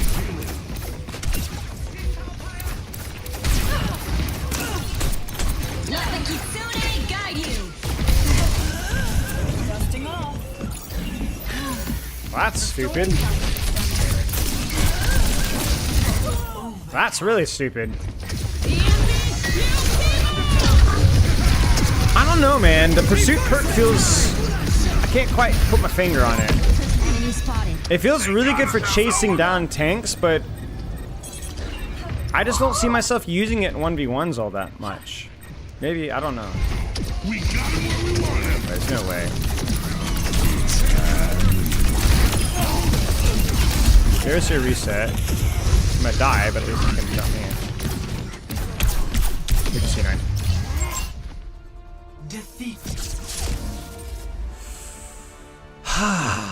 Like, I'm looking here. Why isn't my thing working? I guess you can't choose it now.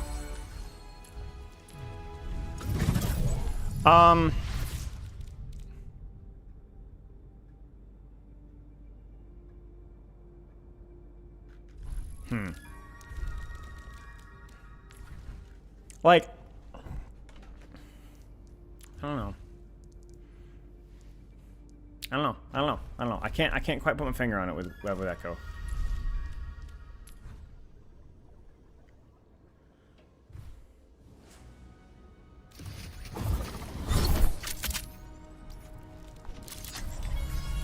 I am always ready to learn.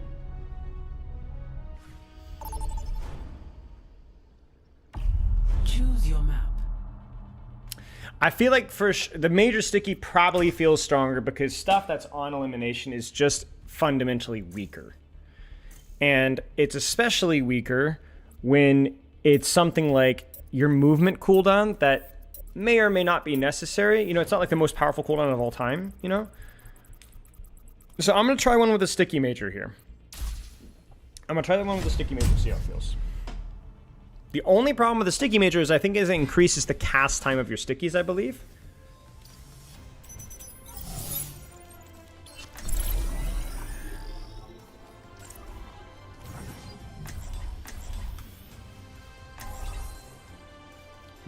Well, duh, Saber. What I mean, sorry, that was rude. What I mean is, Echo's power is spread out across her kit. It's not like dash and deflect. You know what I'm saying? If that makes sense. I think dash is 100% like if I wanted a flight reset, like Echo's, a lot of her value is just doing this. You know what I'm saying? It's not dashing and moving and, you know, like there's just a lot more just, she's more poke oriented. So having her movement cooldown getting reset, it's not always the most important thing. Wish I remembered Shifu's battle advice about now. Shouldn't have slept because and again, the reset is off of elimination. Like, I just don't find those perks to be very useful. They're even more niche than the ultimate perks, I think. I just don't think elimination perks are good. Feels like they're there to enable aggressive flanks, right? But then oftentimes an aggressive 1-for-1 trade is reward enough. You know, I don't know. Maybe I should experiment with that a little bit more, like all-inning. Maybe I should. Maybe that's the thing. I just need to, I mean, I probably should just like go crazy with it. Obviously not right now, but.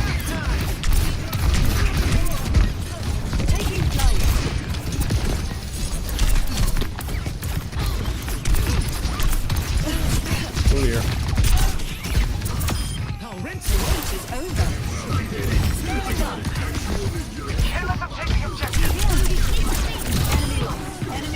Like that right there.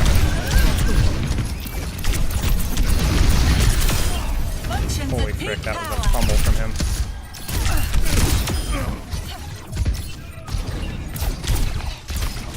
I keep predicting movement, but sometimes I'm just not looking at me. And I predict movement that's never going to happen. I can't let this duel. Oh, 2-for-1, so now I just gotta wait. What is my ball doing? I'm gonna commit my ult here.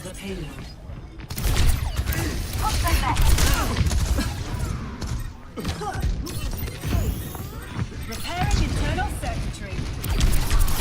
Minor perk unlocked. No, I couldn't pit. I literally ran out of mouse pad space. I mean, I guess it doesn't really matter. We were down one anyway. Yeah, I mean, the lamp was fine. I could have easily killed him, but just messed up. I don't know what's happening, to be honest. I think my ball's kind of drunk driving. Pilot ball moment. Okay, let's really try to leverage this perk over here.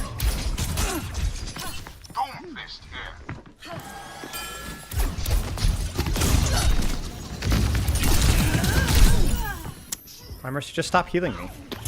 I don't understand. Time for the reckoning! I didn't even think I needed to copy. I was trying to force deflect with the primary fire, or the alt fire, which I don't even know if it should have done. But they just walked away from me.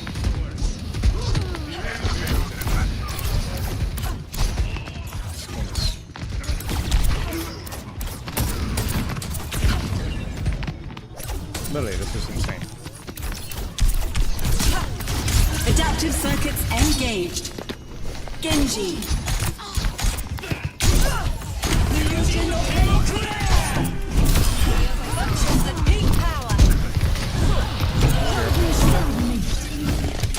He's rezzing. Surely we can get something out of that. Dude, what is going on in this lost? This is so freaking cursed. This is like cursed. Stop the payload from moving. I feel like I'm playing with silver players. Taking flight.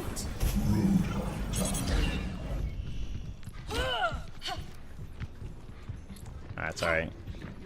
Engage those hostiles.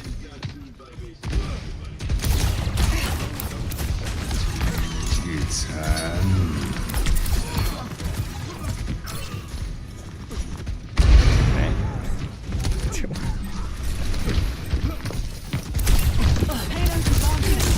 Oh dear, I messed up.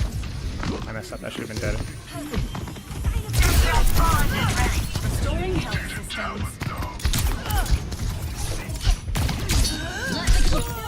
Well, at least it was inconvenient, I guess. My Mercy's literally silver, though. Man. Okay, well, we're gonna have to try again. We are outnumbered. Literally. That's just a quick play. Just silver players.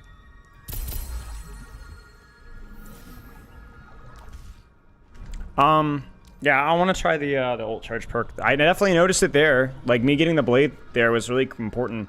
I don't know if I would have copied Genji. I mean, I probably had to copy, I guess, but like, it would have been a lot less attractive to copy there if it wasn't for it, because I needed the dash reset, you know, for the chase. Yeah, we lost every team fight, including the one where I killed 3 people. We just didn't touch.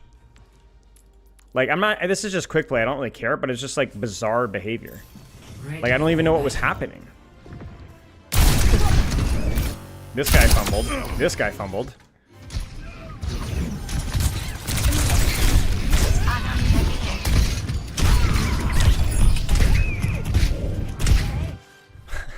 Like, what is going on? Vote for you now. I was just curious, man. Like, it's more morbid curiosity. Like, what happened? Like, I literally don't even know what happened. It's more morbid curiosity than anything else. These should be okay echo maps. Let's try it again.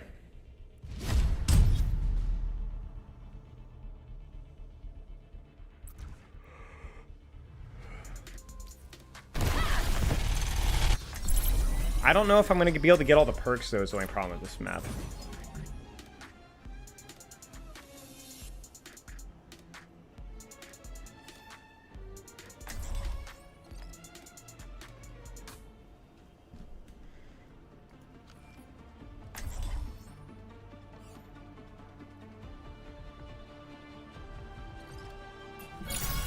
I am always ready to learn. Wish I remembered Shifu's battle advice about now.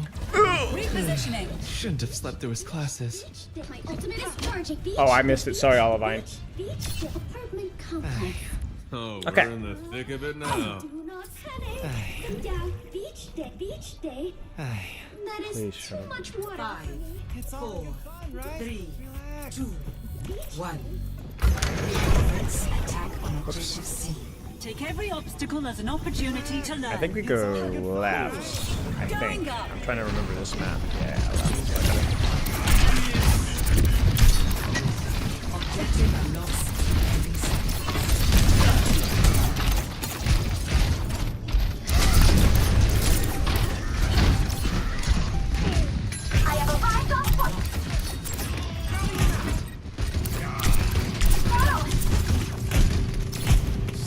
shots. Just throwing stickies.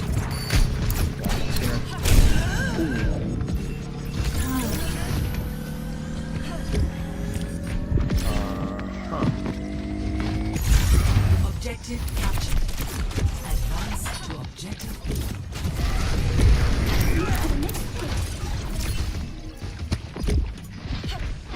Oh, I don't like this. I think we might go more towards Scaling up. like this. 10 seconds.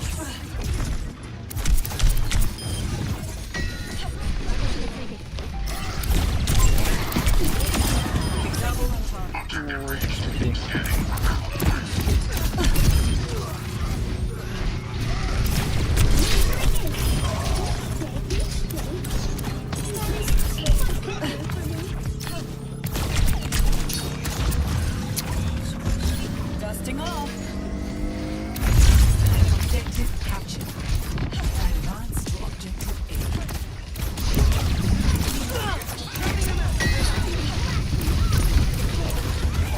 Repositioning. Objective are lost in 10 seconds. Ascending. Trump is pushing awfully far. This guy might go for it. I'm gonna gamble.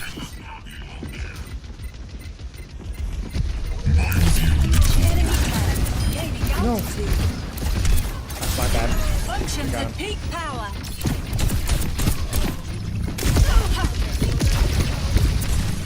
Taking flight. Minor perk unlocked. Okay, this is actually winnable. Famous last words, I know, but Adaptive circuits engaged. Junkrat. frick, dude. I got Anubis. Objective is being captured. Let's take it back. Frick.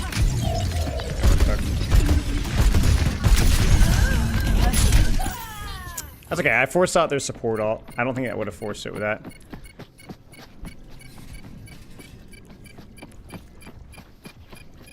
At least we didn't win fast. We want to experiment more, you know what I'm saying? Fall back to objective B.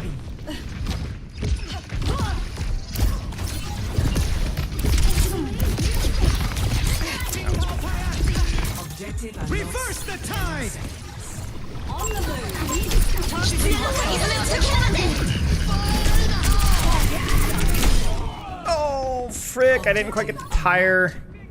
Locking satellite vector. Fire in the hole.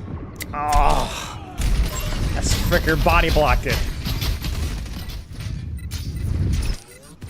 Scaling up.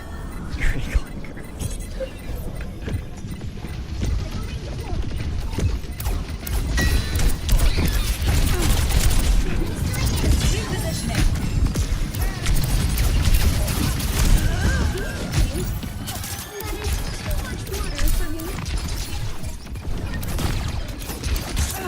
Objective lost. Oh dear. Step right.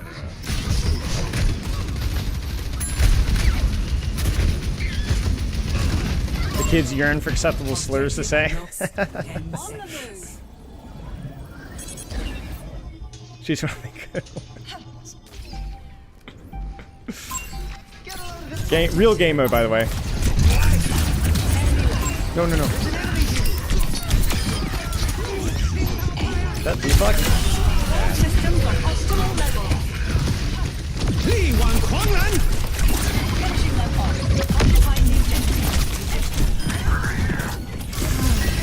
Blah, blah, blah.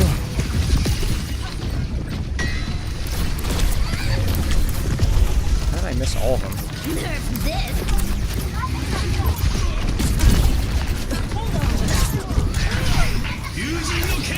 Adaptive circuits engaged. Genji.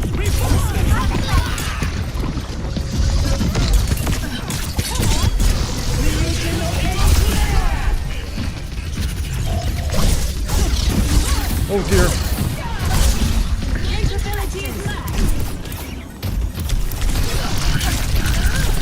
That character is not real. That character is not real.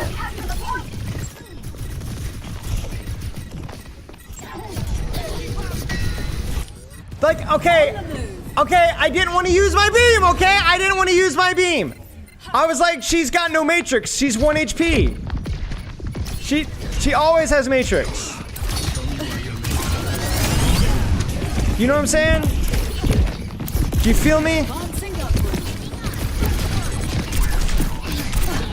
Ulti 9, ulti 9.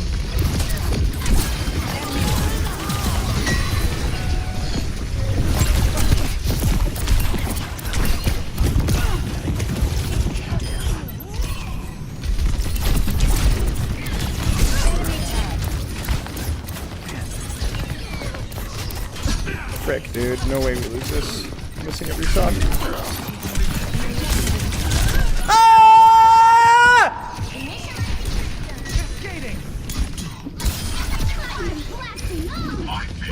Right, we actually can touch this. We have minefield.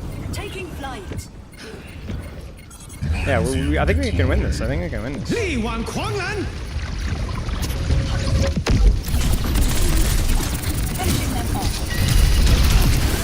Frick you, dude.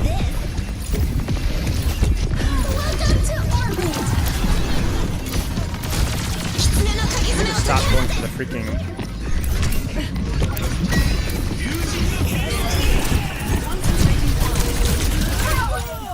Oh, come on, Dad!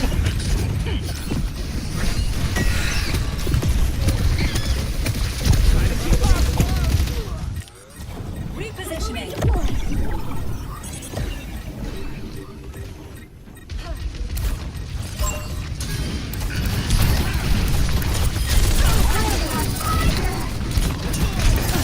All systems on optimal level.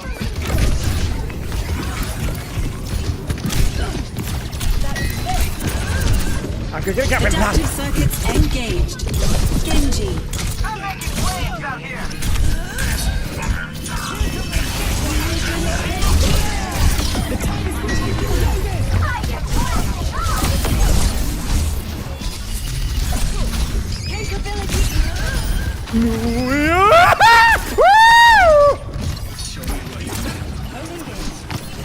Objective unlocked.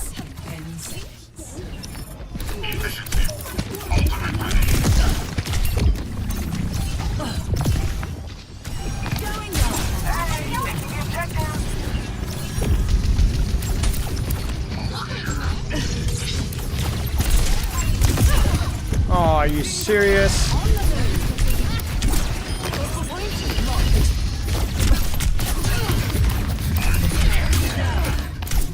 I just hear the words, you know that? All systems on optimal level.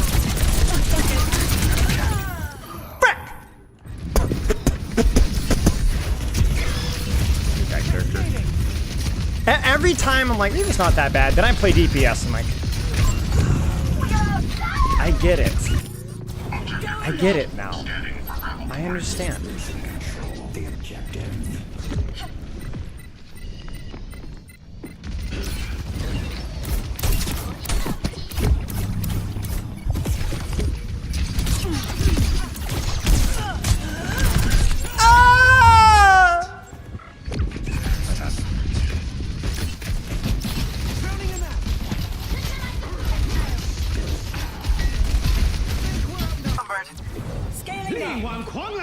Man, just back up, just back up, just back up. My wound's dead.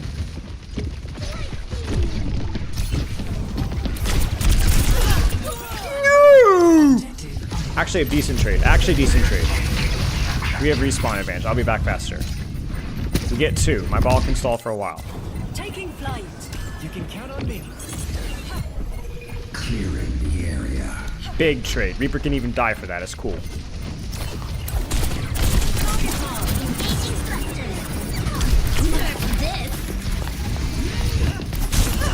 Adaptive circuits engaged. Genji.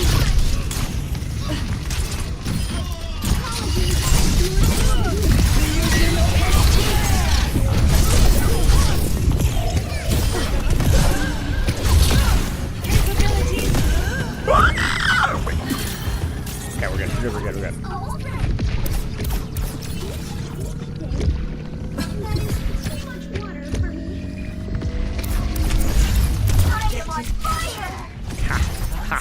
Fricker. Welcome to orbit. Huge support ult. They're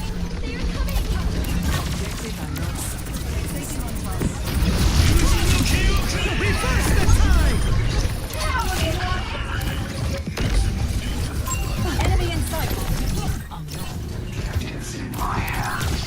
Orbital rate is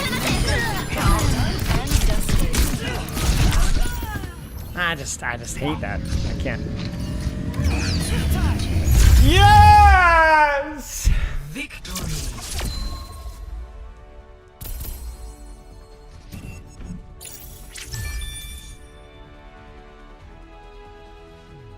Play of the game. Okay. I'm gonna do one more. I'm gonna do one more with the sticky perk and non-clash.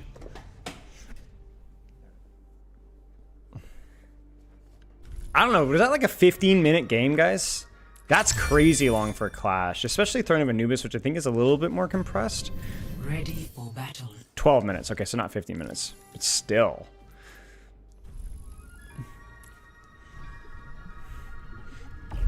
Select a map.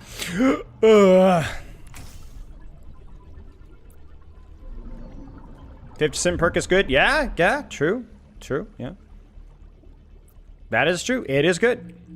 It won us some fights. It definitely had a tangible impact on my ult, for sure.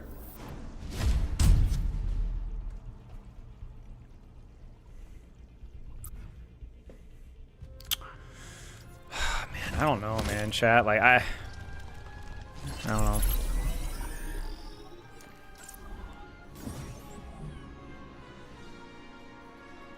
I don't know.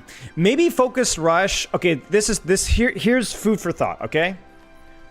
Oh yeah. I hate that skin so much. I don't know if this one's good. Oh, I don't like this one. I don't like this one. I don't like this one. We should remember Shifu's Okay. battle advice about now. Gut instinct. Gut instinct. Let me know what you guys think. The beam perk, good if tank is abusable. If I'm spending a lot of time, like that Winston, remember that Winston game? The movement speed being able to like hold, being able to pursue and move around quickly, good. Because I don't use beam a ton if there isn't a tank to shoot. Not that I don't use it, it's fine, it's just not, the stickies are more important, and primary fire is more important in duels, right? So therefore, the beam perk feels really good when I have a good reason to use beam, which is tanks. I don't know why I was shooting that. We'll just get myself away. Don't let that payload move any farther. You get me? Hey, you were quite welcome. Okay, so now she can't replace it.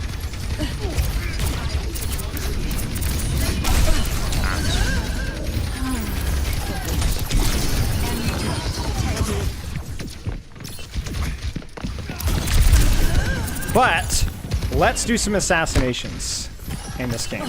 If we can hold.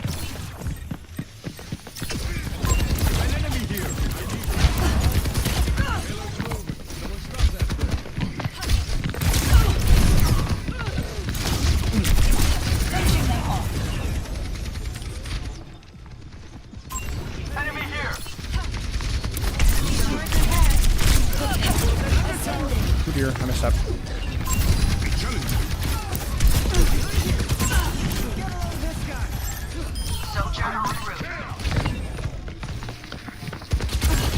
Oh dear.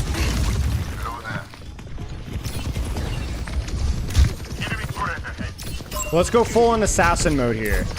The map is good for it. Their comp is good for it. Soldier.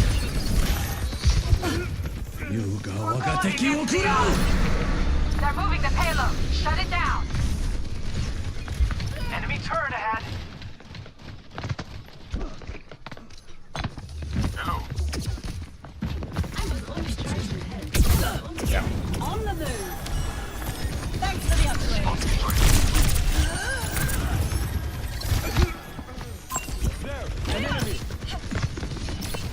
Repositioning.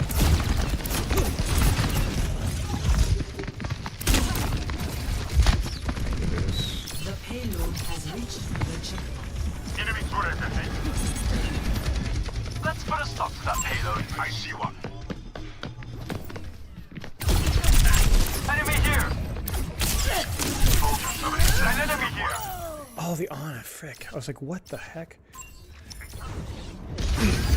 So the map is good for this. The comp is good, like I said. We'll go flight reset, and then we'll go beam perk. We'll go with the ones that we started with.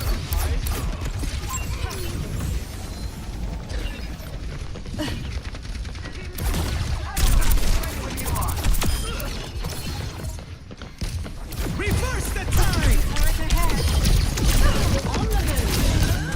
Adaptive circuits engaged. Iliari. Dude. Life protects life. Advancing upward. Yeah. Incoming. Remain with fire line payload. They have a turret. Latching on. Done and dusted. Over there. Eyes here. Frick. See, like that. There's no way to use the beam at that range, you know? There's no point using the beam. So it's like, has to be that the range has to be right for it, you know?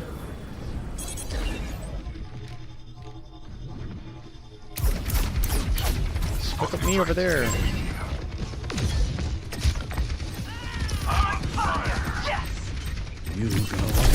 Systems on optimal level.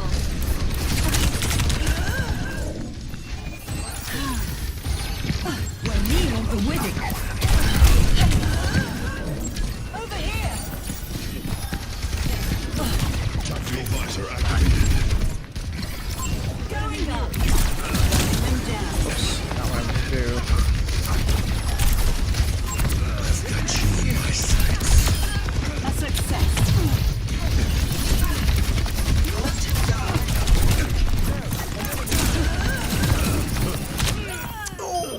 Good. Over here. Congrats, Taco Cat. Nicely done, mate. That's a huge improvement. Advancing upward. Well, we're getting our one and dying a lot.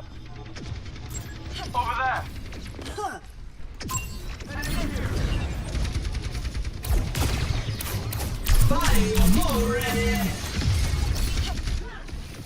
Life protects life. Payload's on the move. Intercept. Taking flight. Oh, frick. I gambled. That was a good shot. My way, or I'll run you over.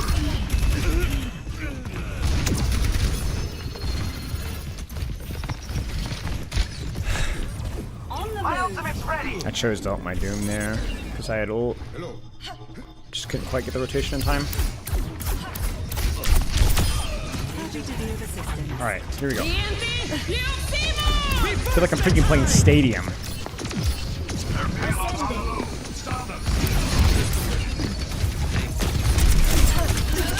Adaptive circuits engaged. Or reset.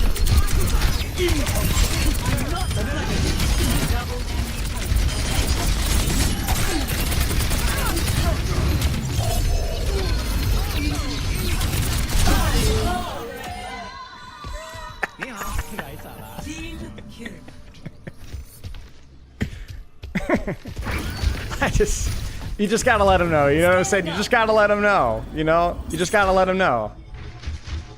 You gotta let him know. That's all I'm saying.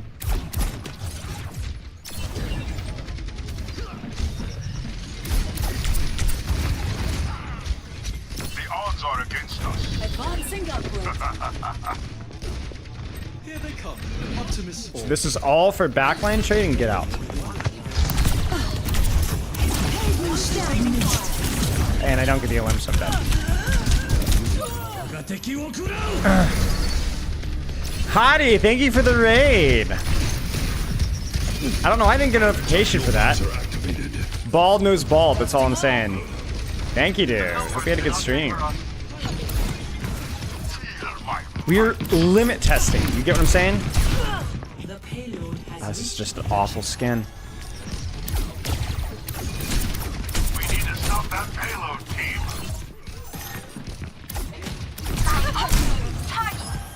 Engaging thrusters. Other one. Alright, this is where the limit tennis comes in.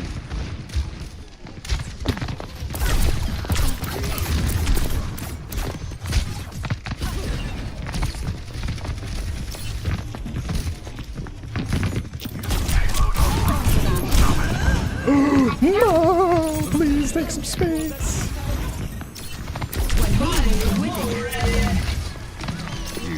Bro, how are we losing this? Scaling up. I've had the most ridiculous angle ever. Hope you had a good stream, mate. I missed my stickies on the initial thing. I missed my stickies. Engaging thrusters. Not go right. Like, we're not even...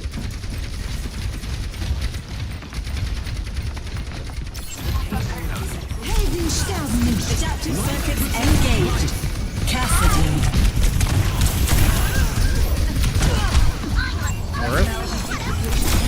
I should try that again. Oh my gosh, I'm gonna die. It's gonna be worth. No, it's gonna be worth. It's gonna be worth. Nice. Y'all gotta help your diva. Are rings boosted this season? No. I mean, technically yes, but no. Upward. I'm on fire! Nice! We haven't used our perk once. I haven't gotten a single assassination. Oh, frick. Come over here. Engaging. Ah!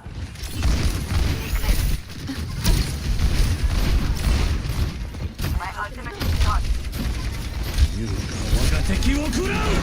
Self-destruct sequence. Scaling up. Big bomb.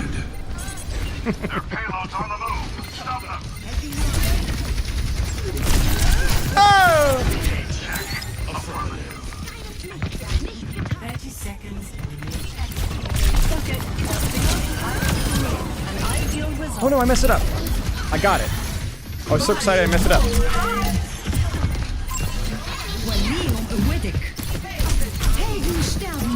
Engaging thrusters. No, I'm trolling. Focus, bro!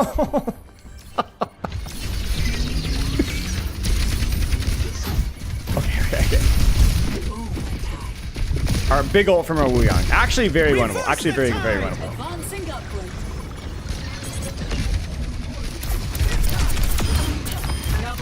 I was so freaking we were gonna win this.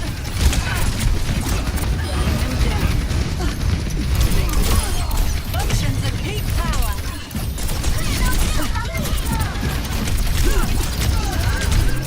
Taking flight.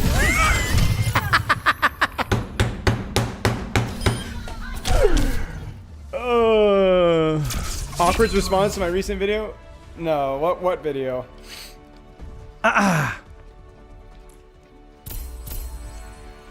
What a stupid game. I think it could work. I think the flight reset is gonna be a gimmick though. Here's what I'm thinking. Alright, here's what I'm thinking. I'm thinking the common misconceptions one. I could take a look. I'm thinking that can definitely work on that situation versus in any comp where you're trying to close the distance, it can be good. If you're trying to close the distance, it's good. I only got to use the reset once and I messed it up, but if you're going for like these crazy flank assassinations versus these like super sniper comps, then I think the reset perk is really good. I am always ready to learn. But I would say more like dive, pokey on a, playing Winston, Genji, whatever. You're probably going to want the dupe HP. Well, I don't know. Focus Rush could be good there too. Certainly the reset, okay? I think full salvo probably better in most situations. But the minor perk is the one I'm still unsure on.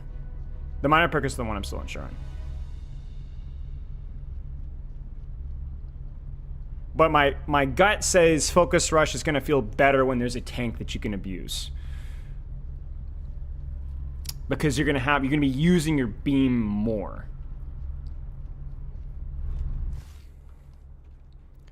That's my thought, but I don't know. It's trickier. Which, to be honest with you, it's kind of nice that it's tricky, you know? Like, tricky is good.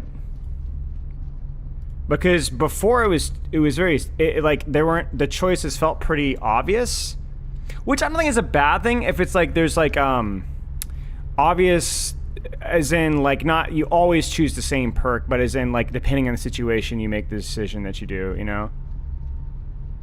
But...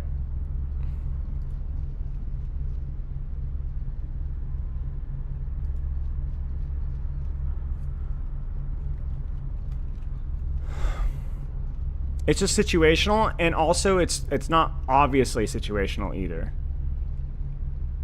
Which is good.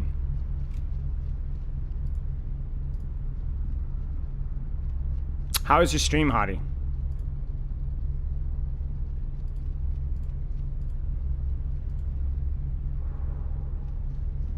Good stream? Nice, dude. You watching OWCS this weekend? I'm thinking about I was too busy last weekend, but I may do it this weekend because we did stats last weekend, and yeah. Got champ 3, 30%. Nice, dude. The reset perk throws me off all the time. Yeah, there's even an audio cue, so it's like it's pretty clear, but yeah. You gonna do watch party? Maybe. It's usually just me, but if you're not with Xavier, let me know. I'd be down. So.